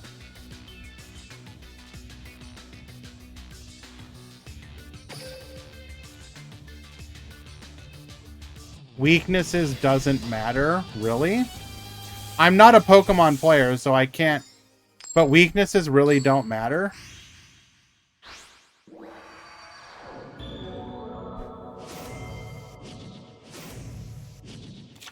Duel.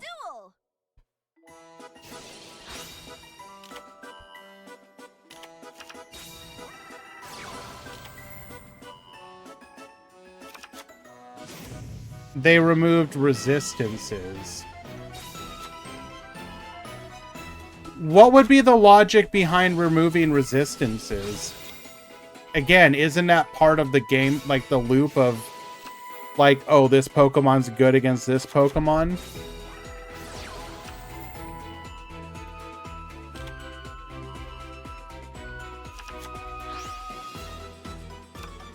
Neither of them really make a difference.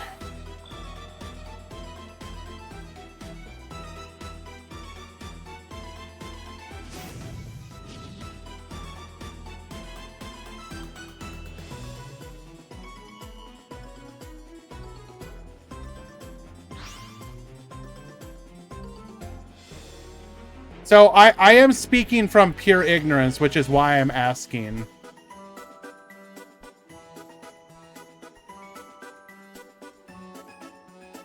You can snipe every Pokemon. You have to build a deck that will deal a ton of damage with each attack. If you get so like wait, if I'm not okay, correct me if I'm wrong. Isn't a weakness or a if you have an attack that's the equivalent of like Fury Swipes or whatever, like where you like flip 5 coins, deal 10 damage with each hit. Like, wouldn't weakness and resistance work for each hit? So if a Pokemon's weak and you get like 3 coin flips, you could potentially, your damage goes from 0 to 120 or something. If it dealt like 10 damage each hit, if they have weakness or whatever.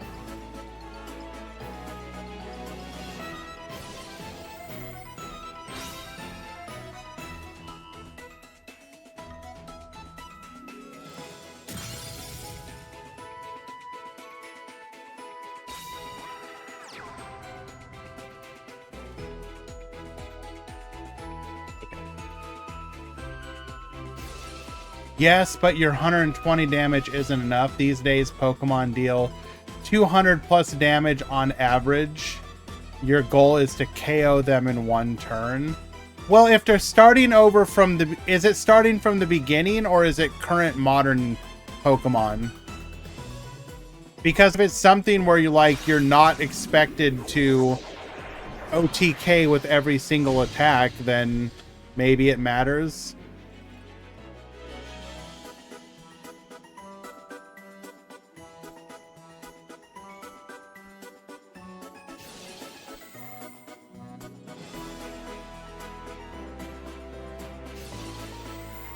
I have a feeling you probably won't be sweeping your opponent every single round. Maybe I'm wrong, but who knows?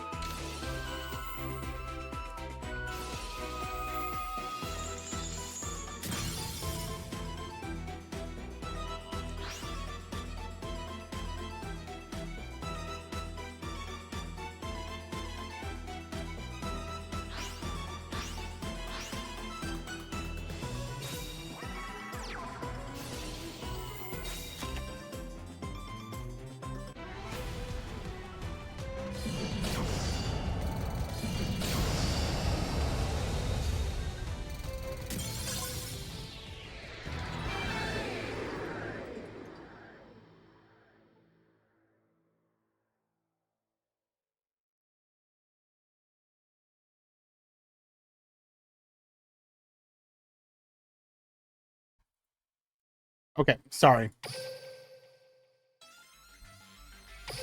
All right, 2-1 for Strom Hank. Well done.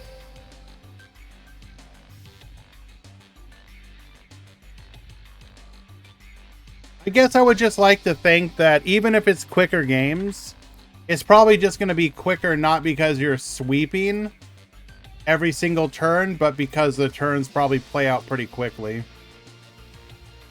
Like, if all you have to do is, like, attach an energy, play a trainer or whatever they are, and then choose your attack, realistically speaking, each of your turns should be, like, what, 20 seconds, if that?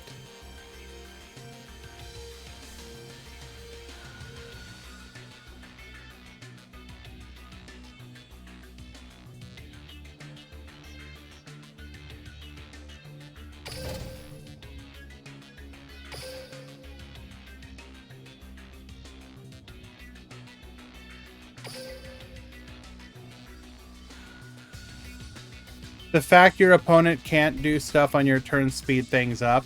Well, really, sure, but it also just comes down to how much time can you eat up doing nothing. If they have the timer on your turn relatively quick, like something in Hearthstone does, where they're like, you can't just sit there and go for long periods of time. Like, if you're going to get roped quickly and have to make a play and pass over, and it speeds things up back and forth, you know...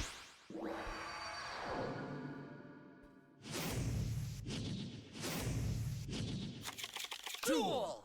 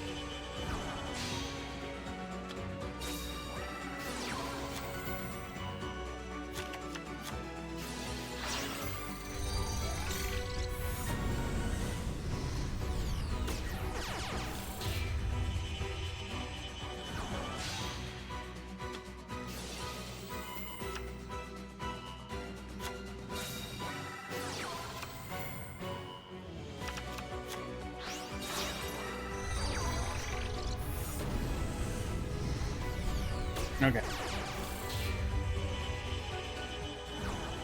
Here's all the details we know. Okay, bring it up.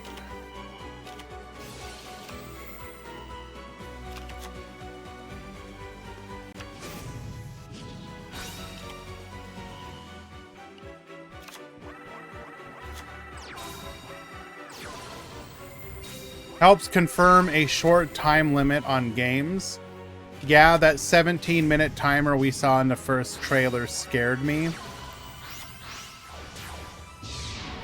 So wait, where does... If they showed a 17-minute timer, where's the info? Okay, wait, no, there's more. Okay. Quick attack. 3 5-minute matches against... Okay, 5-minute matches against online rivals.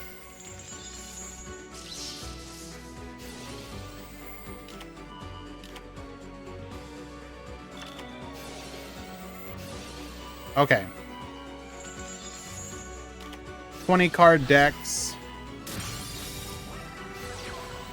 Sure. Makes you wonder what the start time or what the hand size will be then. Hello, IK Fire.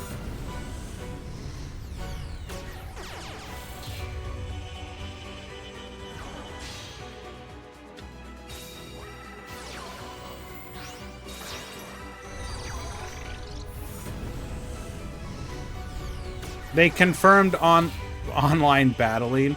The only thing that I'm concerned about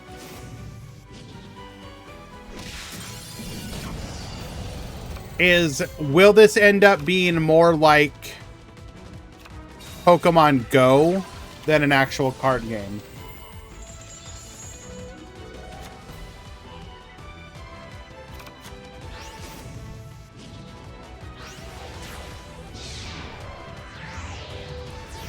Like the whole focus on, like, you can enter the card and you'll go through a magical adventure, and it's like, dog, what? What's the purpose?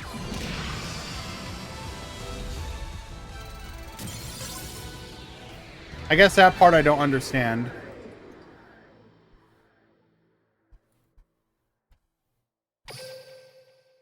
Why are we... What's the purpose of going inside the card?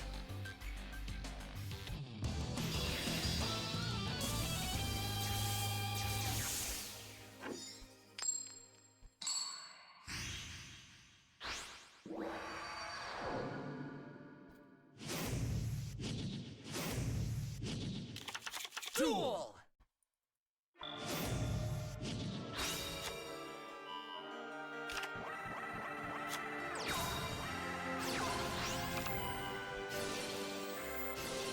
I don't know. I mean, it looks interesting, though.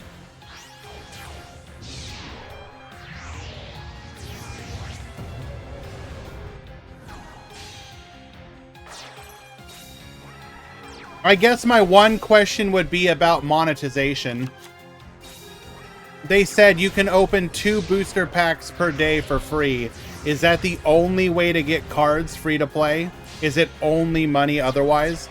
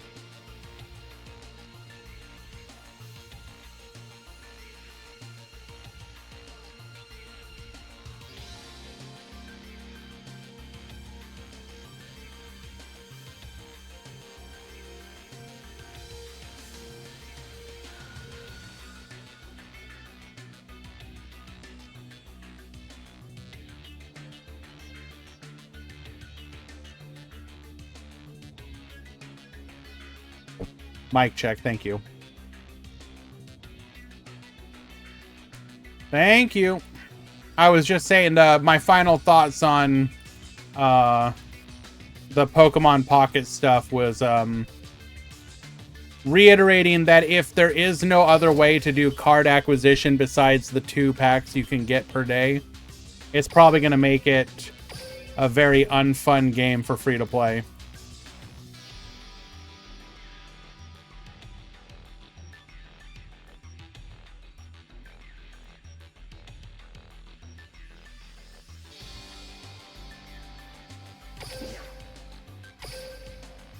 And also, again, if you...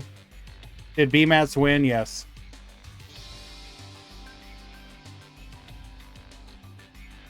You are wrong. I'm... No. Dear, what I mean is if there isn't another way, if it's only the packs, if there is other ways to do card acquisition, then yes, obviously that will be fine. I was strictly speaking from a, if it's only the 2 packs.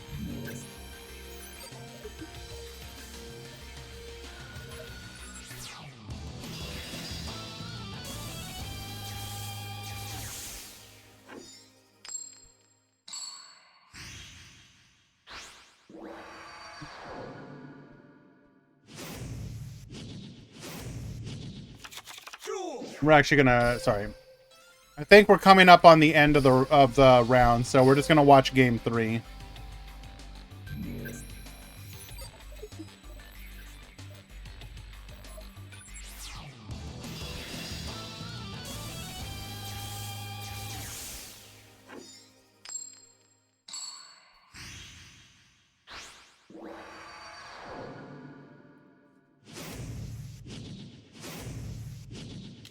Duel.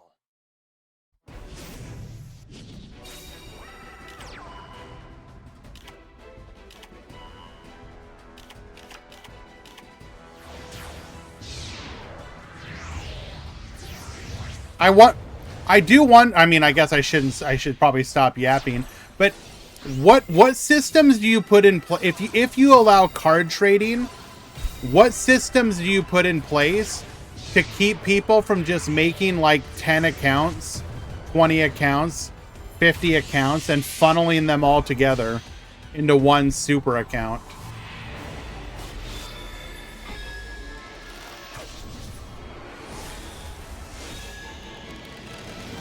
Because if you have to make extra accounts to funnel resources into, that could get really annoying to have to do that.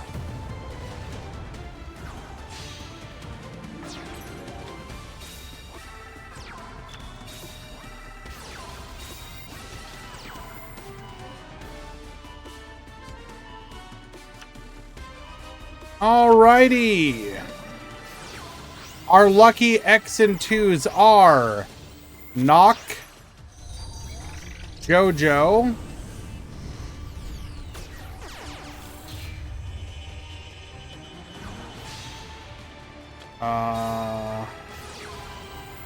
if I can do this correctly,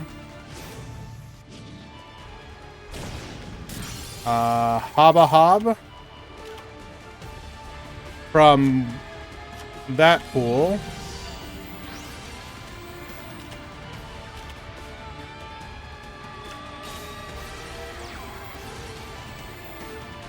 And in the other pool, we have Bismuth,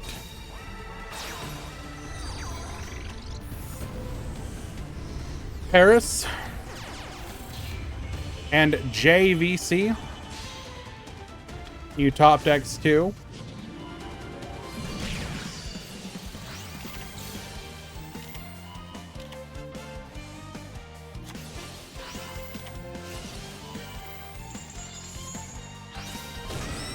Standings, correct. Make sure you reload, though.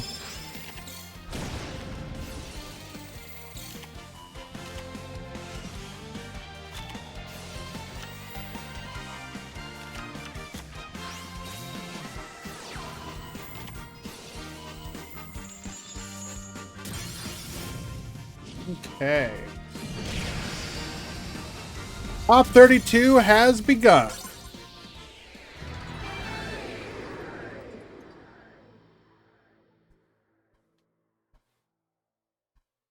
Ban all X2s. You got it. Rigged, also true. Yes, top 32 has already been counted before the top 32 even started. Absolutely, Twixt.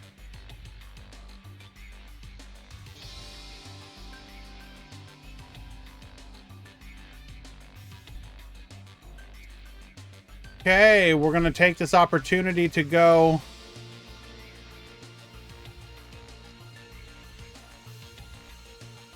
do the breakdown. Stick around. We will be right back.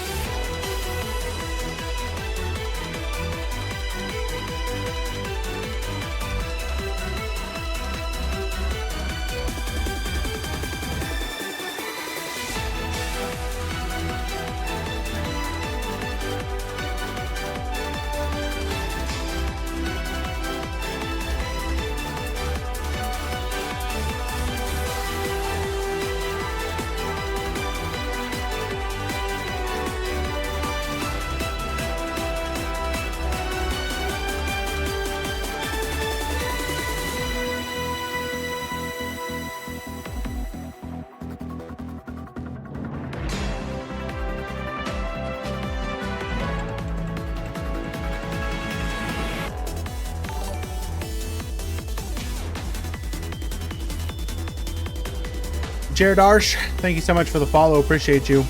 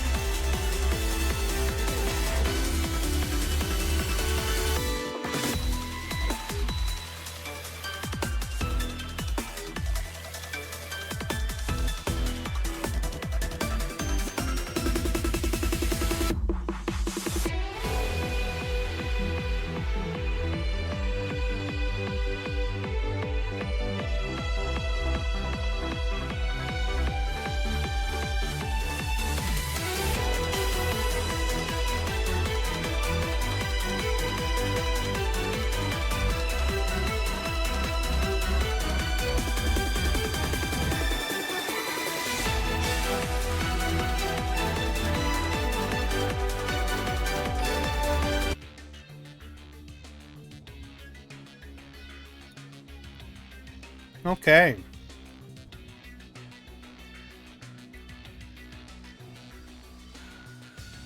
Who won today's tournament? Swear to God, Laser Shark.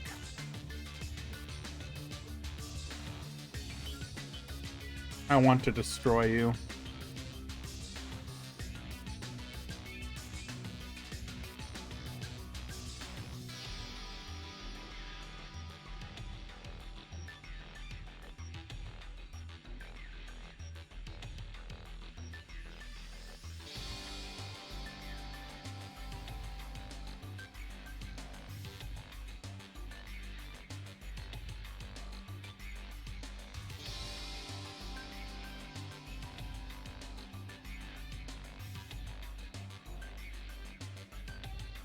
Okay, so let's go ahead and fix this really quick.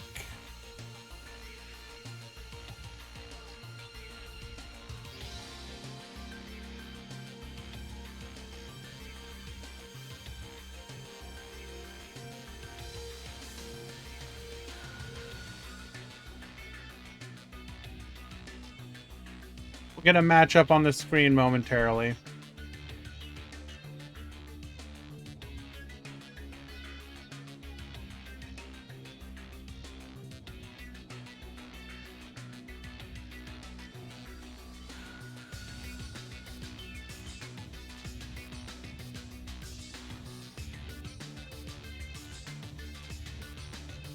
Let's see if the lone sous ship player can do it.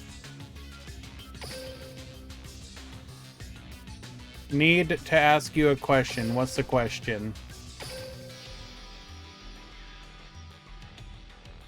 Dark Fluid is the Dark Fluid Link deck, using the Dark Fluid skill.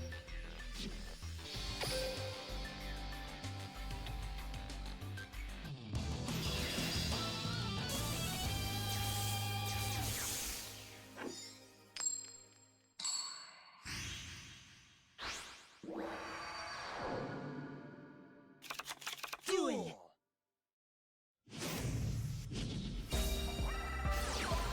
I will give opponent to 10 minutes, but Juan gets...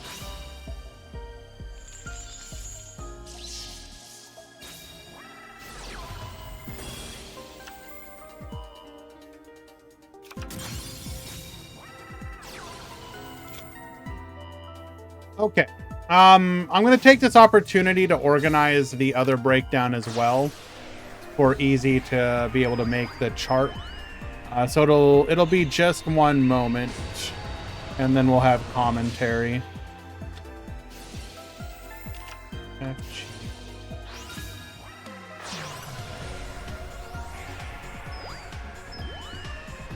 E, F, this actor, R, S.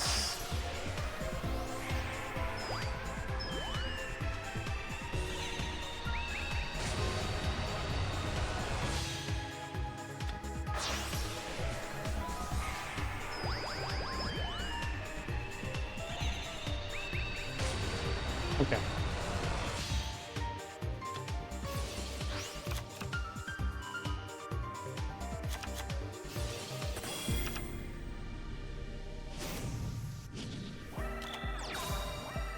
Okay, we're back. So we got Sous Ship Bros versus Infernoble. Get negated. We're gonna pop here. Stardust Warrior will return. Unable to play through the many interruptions on our opponent's board. We're gonna go for Ice Dragon's Prison. We are gonna be able to deal with at least one of these here.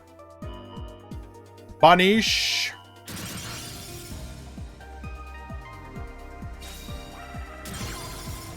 One card to keep us alive, though. Very unlikely.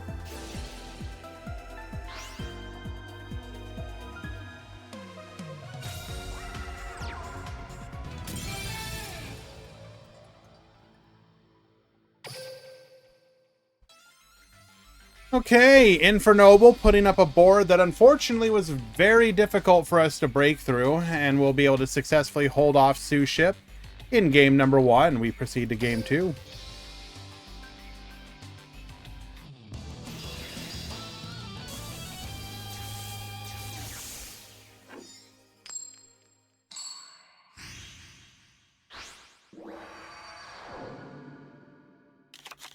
Literally just 2 interruptions. Shh.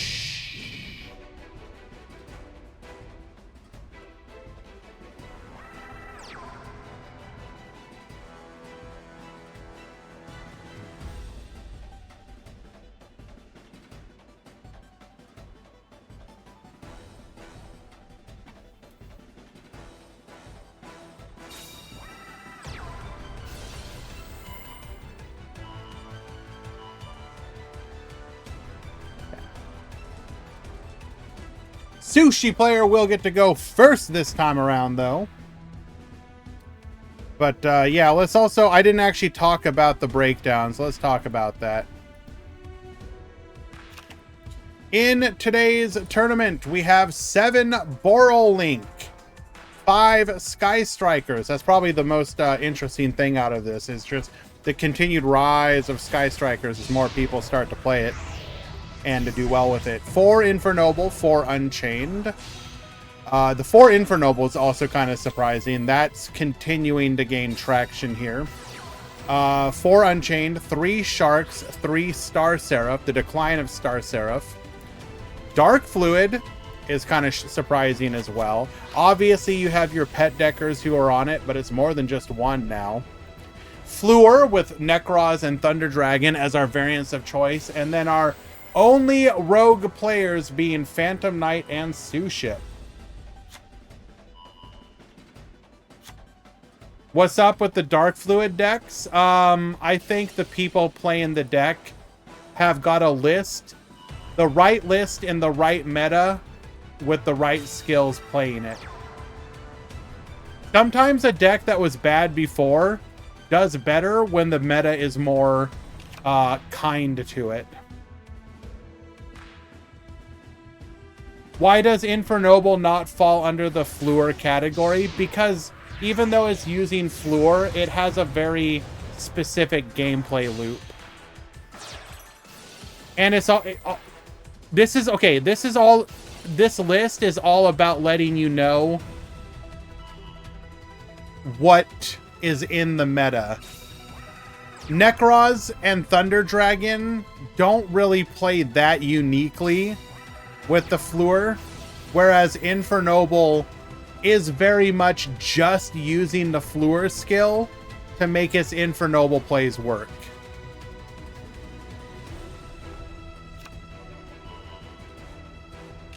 Nothing else about what it's doing really cares about the Fluor part. Like, the Necroz and Thunder Dragon are much more likely to do stuff like end on, like, Dingirsu because we happen to have 2 level 8 bodies. That sort of thing. Like, do they play differently technically? Yes. But I don't know. It just comes down to, I think it is important to highlight that Infernoble is more or less its own deck. It is not PK Fire, no. It is pure Phantom Knight.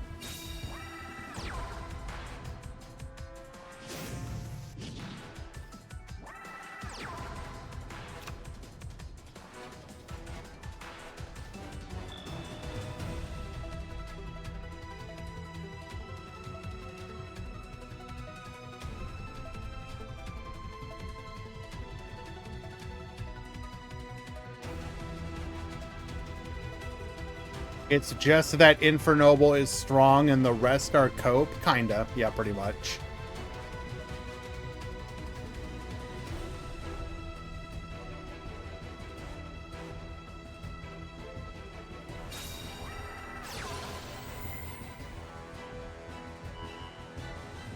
Okay, so we are up against Vimana Negate, Uni Negate during the battle phase,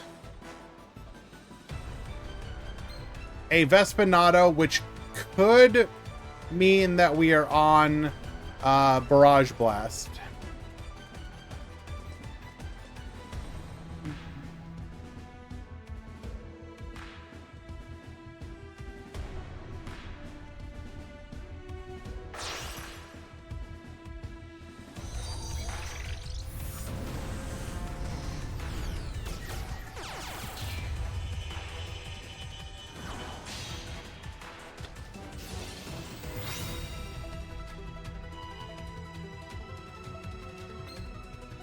Going for the Nightmare Phoenix. Will we see the Vimana negate to protect? No! Effect Veiler. Negate.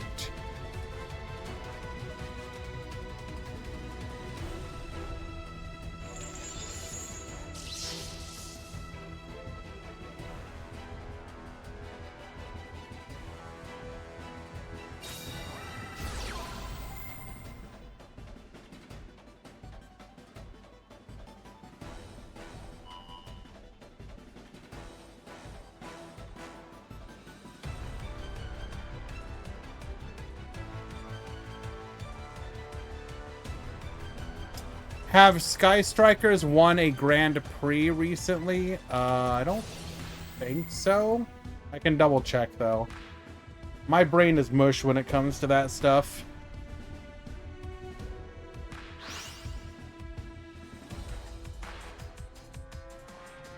It won a Quantum Dailies, second in the Meta Weekly, won a Quantum Dailies, won a which one is that one? SE No.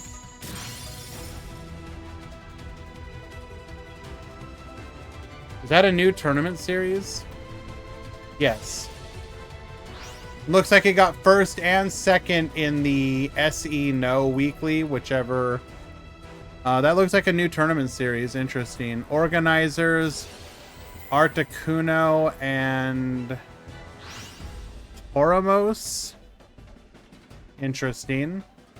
Which organization does that one?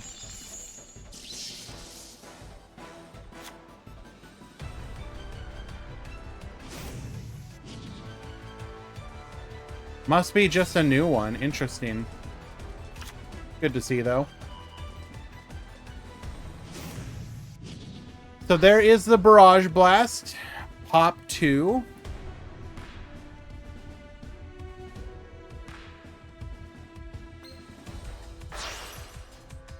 How come there are no Perform Ages? It's just a bad meta for the deck. There's better decks.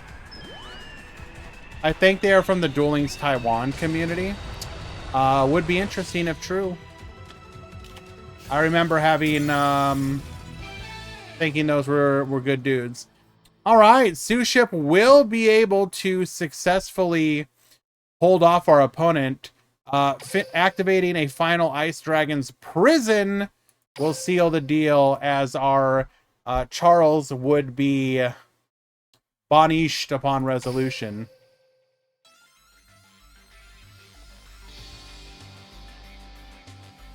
How come there's no relinquished? How come they never went back and made that skill not dog water? Is a better question.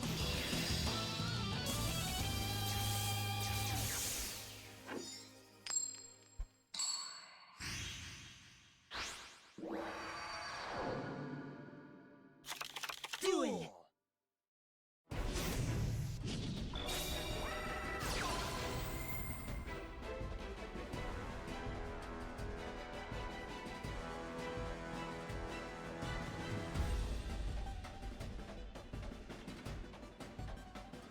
Rare Double Brick.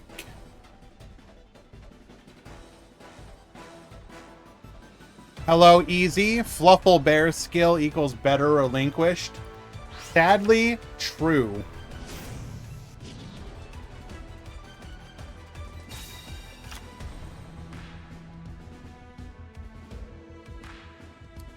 All right, Infernoble going first here.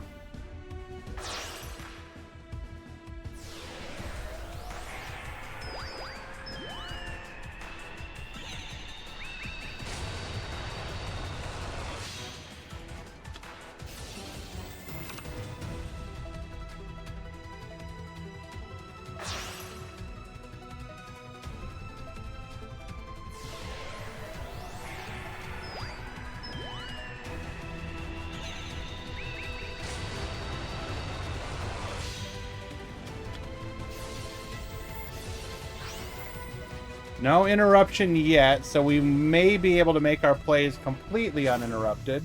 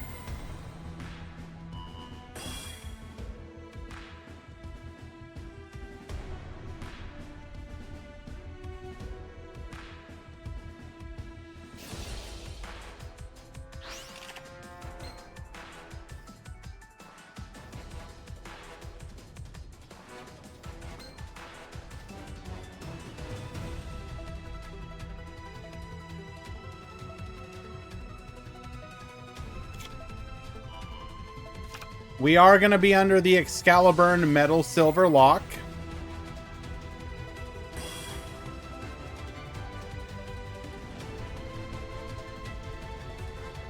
Damn, you guys are slow. I haven't been muted for a while.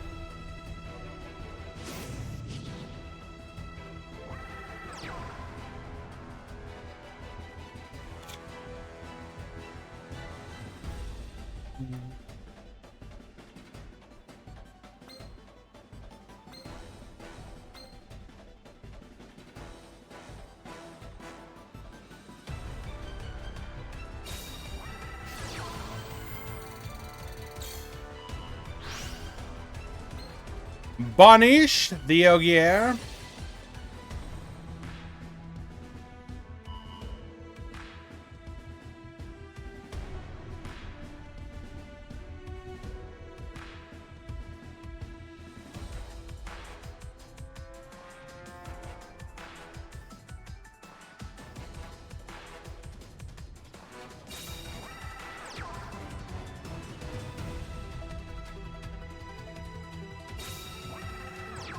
Summoning 2 to the field, Uni, and the Shari Red.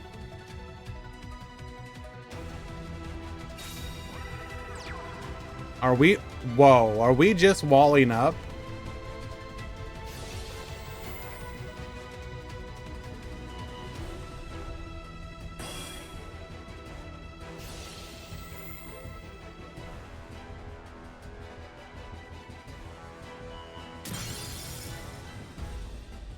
Popping the back row, hits the needle ceiling. Can't change level. Oh no, because of the metal silver. Bruh.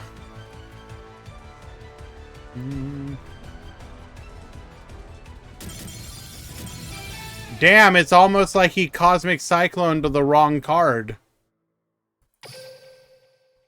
Huh, Paris?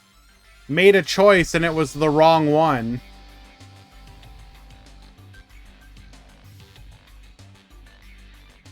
Damn, but let's just blame it on the deck and not the decisions made.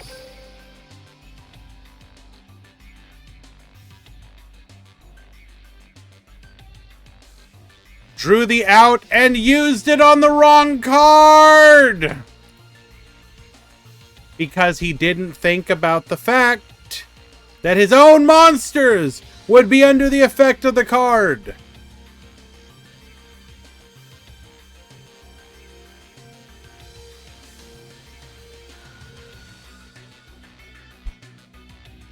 Okay. Mod call. Deck check. Sure.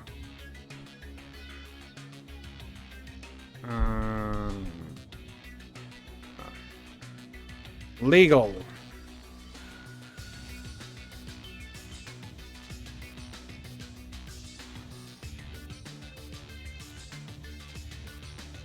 Can somebody pick a number between 2 and 7?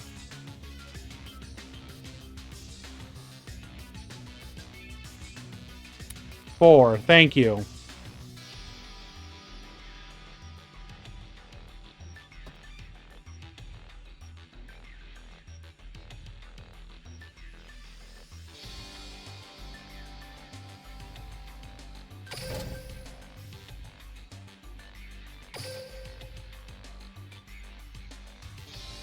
Okay, let us pick another match.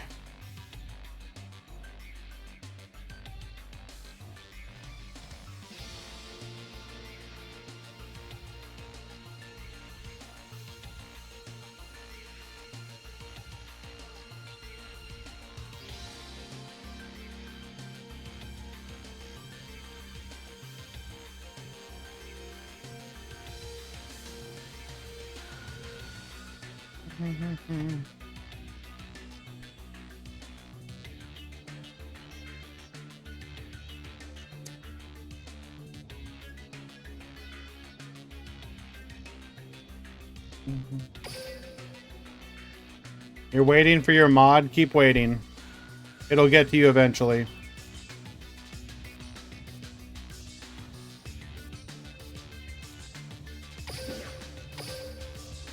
We all tend to roast our boy B-Mat, but he may just be on the dream run.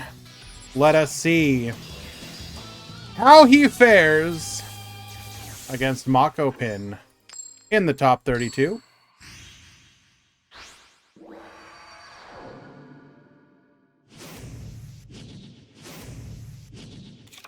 Duel.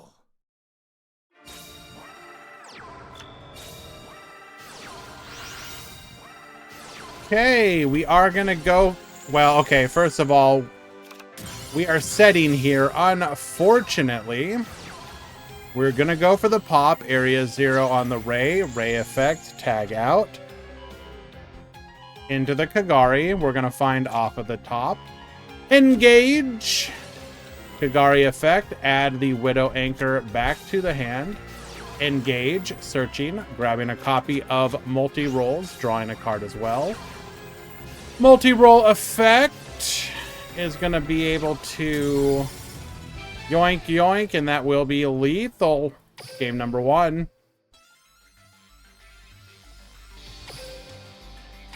Game 2.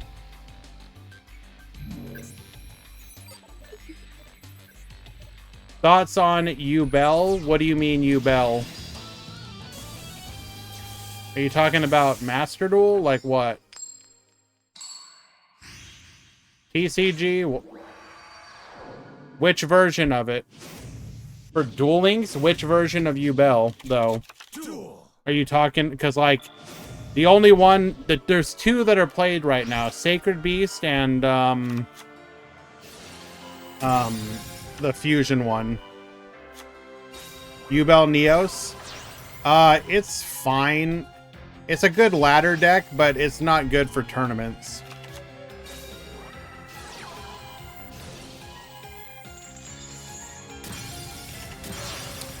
Opping our own back row here. Takes out our own Treacherous. Interesting. We're going to go Booster Dragon here because we're going to rip our opponent's Kagari. Okay. Goes for the Area 0. Activates Afterburners. Rocket Tracer effect. Widow Anchor effect. Rapid Trigger in response. Goes for the Furious Dragon. Booster Dragon will float. We're going to go for the Vector Blast. Engage. Grabbing a copy of Multi-Roll. We're going to go for the Multi-Roll effect.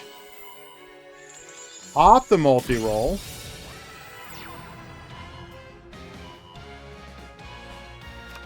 Finding off of the top a copy of Ray.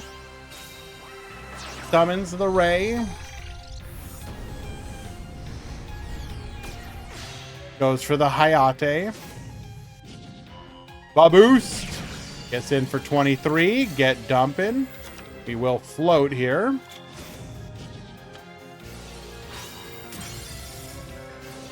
We're going to get popping. Going to be able to resummon. Tributes over for the Advanced Dragon. Ray will tag out here. Goes, but it don't matter because it's non-targeting. If you want some chips, thank you, Tumor.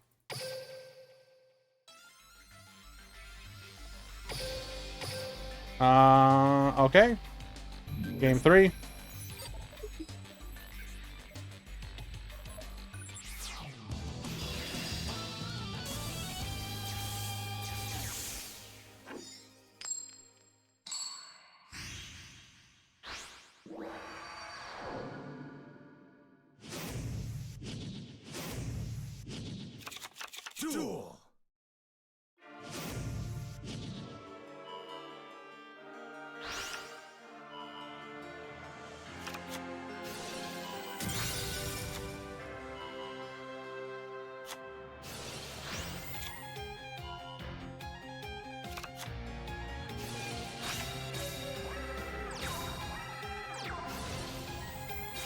Okay.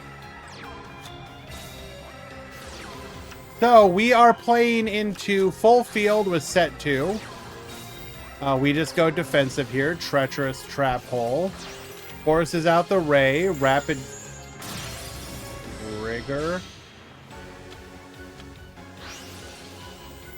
Interesting. Goes for the area 0. We're going to pop here. Widow Anchor. Oh, we got the Widow Anchor. We are going to negate. Binding off of the top. A copy of Engage. Engage, adding the Widow Anchor. Link off for the Kagari. Kagari will add the Engage back to hand. Gets popping. Widow Anchor, negate. Did we just negate ourselves?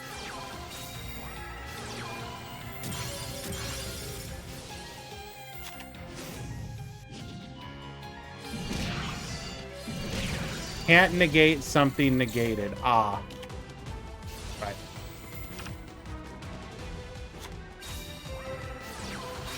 So you're telling me that there's still a chance.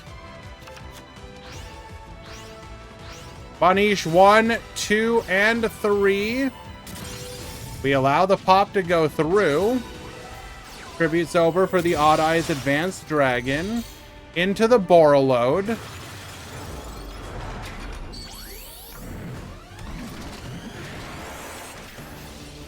Attack in, grab the Kagari, pass the turn.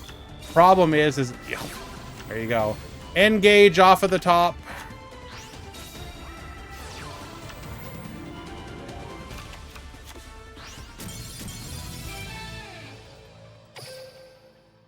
Not bad though, decent games.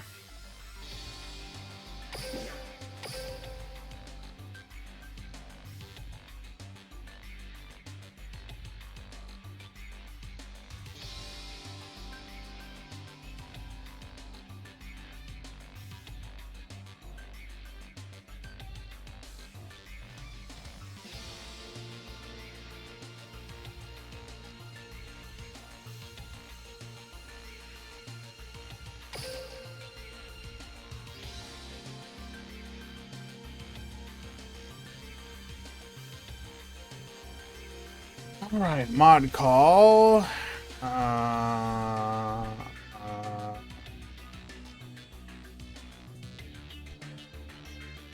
Necro future.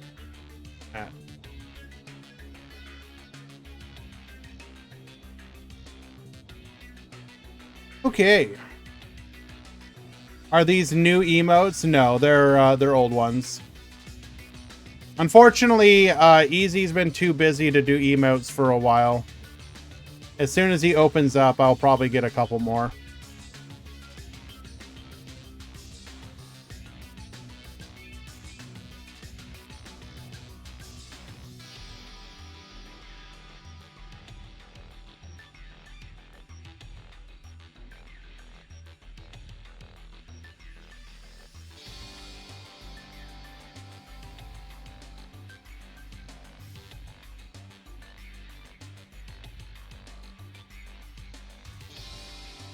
Let me see your deck for Rush.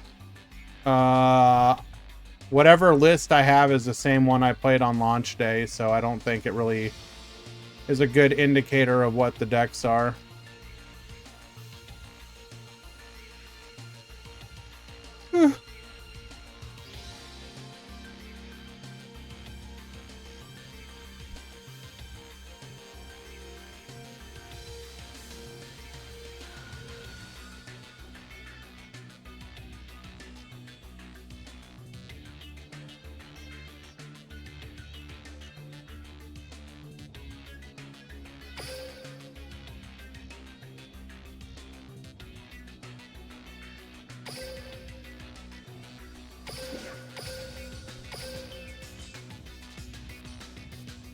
Read the copy pasta.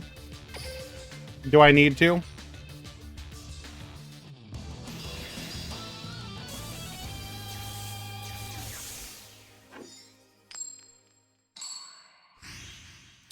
Will you do a rush cog climb? I'm pretty sure I'm at like gold 5, so it's a matter of literally just finish the climb. But I do want, I'm trying to do a ladder stream. It's just, like I said, it's just hard to find the time to do it. The time, energy, motivation, etc.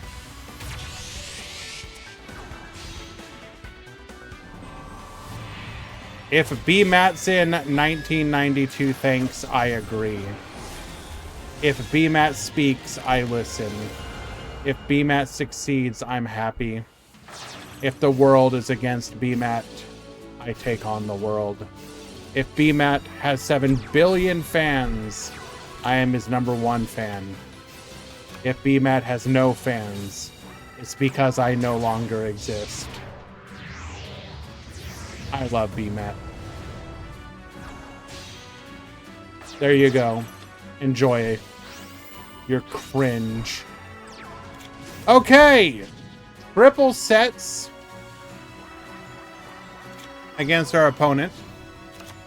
Good luck, gamer.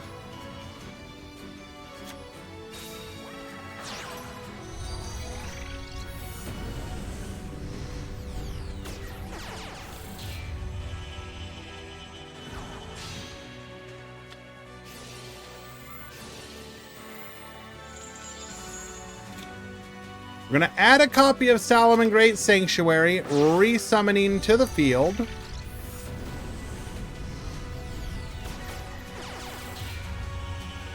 You have to aim for 4 and 1 every single time in the future, Jay. Go for the Cynet rollback. Adds a copy of Cyber's Magician and Cynet Ritual. Oh, your opponent. Sure, fair.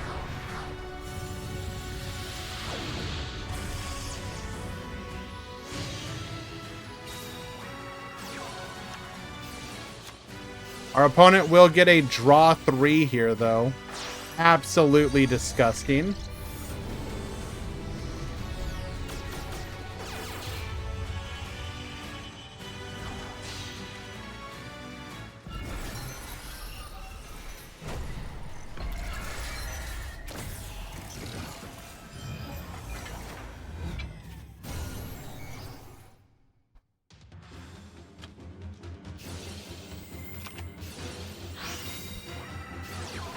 Goes for the cross wipe, Book of Moon, flip it down. Attack 1, attack 2. Excuse me? What was our... Bro, what was our back row?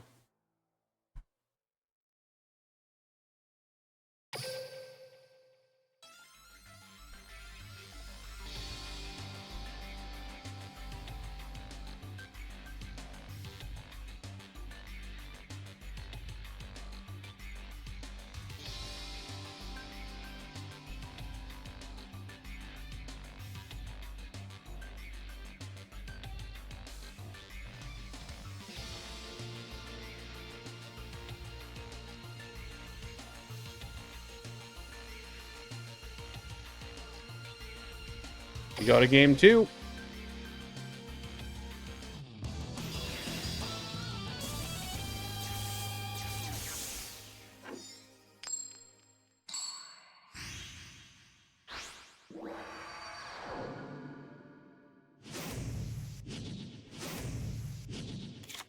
Duel.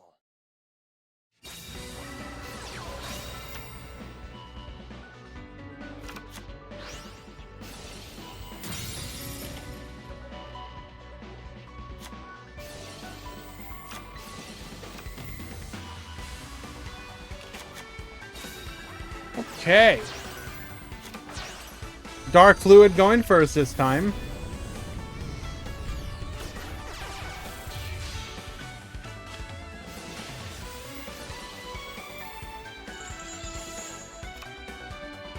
Adding a copy of Sanctuary here. Firewall Guardian into the Cyber's Witch. Firewall Guardian, Cyber's Witch effect. Gonna go ahead and add that Cyber's Magician and the Cynet Ritual.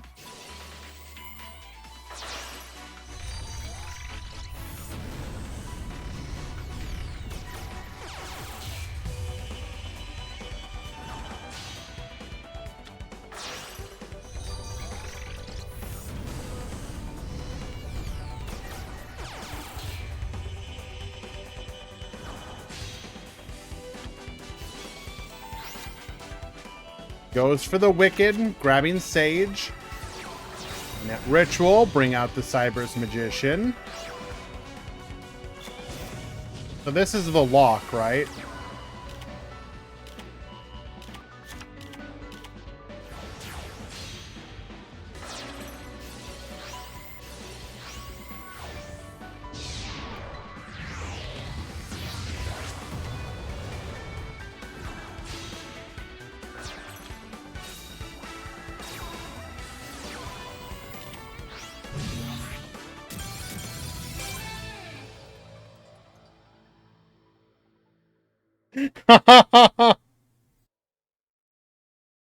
Okay, you shouldn't feel bad about that, to be fair.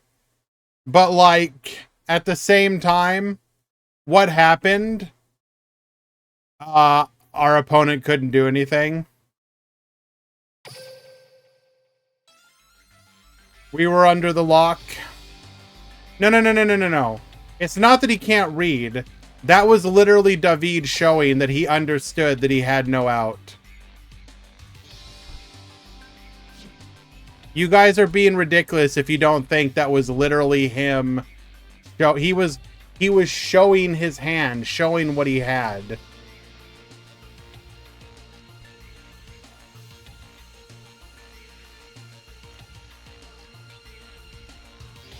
What's the lock? Cyber's Magician, Wicked, Honeybot. None of them can be destroyed by card effect. None of them can be targeted. And you can only attack the Cyber's Magician, who's in defense and is immune to destruction.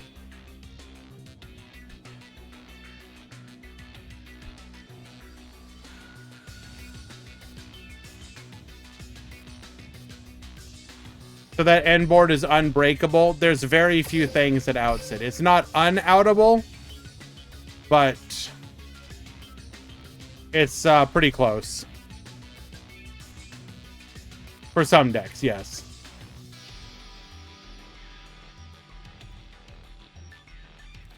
All right, so we are fully in the top 16. The new deck, or the new breakdown for the top 16 is Sharks, Borrowlink,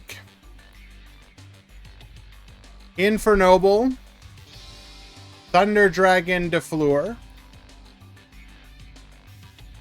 Dark Fluid, Star Seraph, Unchained, Infernoble, Sharks, Borrowlink, Sky Striker, Dark Fluid, Infernoble, Sky Striker, Infernoble, Shark.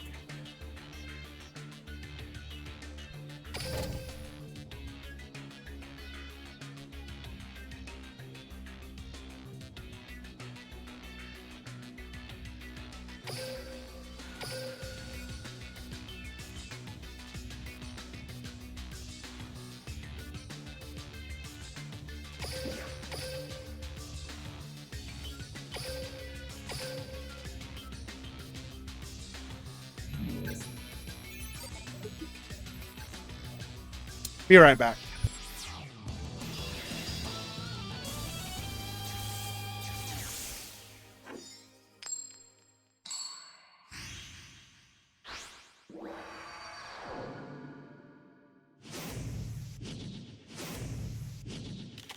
Duel.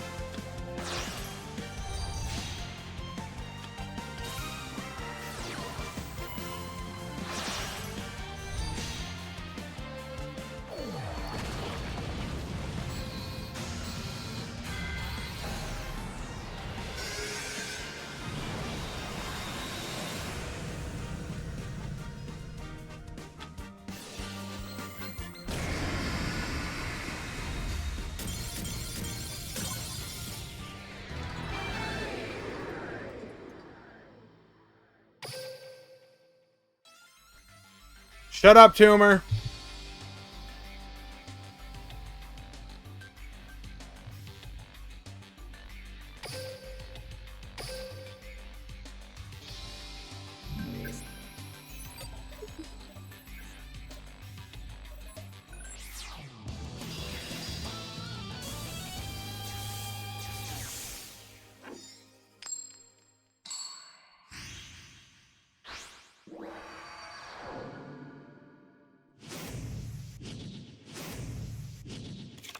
Duel.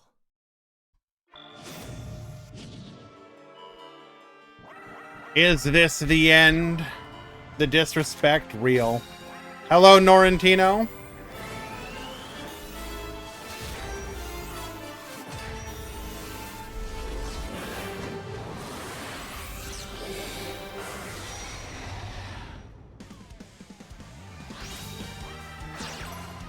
Revives the Firewall Guardian.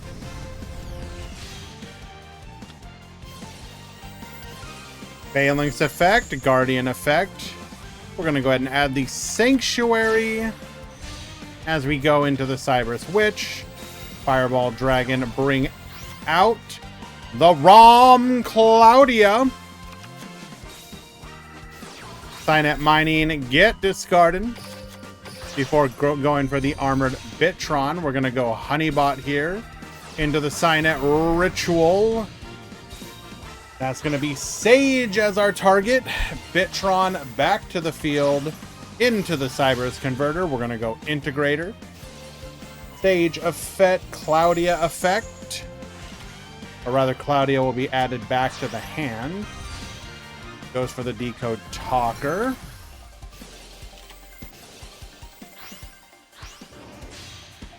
Make the Duplexer Chimera, all those into our Dark Fluid, which we do not put into... We do not put it into the extra monster zone. So we have Cyberus Magician. So your opponent can only attack it. Cannot be targeted by effects or destroyed. And we have triple monster negate.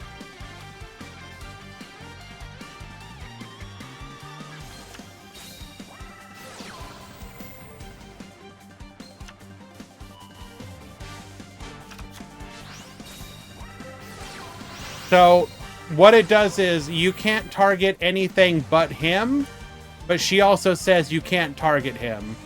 So you cannot target anything.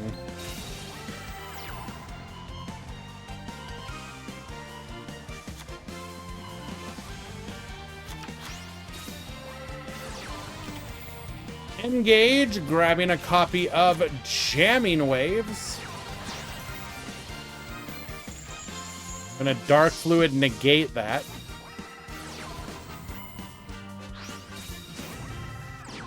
Link Dark Rays, but we can't attack.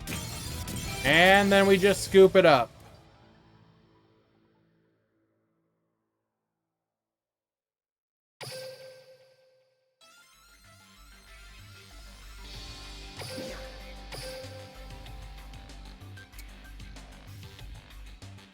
Alrighty.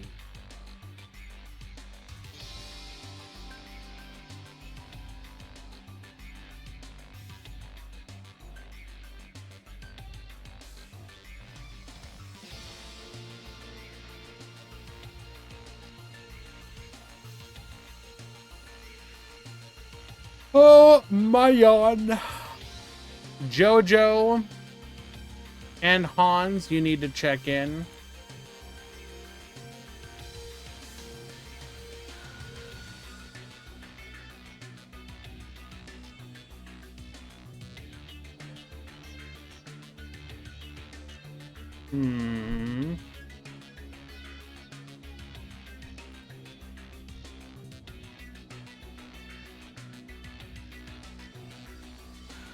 What do we want to watch here?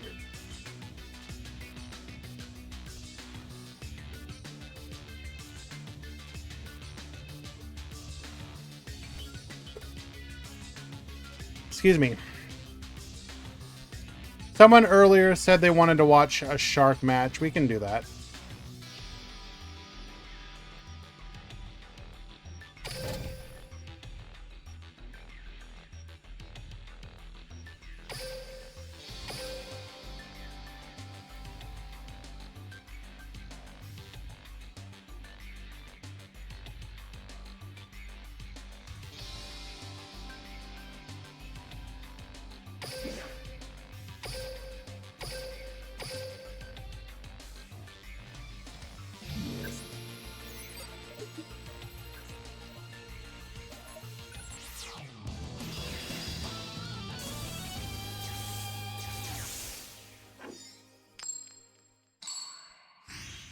Okay.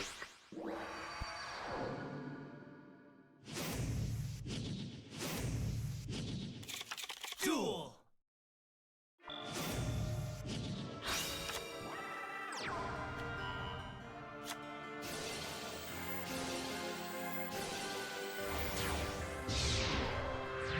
So Shark player going first here.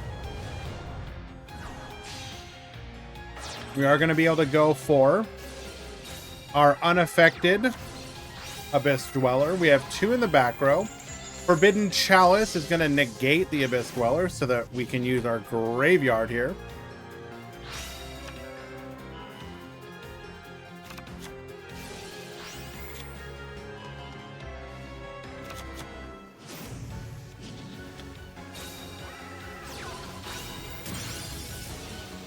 I misclicked. I popped my own token instead of his, and I lost because of it.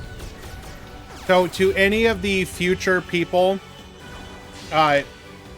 deciding whether or not to recruit Hi to their Team Wars team, please do not take anything that he said here during this tournament at face value.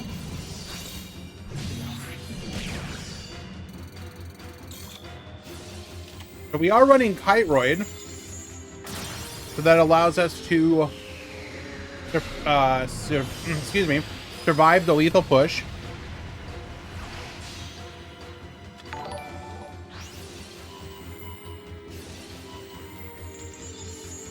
Ginkgo Biloba, thank you for the follow. Appreciate you for being isn't that like the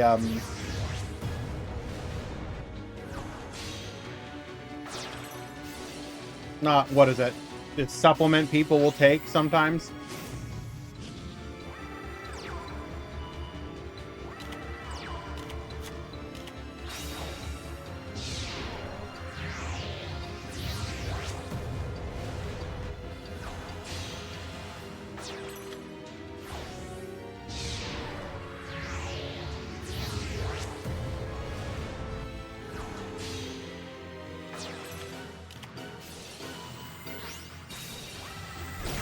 Alright, we do go to battle here. Double attack. Clears the way for lethal, and we have nothing to protect. Deku will take game number 1.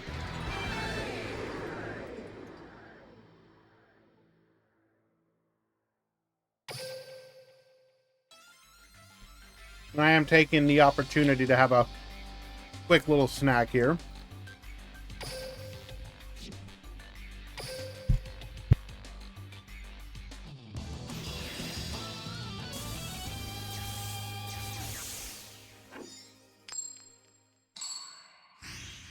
Just having some Fritos.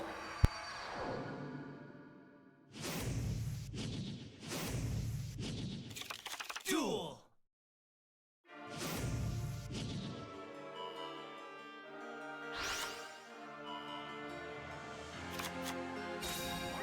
So I have a moral objection against Costco, which is a store where I live. So the thing that I have against it is I hate the idea of paying a membership to go to a store.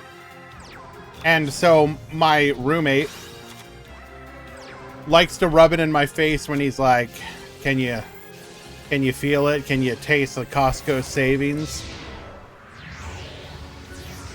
Yes, I live in a Costco.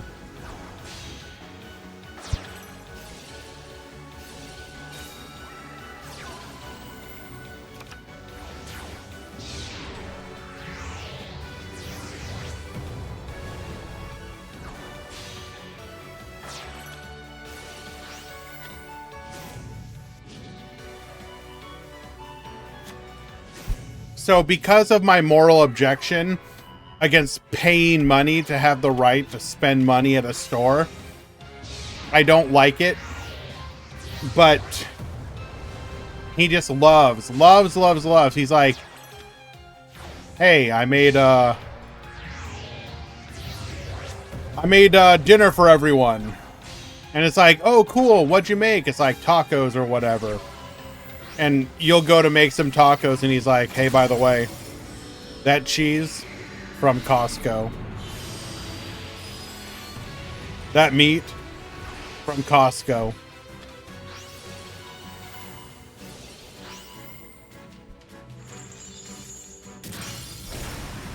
Buying, oh, no, okay. I understand the logic behind it. Again, I said it was the moral objection. So there's a bunch of other stores that either have or do similar things. So for example, where I live, I'm gonna speak, I may say some names that people will be like, well, no, duh, we have them here. But, so, you know, there's a store, Safeway. You don't have to have a membership there, and it doesn't cost you any money, but if you don't use their membership so that they can like track what you buy and whatnot, you get charged more. I have an objection there. I won't go to Safeway. There's another store that was called Buy Mart, same thing. You used to have to pay to go there. You don't have to pay anymore, but I still don't go there because of the in the past having to do that. I don't know, it just bugs me. I've never understood it. You have to pay us money to spend money in our store. No. Don't think so.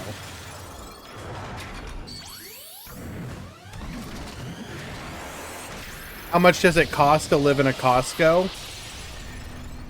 Technically speaking, if you could like hide and not get caught, if you were like eating like what?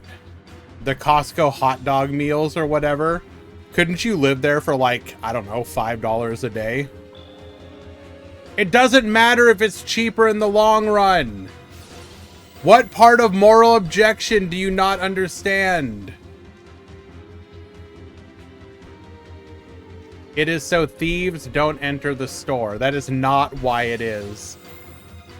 You are ridiculous if you think that's the case. It's for two reasons. They want to track what you buy because information is valuable. And it's also more money.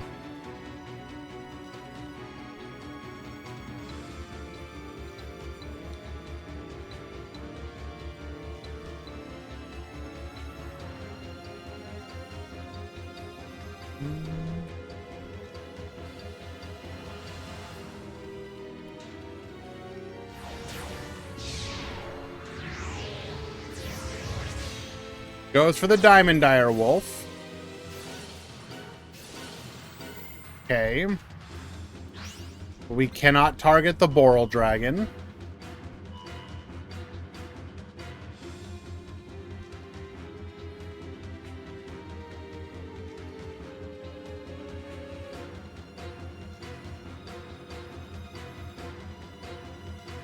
It's also to Bradicus, are you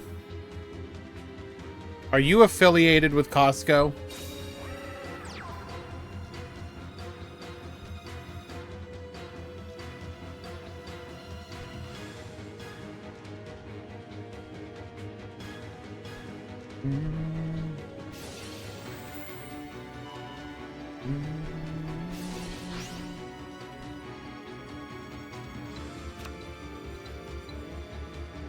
I have a family member who is.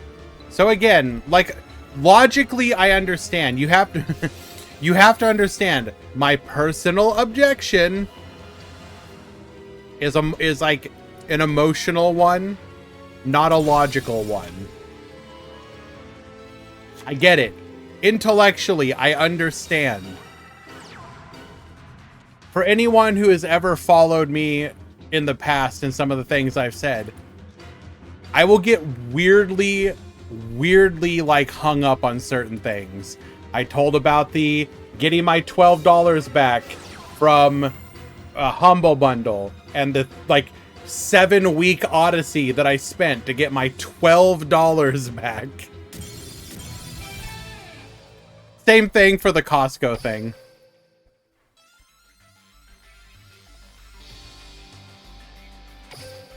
All right, ties it up 1-1.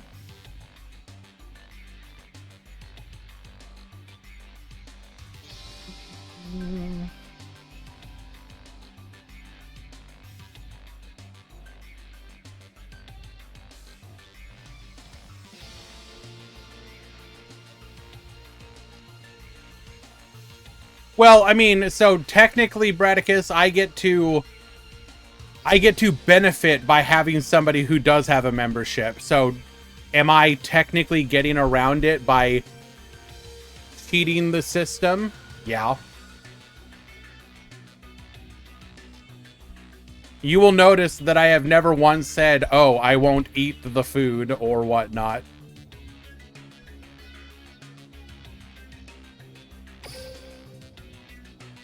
What can't be real?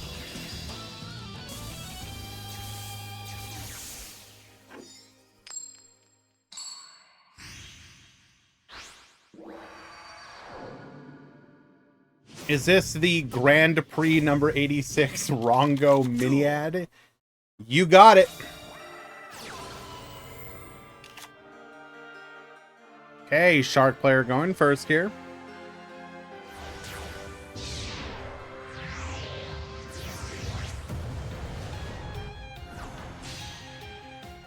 You're paying money to them so you can spend money with them, but if you don't go shopping for whatever reason, you're still paying money with them? Yes. That's no different than if you have a subscription for a service you don't use. It's the same thing. You pay money to Netflix, yet you don't watch it? Same concept.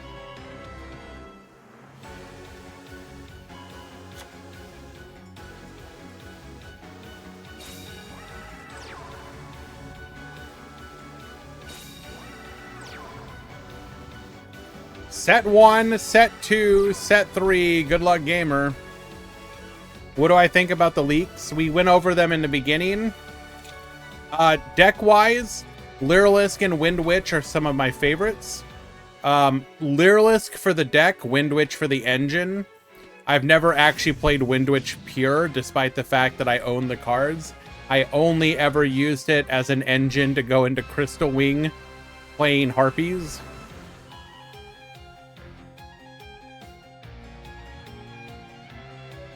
But I like both of the decks.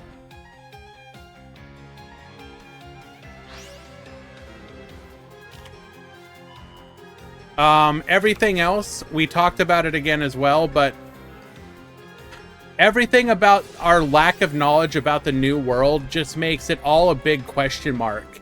Like, this will be literally the most unique world launch we've ever had because of the fact that we don't know what Konami is doing. We don't know how they're approaching this new world. It should most likely be wholly unique from any of their previous new worlds.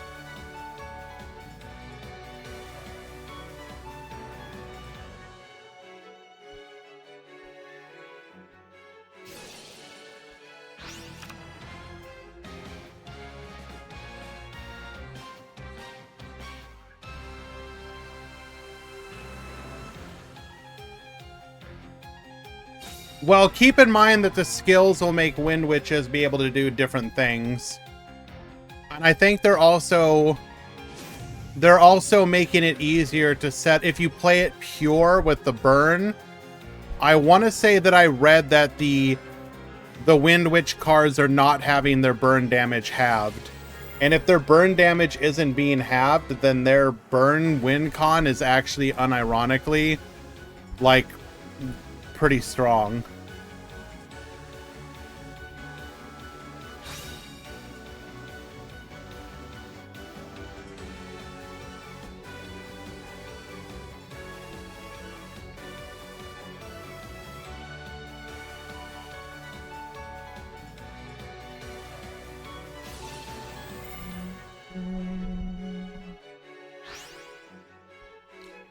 Do you think that the new Pocket Pokemon will be a direct competition to what, Duel Links? No. Anybody who plays one, I doubt there will be that many people that will explicitly stop playing Duel Links just for it. You'll have people who play both.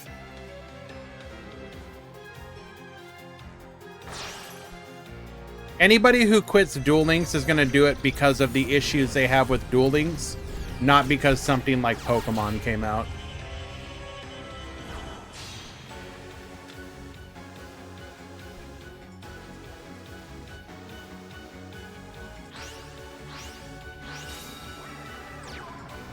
Bring forth the Chaos Dragon Levianeer. Get poppin'.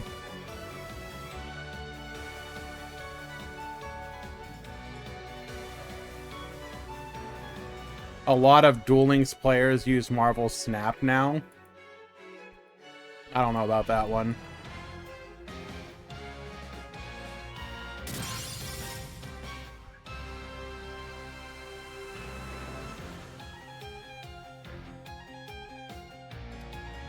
Is a good game. I mean, I'm never gonna tell someone whether or not it's a good game. I personally was not a big fan of Snap.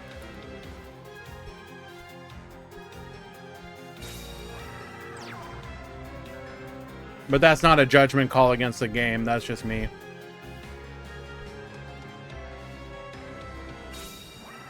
My biggest issue with Snap is I found getting new cards to be incredibly tedious.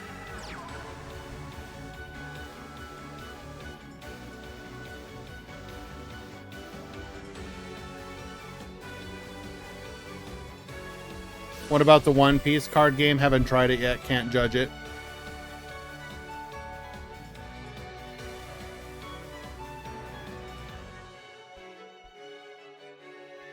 Playing 5 hours to get Bish Balkan 3 times in a row is enough to commit a felony. I understand. It's unfortunate.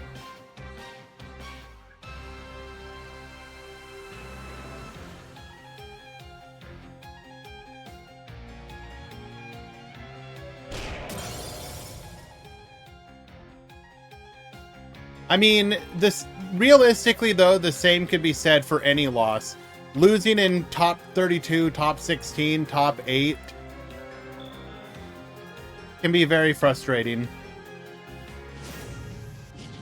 You just have to look at my goal.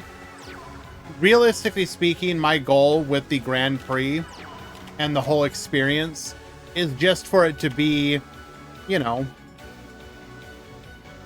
the locals experience. It's to be, hey, we hung out, we chilled in stream, we talked, we played some games. Because at the end of the day, only one person's gonna win, and winning, you know, the prizes, it's not like, yeah, we have cash prizes for it, but they're not that much for like 6 hours of a tournament. It's just meant to be to play for something instead of playing for nothing. But realistically, you should be playing in a tournament like this for the not the experience of the tournament itself, but the community, the camaraderie, etc.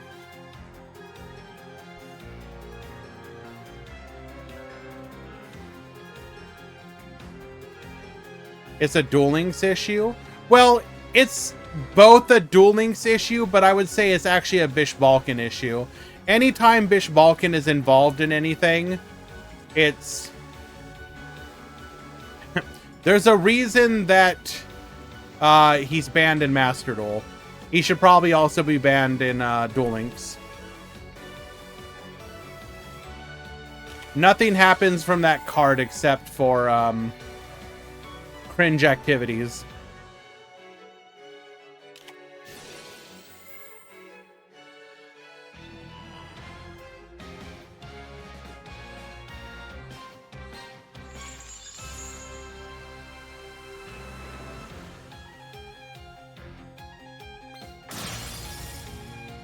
Rapid trigger, get poppin'.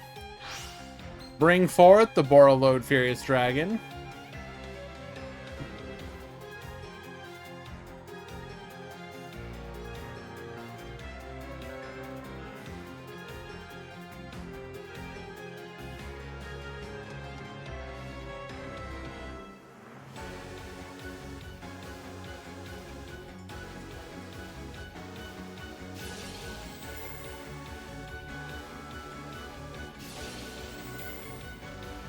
We go to battle. Get poppin'. We still need to figure out a way to deal with this Bahamut shark, though. Probably means we're gonna have to get to our copy of Borreload Dragon.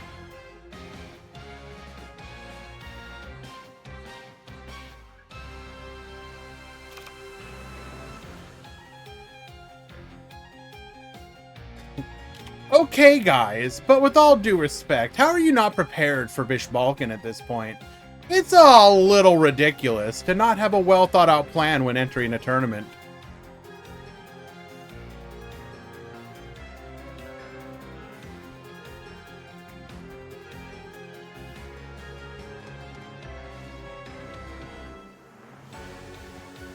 No spamming, please.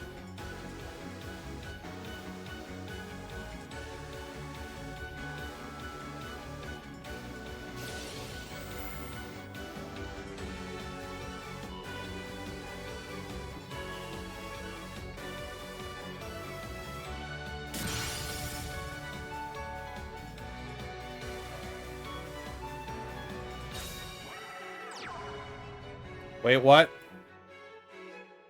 Oh, we were made with Buzzsaw Shark. So we were immune to battle, but not card effect.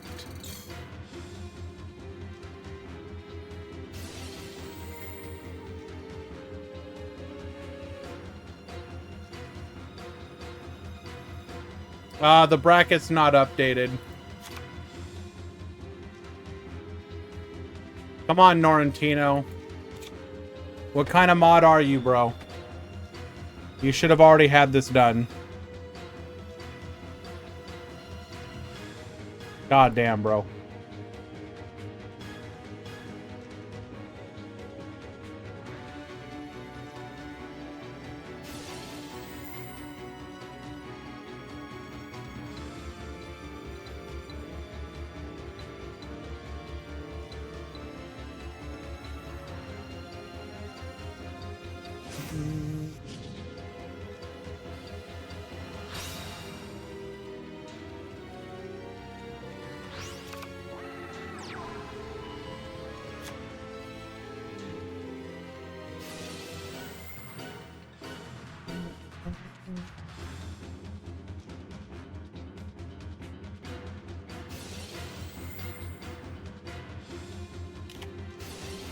We're going to go for the Chalice here. Chalice is going to be able to stop us from making the monster level 4.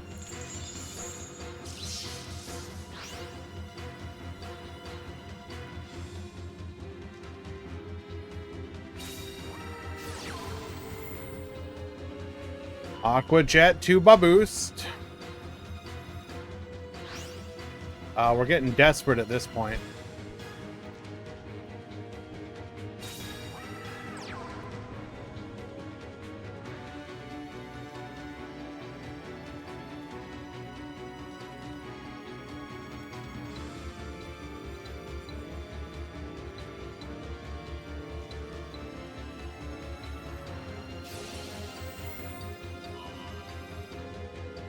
We go to battle. We're going to target the Rocket Tracer. Rocket Tracer target itself. Free pop.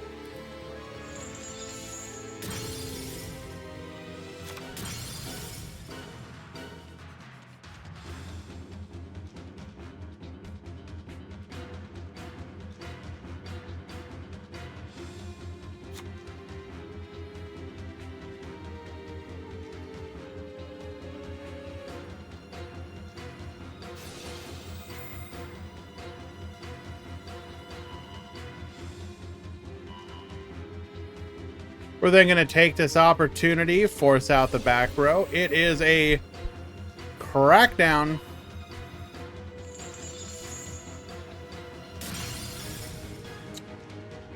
That said, we are going to be able to just get it back.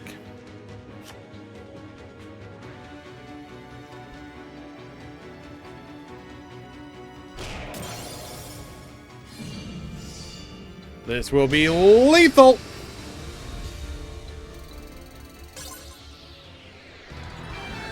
All right.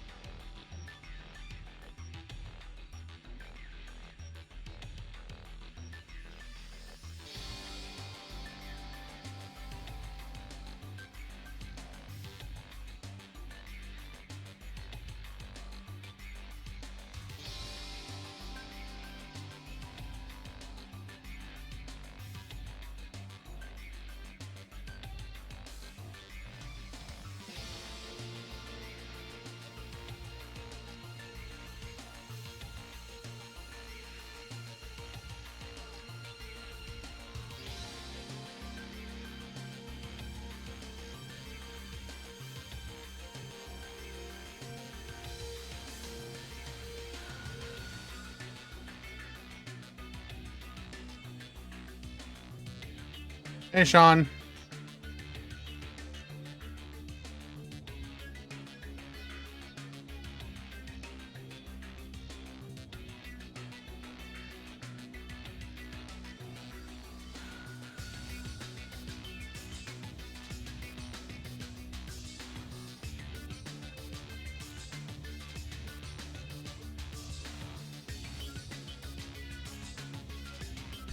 I've been trying out Hearthstone. It's quite fun. I believe it.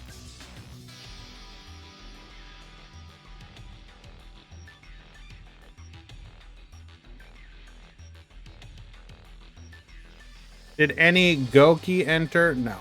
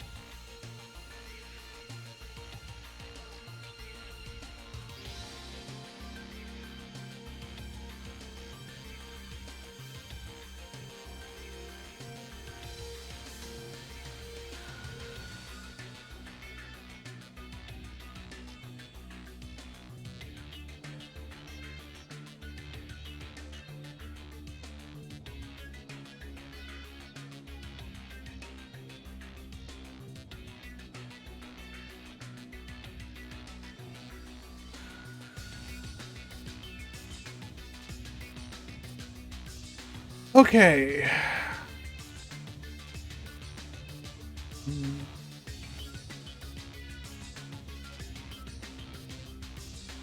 What do we want to watch here? Sure, we'll watch more Dark Fluid.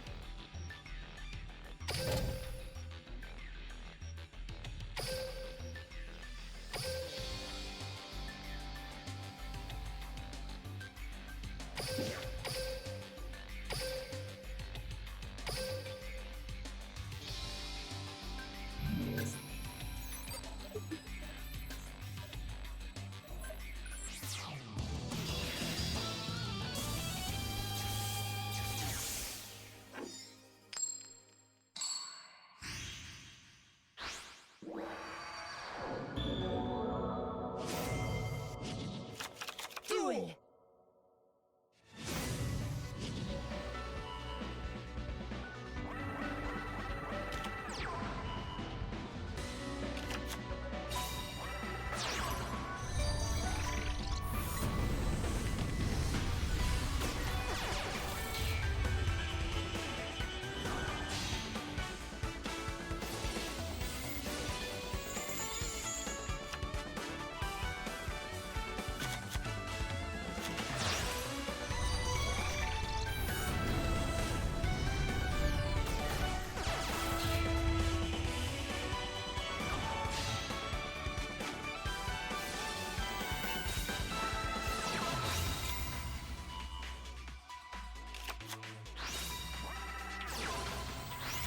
Okay.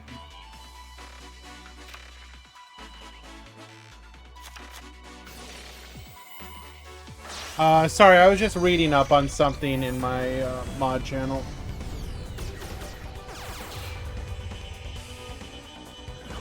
I saw some discussion in the chat, though, about skills.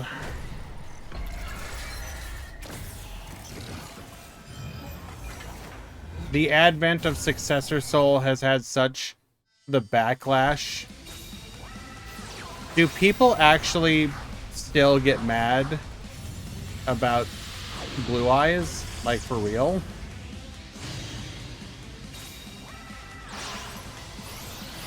Yes, me.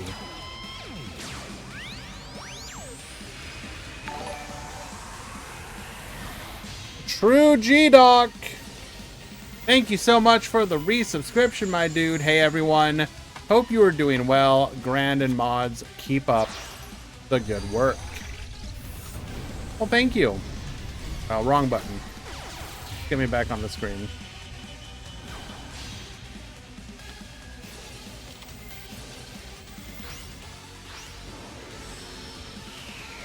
Apparently people face the same decks in ladder, 10 decks in ladder 24/7. I mean, but isn't that kind of true in general, though? Like, no matter what you play? Like, if right now, if I go play on Master Duel...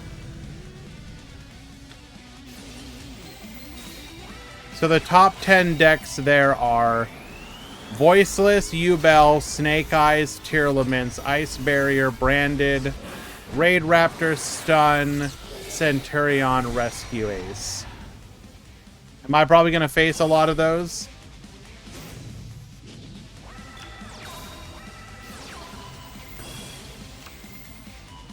No.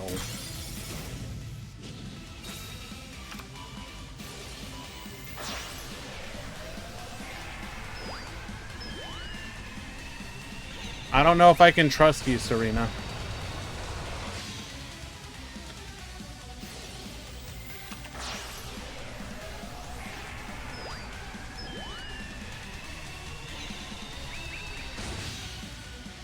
Okay, so we are Chain Link blocking, but we had the Firewall bounce. Goes for the Charles here. Ogier effect. We will be able to negate, but it won't destroy. Link off into the Flame Swordsman. Gearfried effect. Dark Fluid. Negate. Revolution Defleur. Firewall Dragon. We'll be able to bring out a body here. Successfully take out the Firewall Dragon.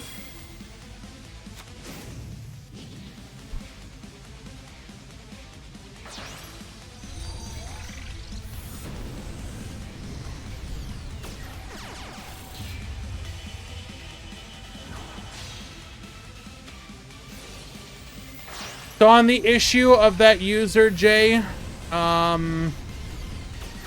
we have not had any issues with them, and if I remember correctly, they were banned for what? Side decking issues? I think that's why I chose to not... why I ended up giving them a chance. Because we didn't do side deck anymore, so that removed.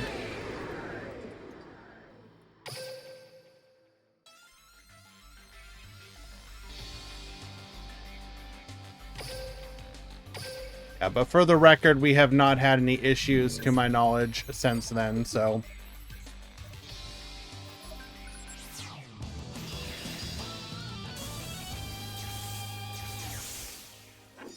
I have a general, like, I get it, but I have a general philosophy.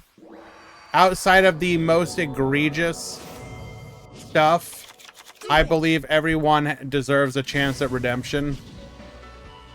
It's my philosophy of everybody gets to their one.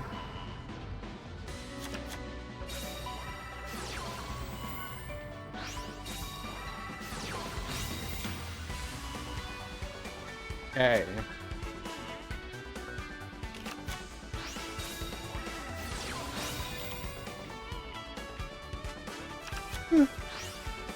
So Dark Fluid going first again. My redemption is making Malefics usable to... Are there any Malefic cards not in the game?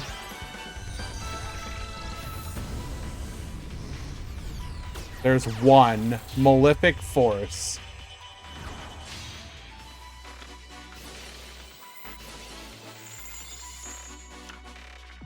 You know what to do, Konami. New support. Make new Malefic cards.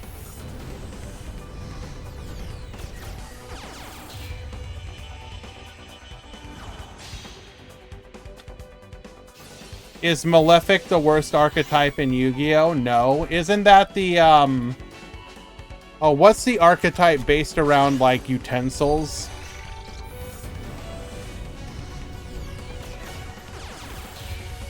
No, Watt has a game plan, not appliancers. Yeah, that's it, Mozart.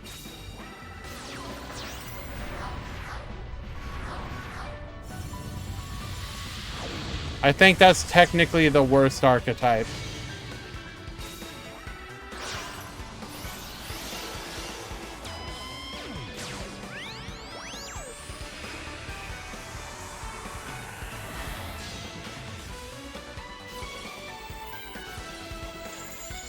I would... Actually, that is a good question, though. What bad archetype would you like to see get a retrain? Because people are actually mentioning it in chat already. I would love to see new Mech Lords. This is how I would make Mech Lord. Make Mech Lords that quick effect switch between different forms. And those forms attune themselves to different summoning mechanics. Example. Weisel. Link attuned. So that version of Weisel would be good against Lynx.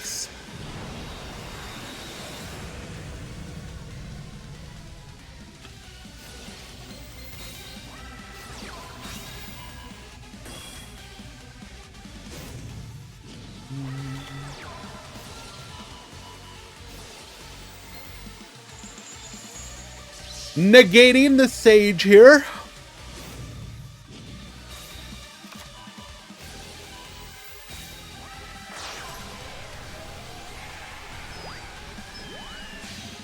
We're going to go for the Haster. Blow up Bulb effect. Bring it back. Go for the Roland.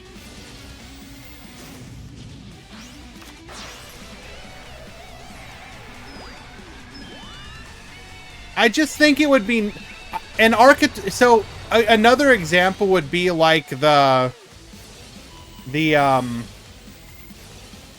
oh god, why am I drawing a blank on it?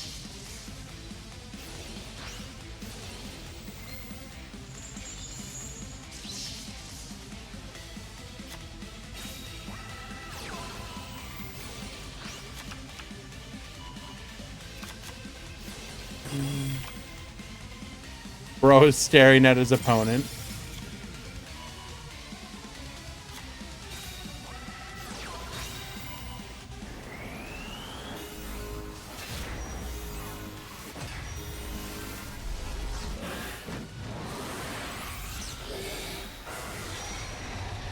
I might.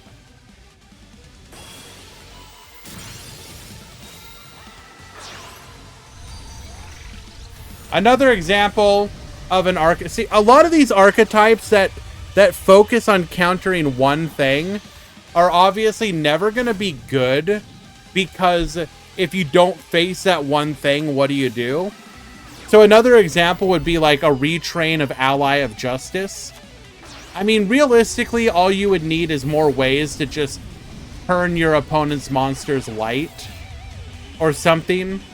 But like, Ally of Justices that could like attune themselves to certain attributes would also be nice.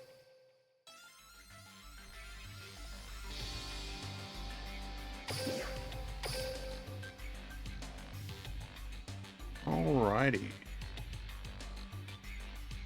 So in the top 4, we have Infernoble, Shark, Infernoble, Borrelink.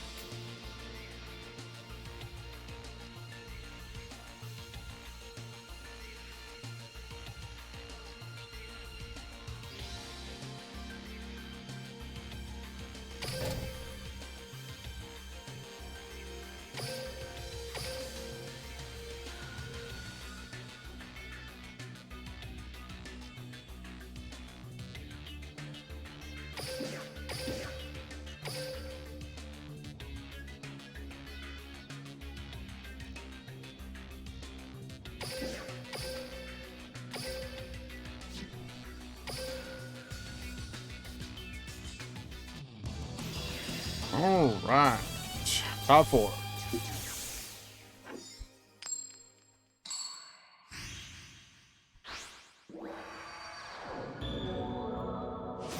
Reptiles need a reprint, honestly, like the old Ochi aliens.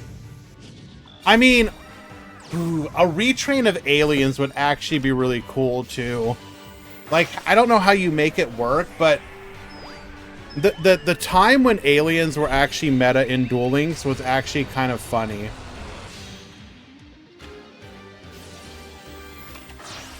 I don't know how you would... I don't know.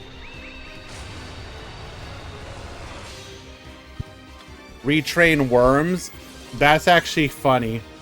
Yeah, do it.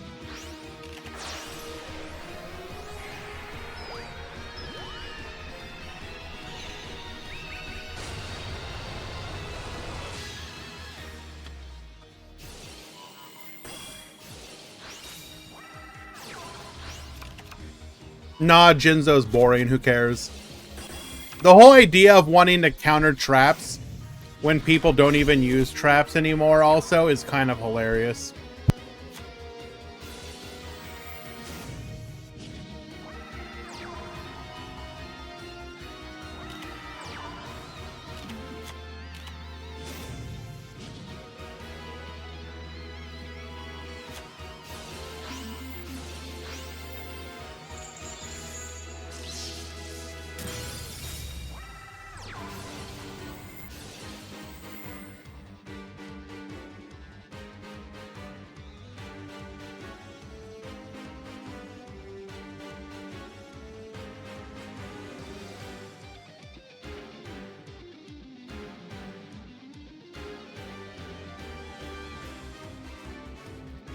You know one thing that is potentially funny? Duel Links might be the format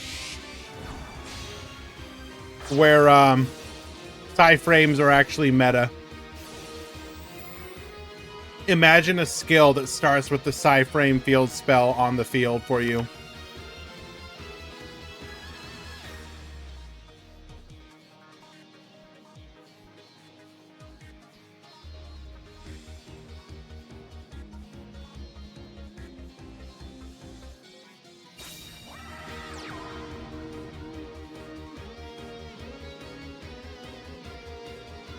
What does my time has come mean?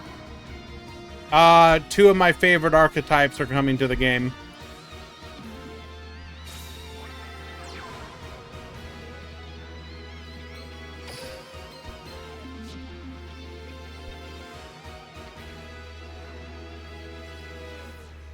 Lyrilisk, Windwitch.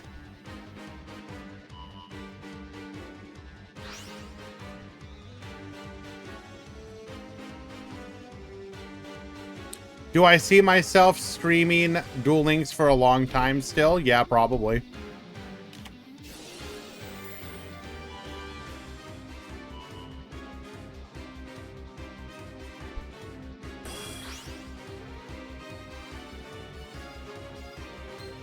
Goes for the Armored Xyz here.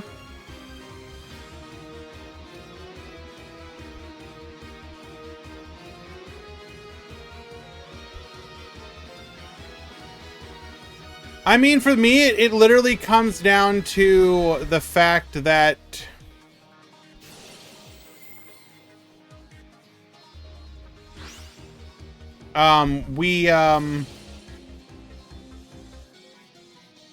no pings. We can still put a tournament together with like today, for example, we had 140 people sign up. The fact that we still get 140 people signing up for our events. I mean, what do you want? We have no pings. Jiggly, chill.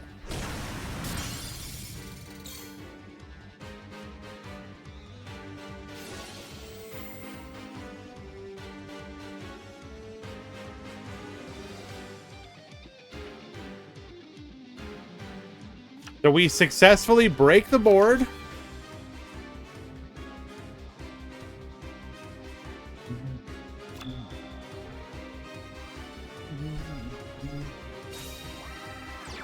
I mean, I will To be fair, though, the one thing that also helps keep it going, besides the fact that I enjoy it, is the fact that we do get the support to help keep it going. If we weren't able to consistently sit around the number of subs that we do, it would make it a lot harder.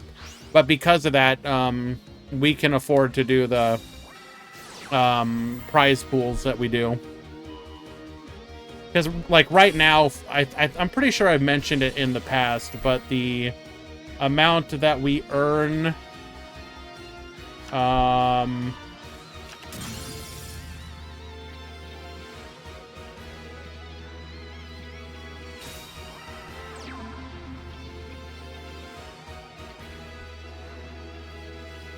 it, why'd they change everything? Analytics. The amount that we earn right now covers the amount that we put out.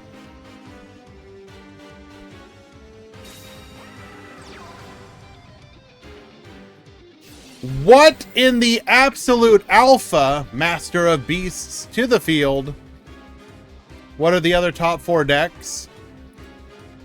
The top 4 is Infernoble versus Shark and Infernoble versus Borrelink.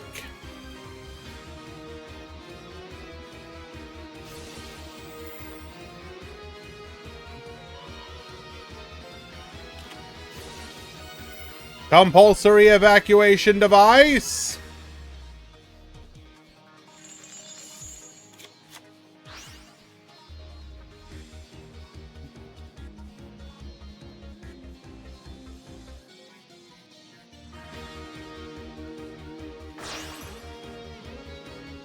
You think Infernoble is tier 1?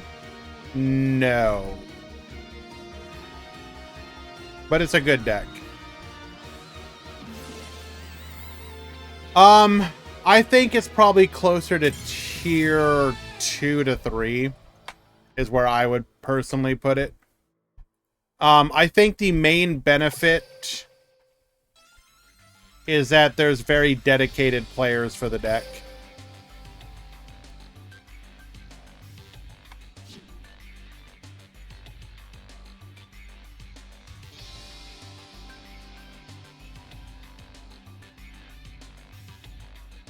Who wins, Sky Striker or Boral? I'd give the edge to Boral there, slightly. It also kind of depends who goes first or second.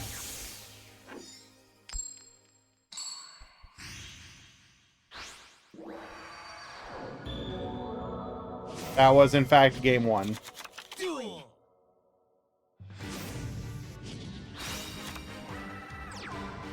All right, Shark's going first once again.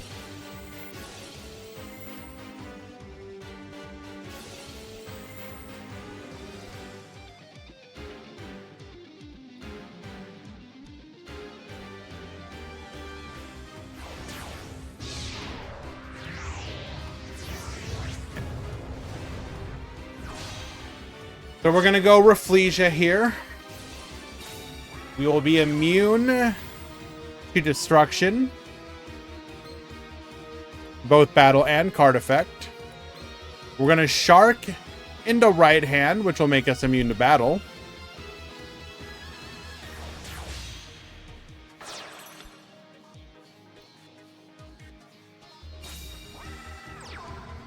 Rafflesia, Dweller. Do not set. Oh my Jesus.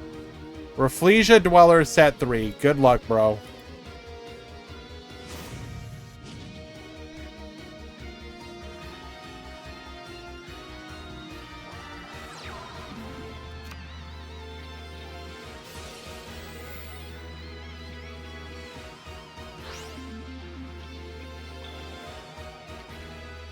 Now we know one of them is the bluffed Aqua Jet.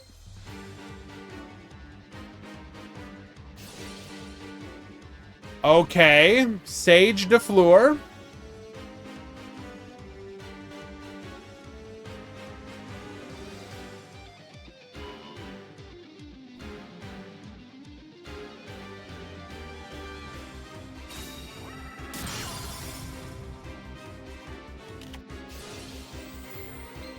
We did open the bottomless, though.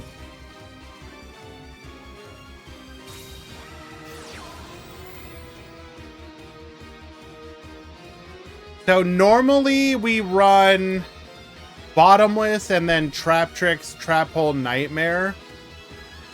So we may have 2 interruptions left.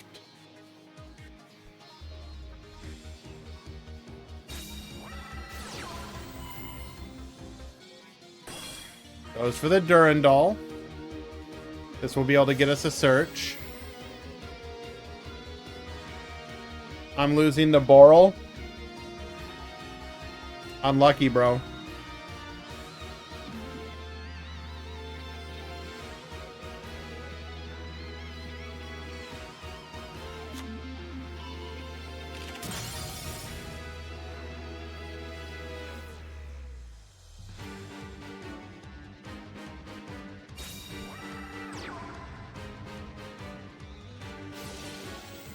We're gonna go for the Ogier.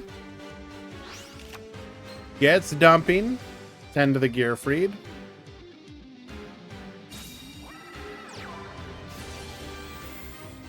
Renaud is going to be able to add the Gearfried back to the hand.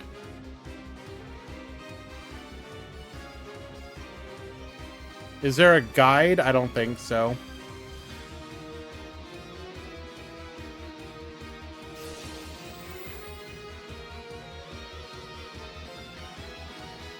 Is Boral more complicated than maybe on YouTube? Oh, that's a good point. Maybe 6K may have put one out, actually. I don't know if they've done that one yet, though. 6K has been doing some pretty decent guides.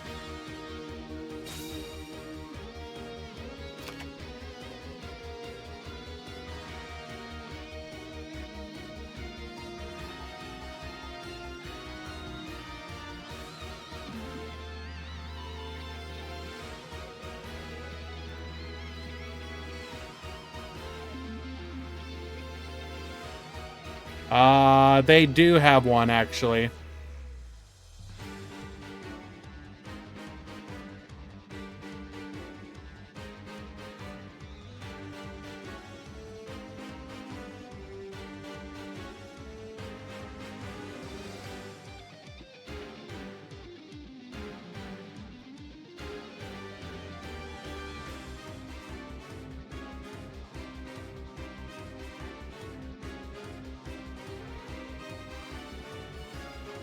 Here's a link for you, Jiggly.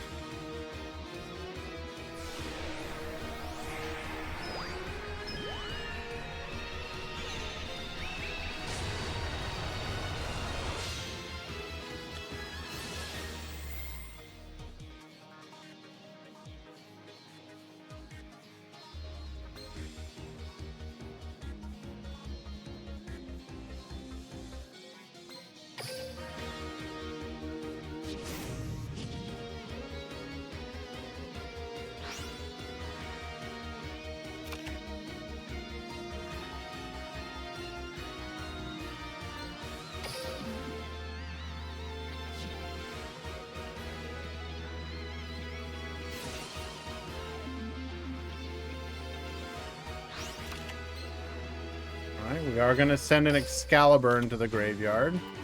Adds a copy of Battle and Boxer Veil.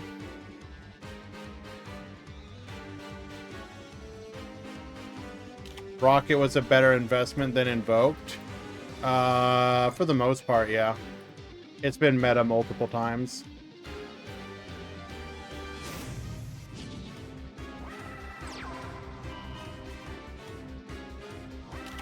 Infernoble is tier 3. Do you disagree with a tier 3? I think the deck's worth a tier 3 nod.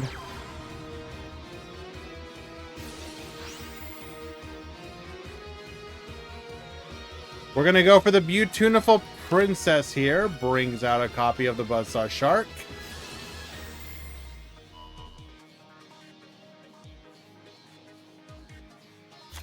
We're probably dead here. Or we actually no. Hold. Maybe not.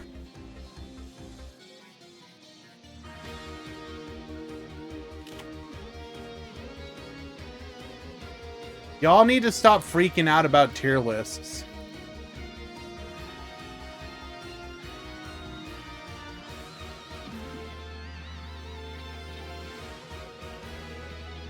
I swear to God, like, out of curiosity, how many of you here go to a YouTube tier list and post angry comments in the letter, like, whatever, Yu-Gi-Oh! Tier list, whatever, and go, I can't believe that you have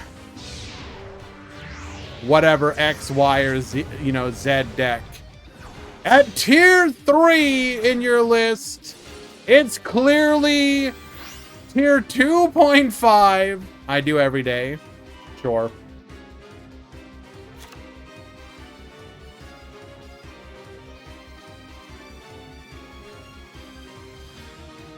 Like, it's really simple. Just disagree and then move on.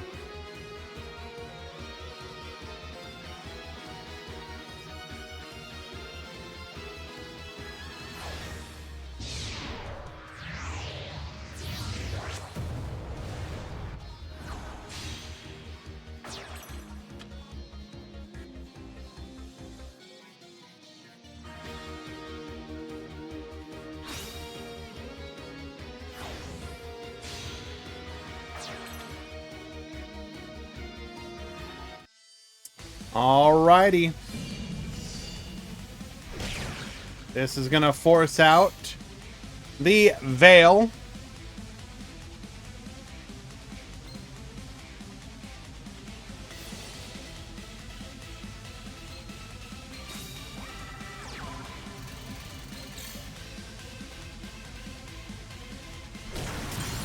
And we're dead.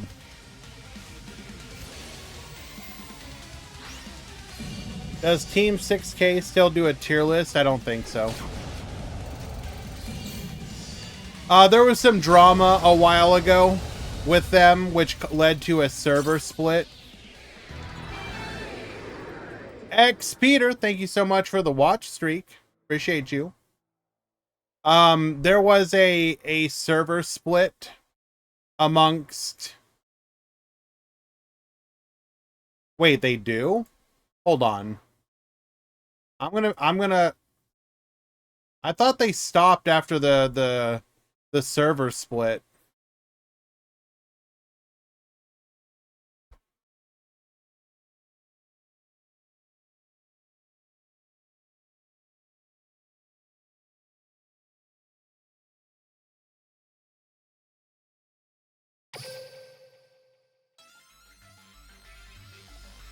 Yeah, normally they would post it in the post section of their YouTube as well. I think they stopped. So for those of you that don't know, 6K used to be, there was a group that ended up making what is now called the Fraud Network. There was a bit of you know, personal drama or whatever. I'm not going to go into it too much other than to say it led to a server split. And because of that, I think that's why they don't do a tier list anymore. Because a lot of the people who worked on the tier list were left, basically.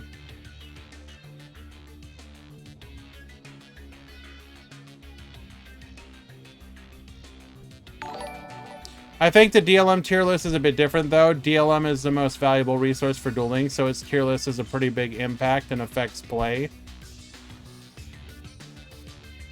Power Arthur, thank you very much for the resubscription, my dude. I take your guh and give you a buh. Thank you so much. Appreciate it. I don't think Star Seraph dropped because... I think you're overestimating, dude. I think it dropped because people started seeing the other decks that were beating it and started playing those.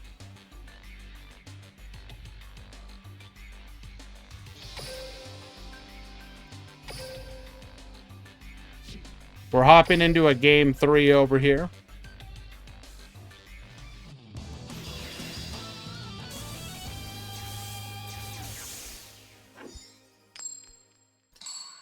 Like, if you compare the tier list and the power rankings,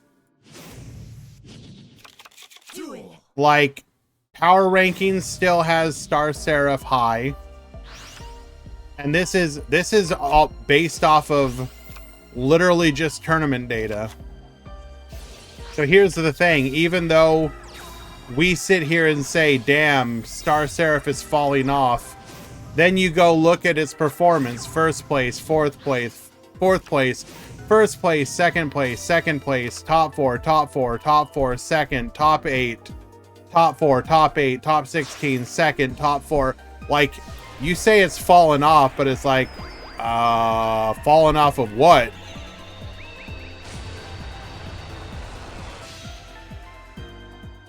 Like the high shelf to the second highest shelf? Like, what in the absolute bork is going on here?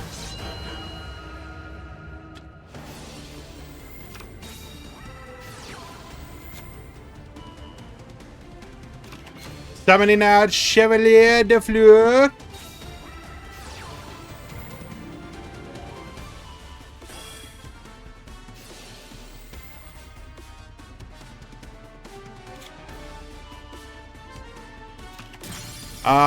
Power rankings has Borrelink, Shark, and Sky Striker in tier 2. I mean, I'd put Borrel above that, but I could Shark and Sky Striker in tier 2, sure.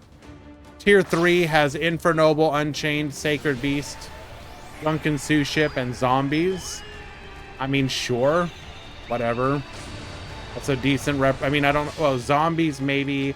I probably wouldn't give to the nods to Zombies just because they're not really performing recently. I think a lot of their tops are from the week previous. But even then, like,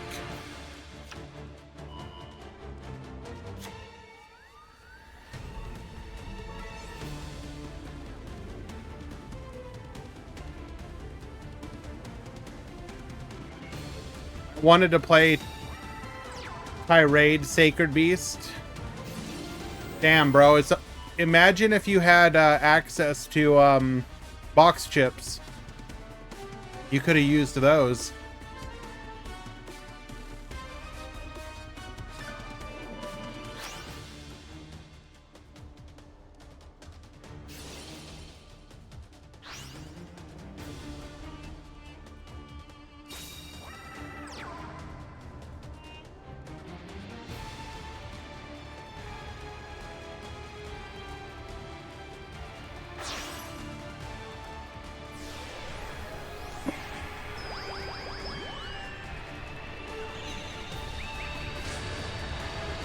It's kind of insane because no one plays hand traps.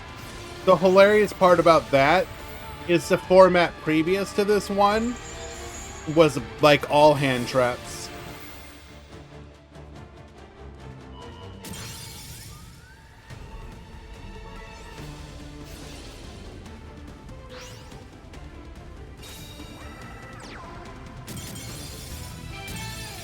Damn. Well done, Jay.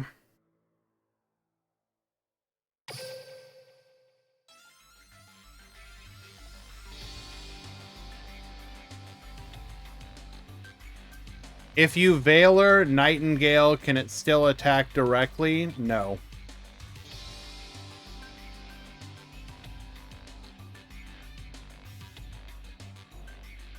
But here's the problem.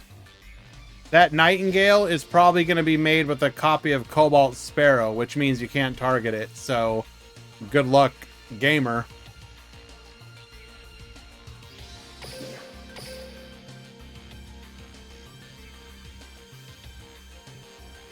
I could legitimately see them not giving Lyrilisk Cobalt Sparrow.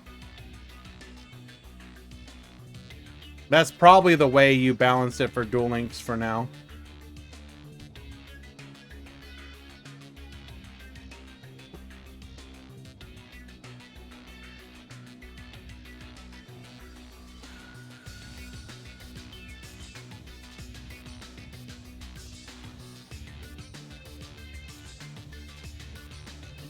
Tenpai Dragon is coming!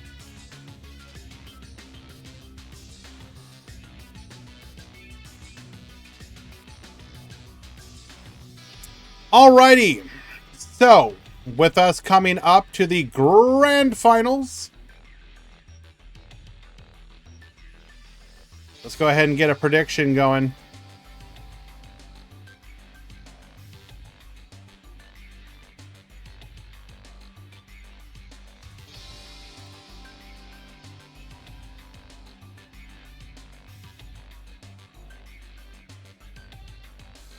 Will Jay get 1-2'd or 2-0'd?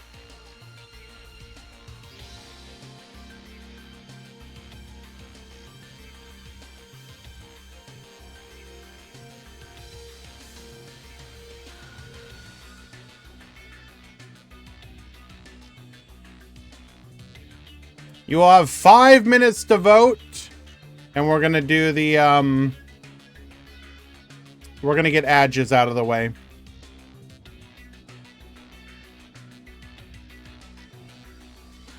All right. When we return, we will have the finals.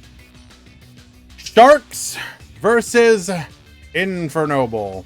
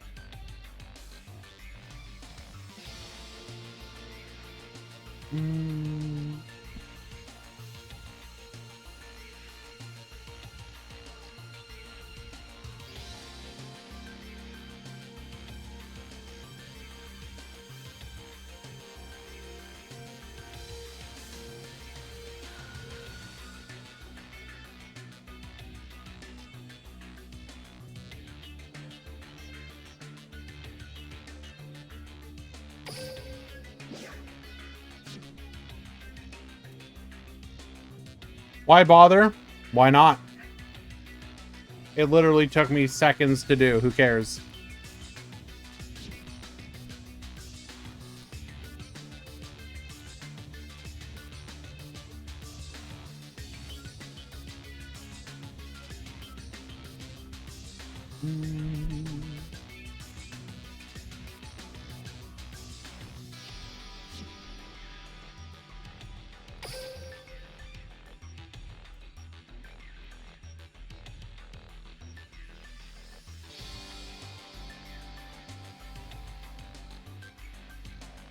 Alrighty, we're gonna go ahead and... How come Vrains can't speed duel? They do speed duel. You mean turbo duel.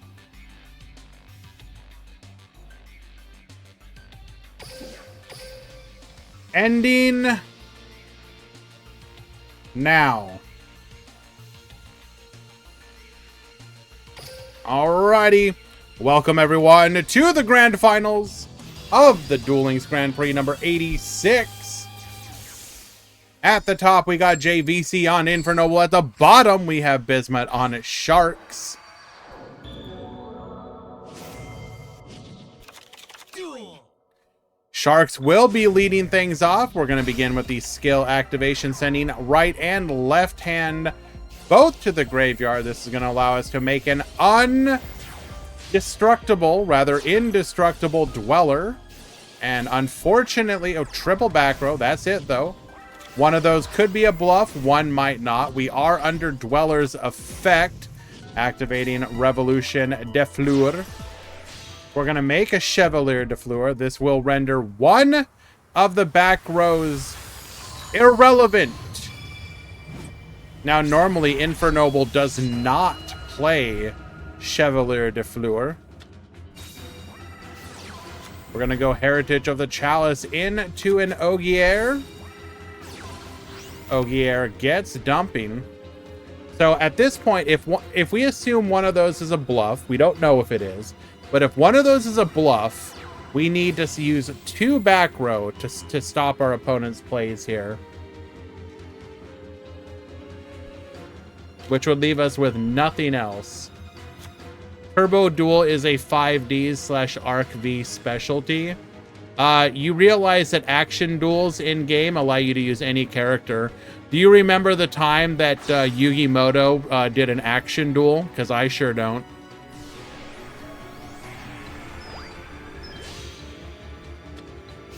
But the game allows you to do it.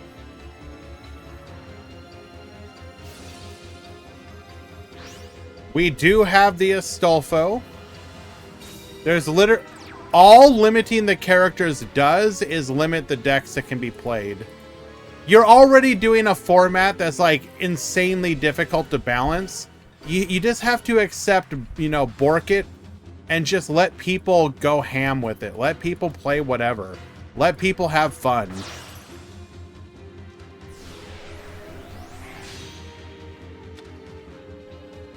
Goes for the Charles here. Do we have an equip? Is the question. We do have an equip. So we can banish it.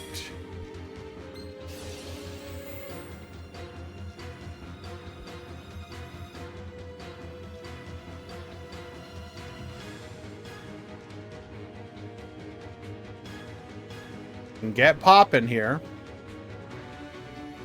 Which of the back row? Pick wisely.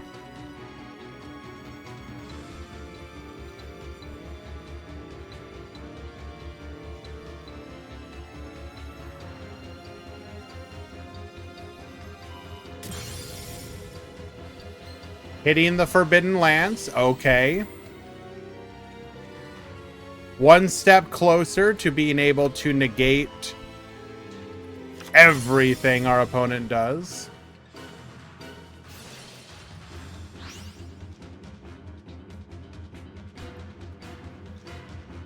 Summon the Gearfried. This is our out to the Dweller.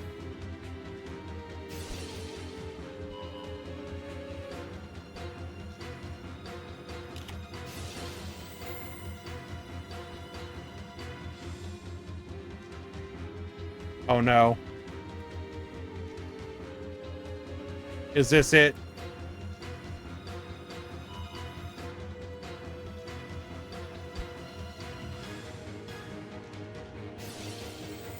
We're going for the YOLO gamble.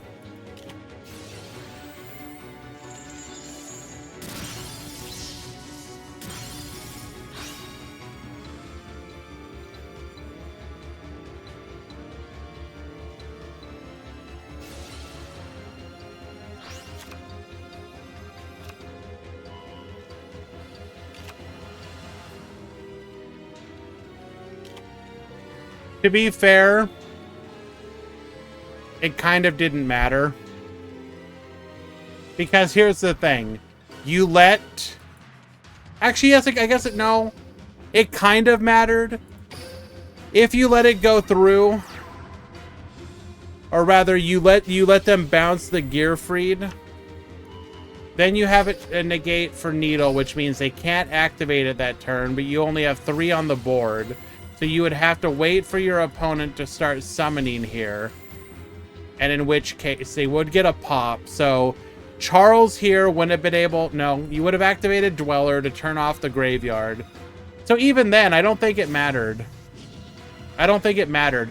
If we didn't do it, we would have Chevalier de Fleur and Charles. You preemptively activate Dweller. Summon the right hand. You can't do the pop because the graveyard's turned off.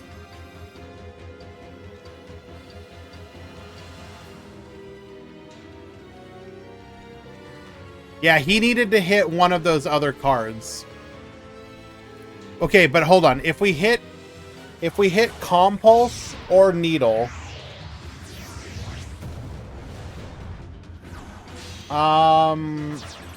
you would have needed to hit... Okay, if you hit the Compulse, you force it out, they go to Compulse, you negate the Compulse. Now we are under the Rafflesia.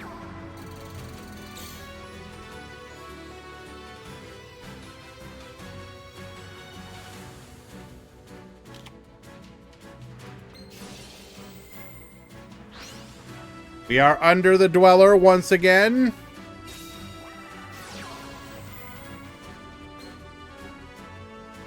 And because we added a material, we will be able to get another turn of the Dweller.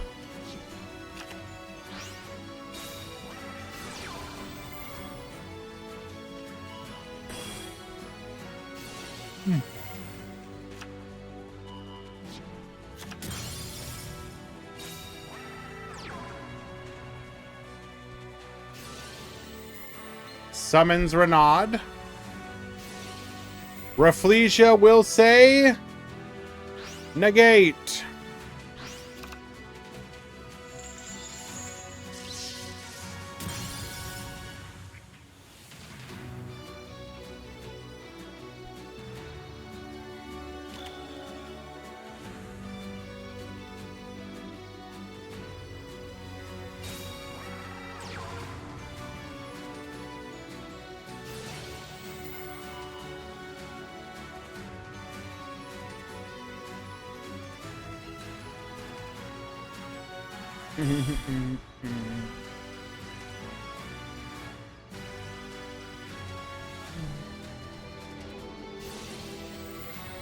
Attaches the Roland, but I don't think it does anything here.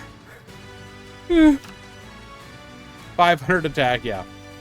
Irrelevant.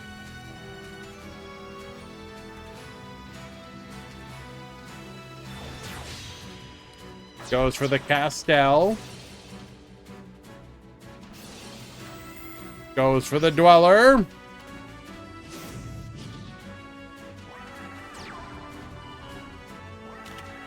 And we are Giga Dead.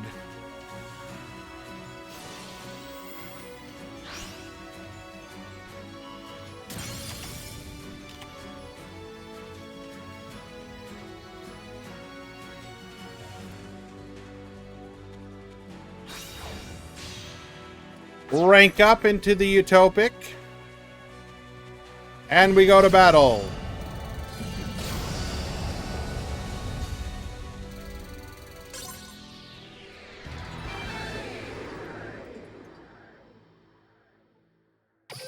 Game 1.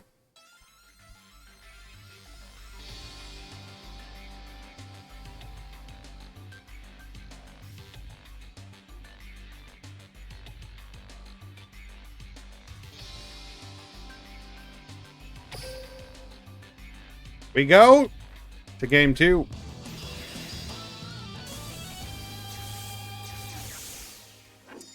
What's up, Nagatoro?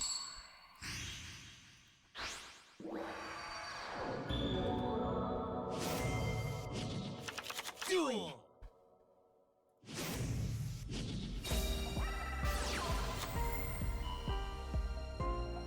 Do you think they will mess up the skill crafting?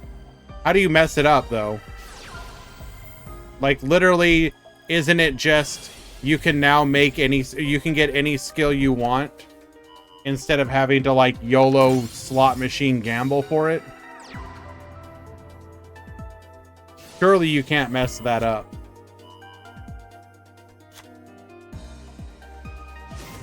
All right, Jay going first here.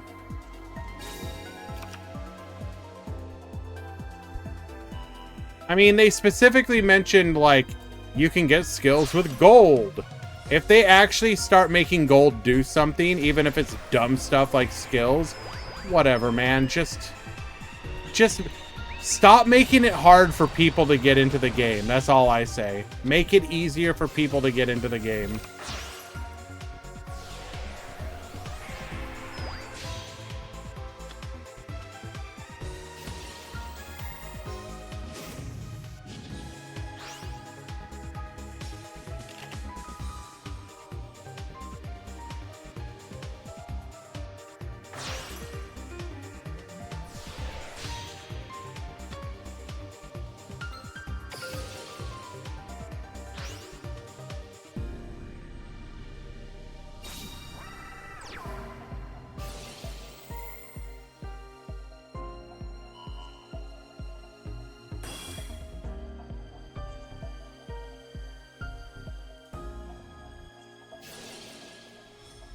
Both the Wind Witch and the Lureless skills look good.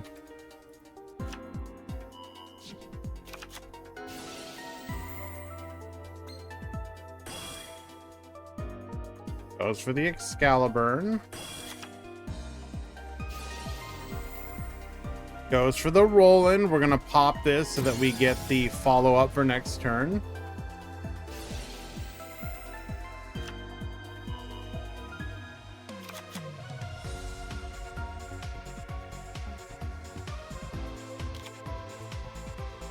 All right, good luck, gamer.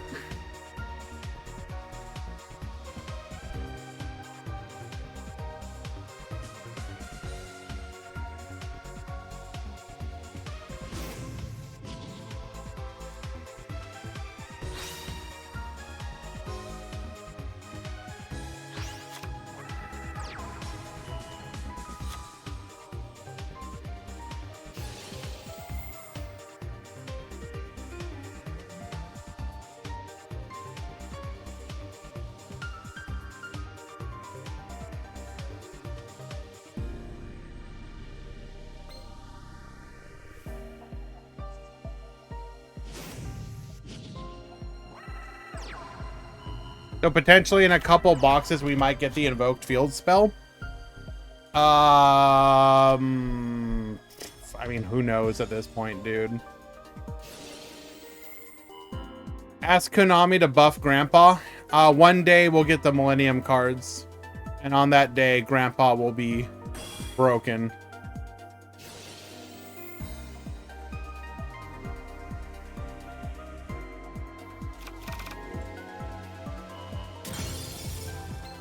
We're gonna go ahead and pop the Black Ray Lancer. You will not be ranking that up.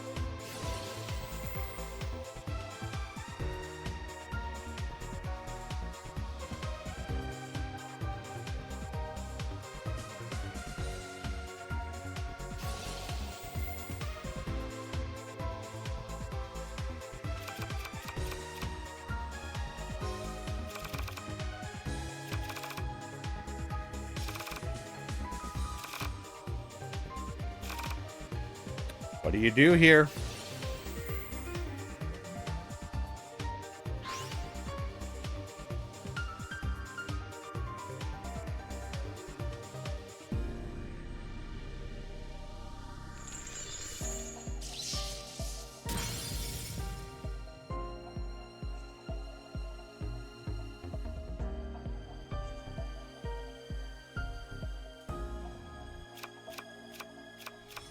We still have our normal summon, though.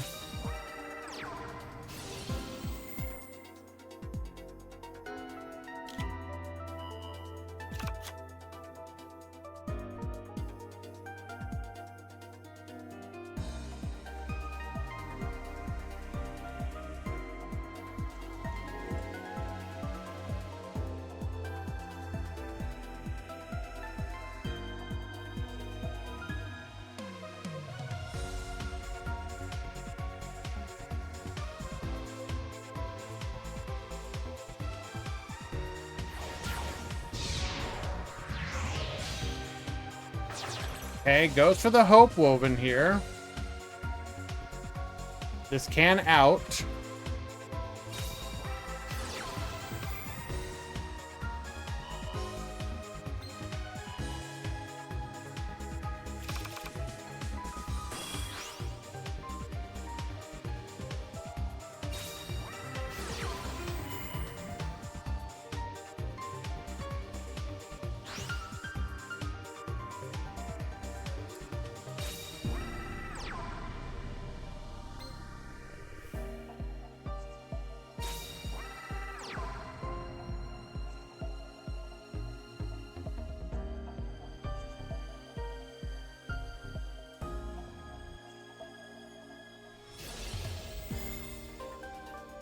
We go to battle. Boost, reducing our opponent down to 2,000. Battle in Boxer Veil. Gain that life back.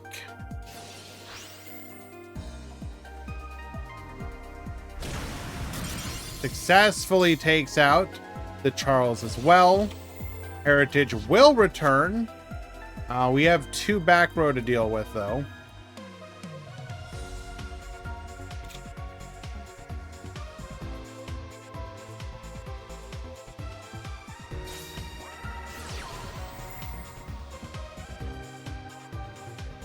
Yes, Norrentino.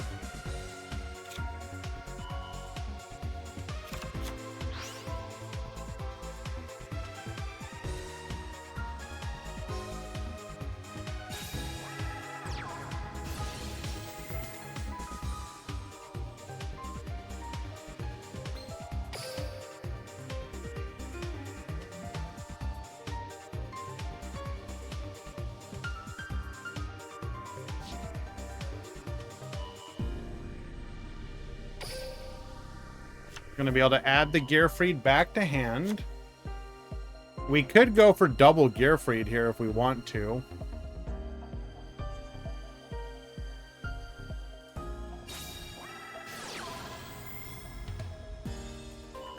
He needs to play around Needle. That's true.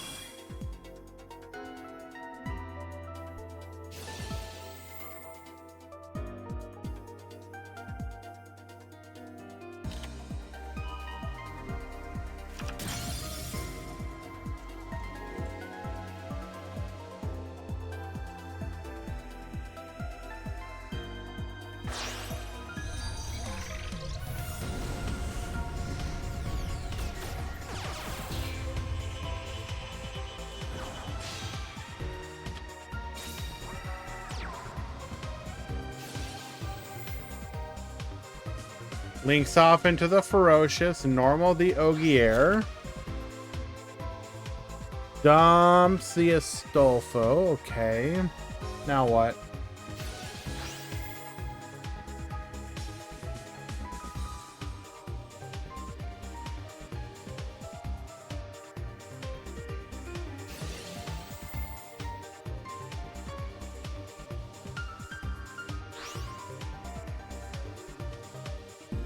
It can go for another Link 5.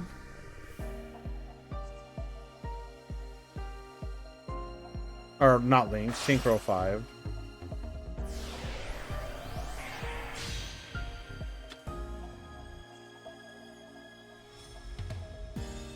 Are we just YOLOing it again?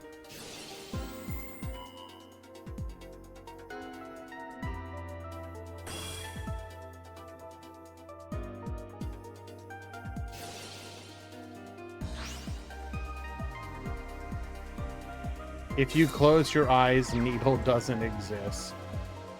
real.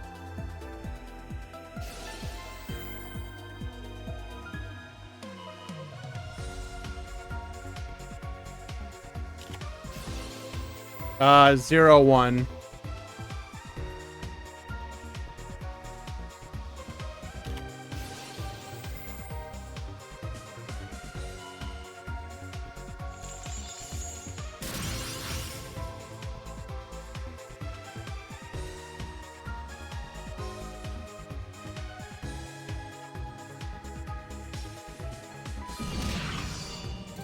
Lancey, it's not Lancey yet. Lancing our opponent's ferocious flame swordsman, so it won't be destroyed and won't float into a gear freed. I don't think it would have mattered though.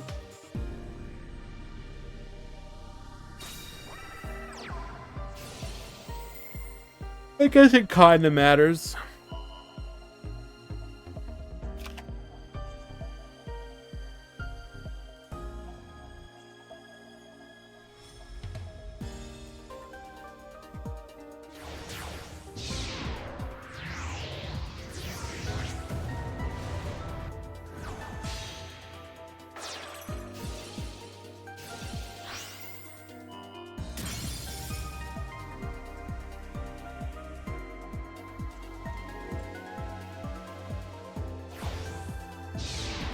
The BMing continues. We rank up into... Actually, no. You never know. There could be another copy of the Battle in Boxer Vale, but there is not. That will be a 2-0 victory for Bismuth. Sharks will win it in the end, with Jay coming in second place with his Infernoble deck. Well done to both duelists.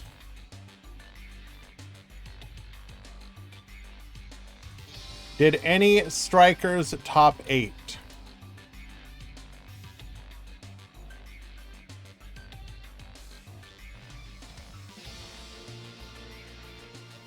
No.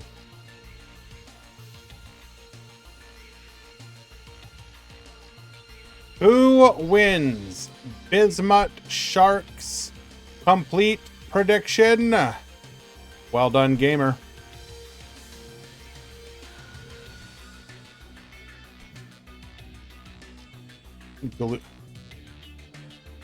Joshua said Shark's skill was busted. He knew. True.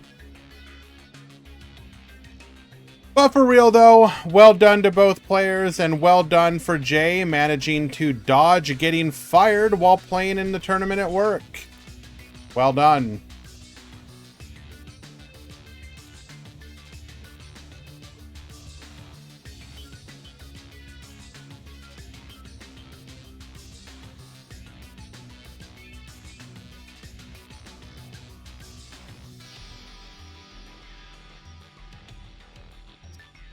Okay. We will once again show off the total breakdown.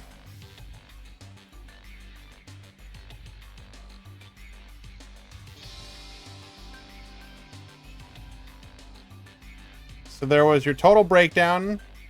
We don't have the breakdown art at the moment, but we will for the article when it goes live. Can we see the deck list? Yeah, I can show deck lists.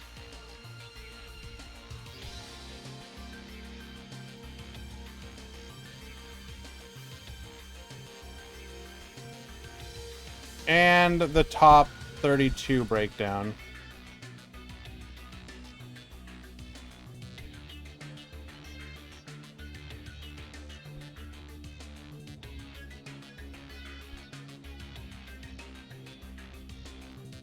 Deck lists.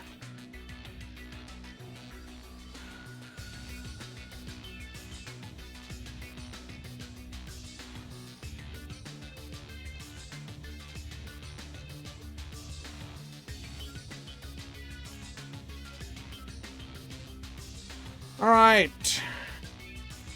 For Bismuth, we are running a very basic build. We are running 3-3-3-1 on the main deck monsters. We're running triple lance, triple compulse, double needle, and then one each of the targets for the Rafflesia.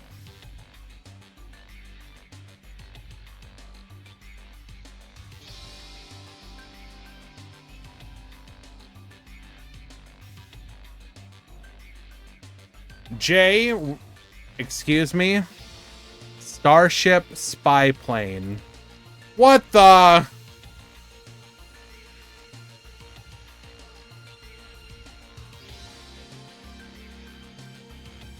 Pretty standard otherwise. We're running the Alpha Spy Plane because why not? Hans. Same thing, but double Alpha.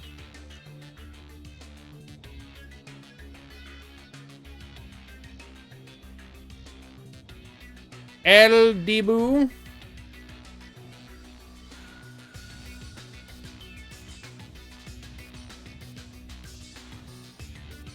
Laurel.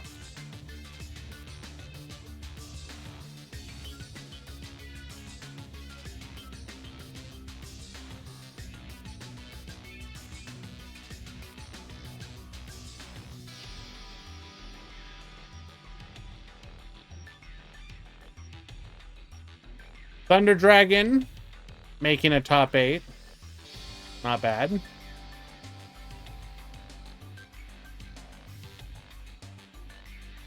Jojo, Dark Fluid. Actually, ironically enough, I believe that's 2 Dark Fluids in the top 8. Yeah. 2 Dark Fluids in the top 8. And then Dwan just went to bed, said, nah, I'm good. I gotta sleep.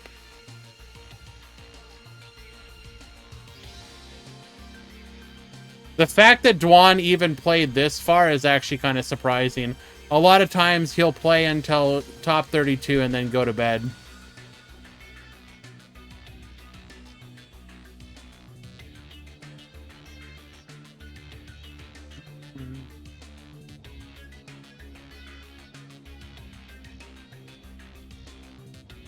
Solomon. Phew. Excuse me. Boral. Viper. Infernoble. David. Star Seraph. Paris. Unchained.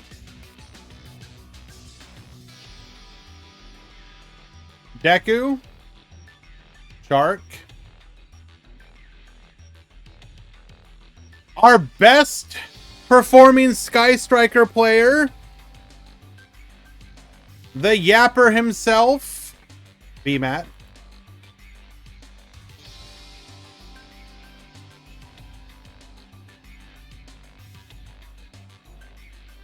I'm sorry, you have a prismatic Hayate and you're banned.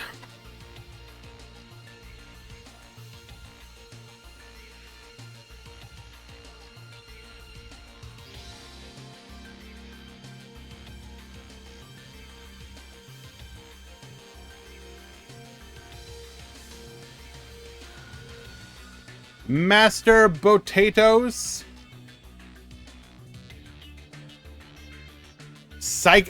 Okay, wait, hold on. Isn't this the Playmaker version?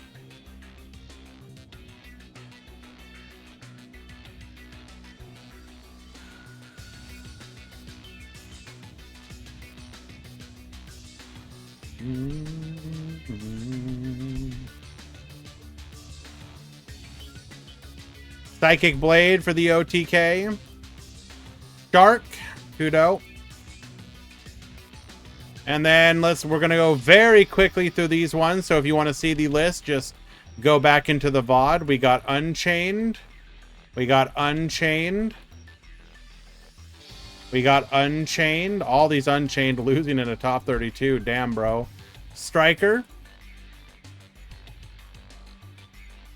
I just looked at that one. Boral. Seraph. Necros de Fleur.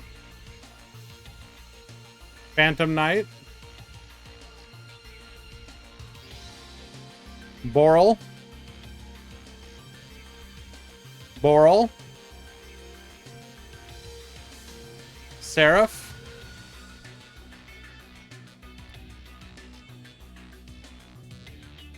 Boral. Striker. Ship. And Striker. Congratulations to all who topped, and those as well that performed better. If you made top 16, be sure to send me your deck list built in the DLM deck editor. I will ping you as well, but please send them to me. Would make it very, very easy for me. Top 4, I will also ping you for your prizes. Prizes typically go out within the day, typically within 24 hours. So expect them tomorrow. Let's go raid Pheromone. All right, guys. See you tomorrow.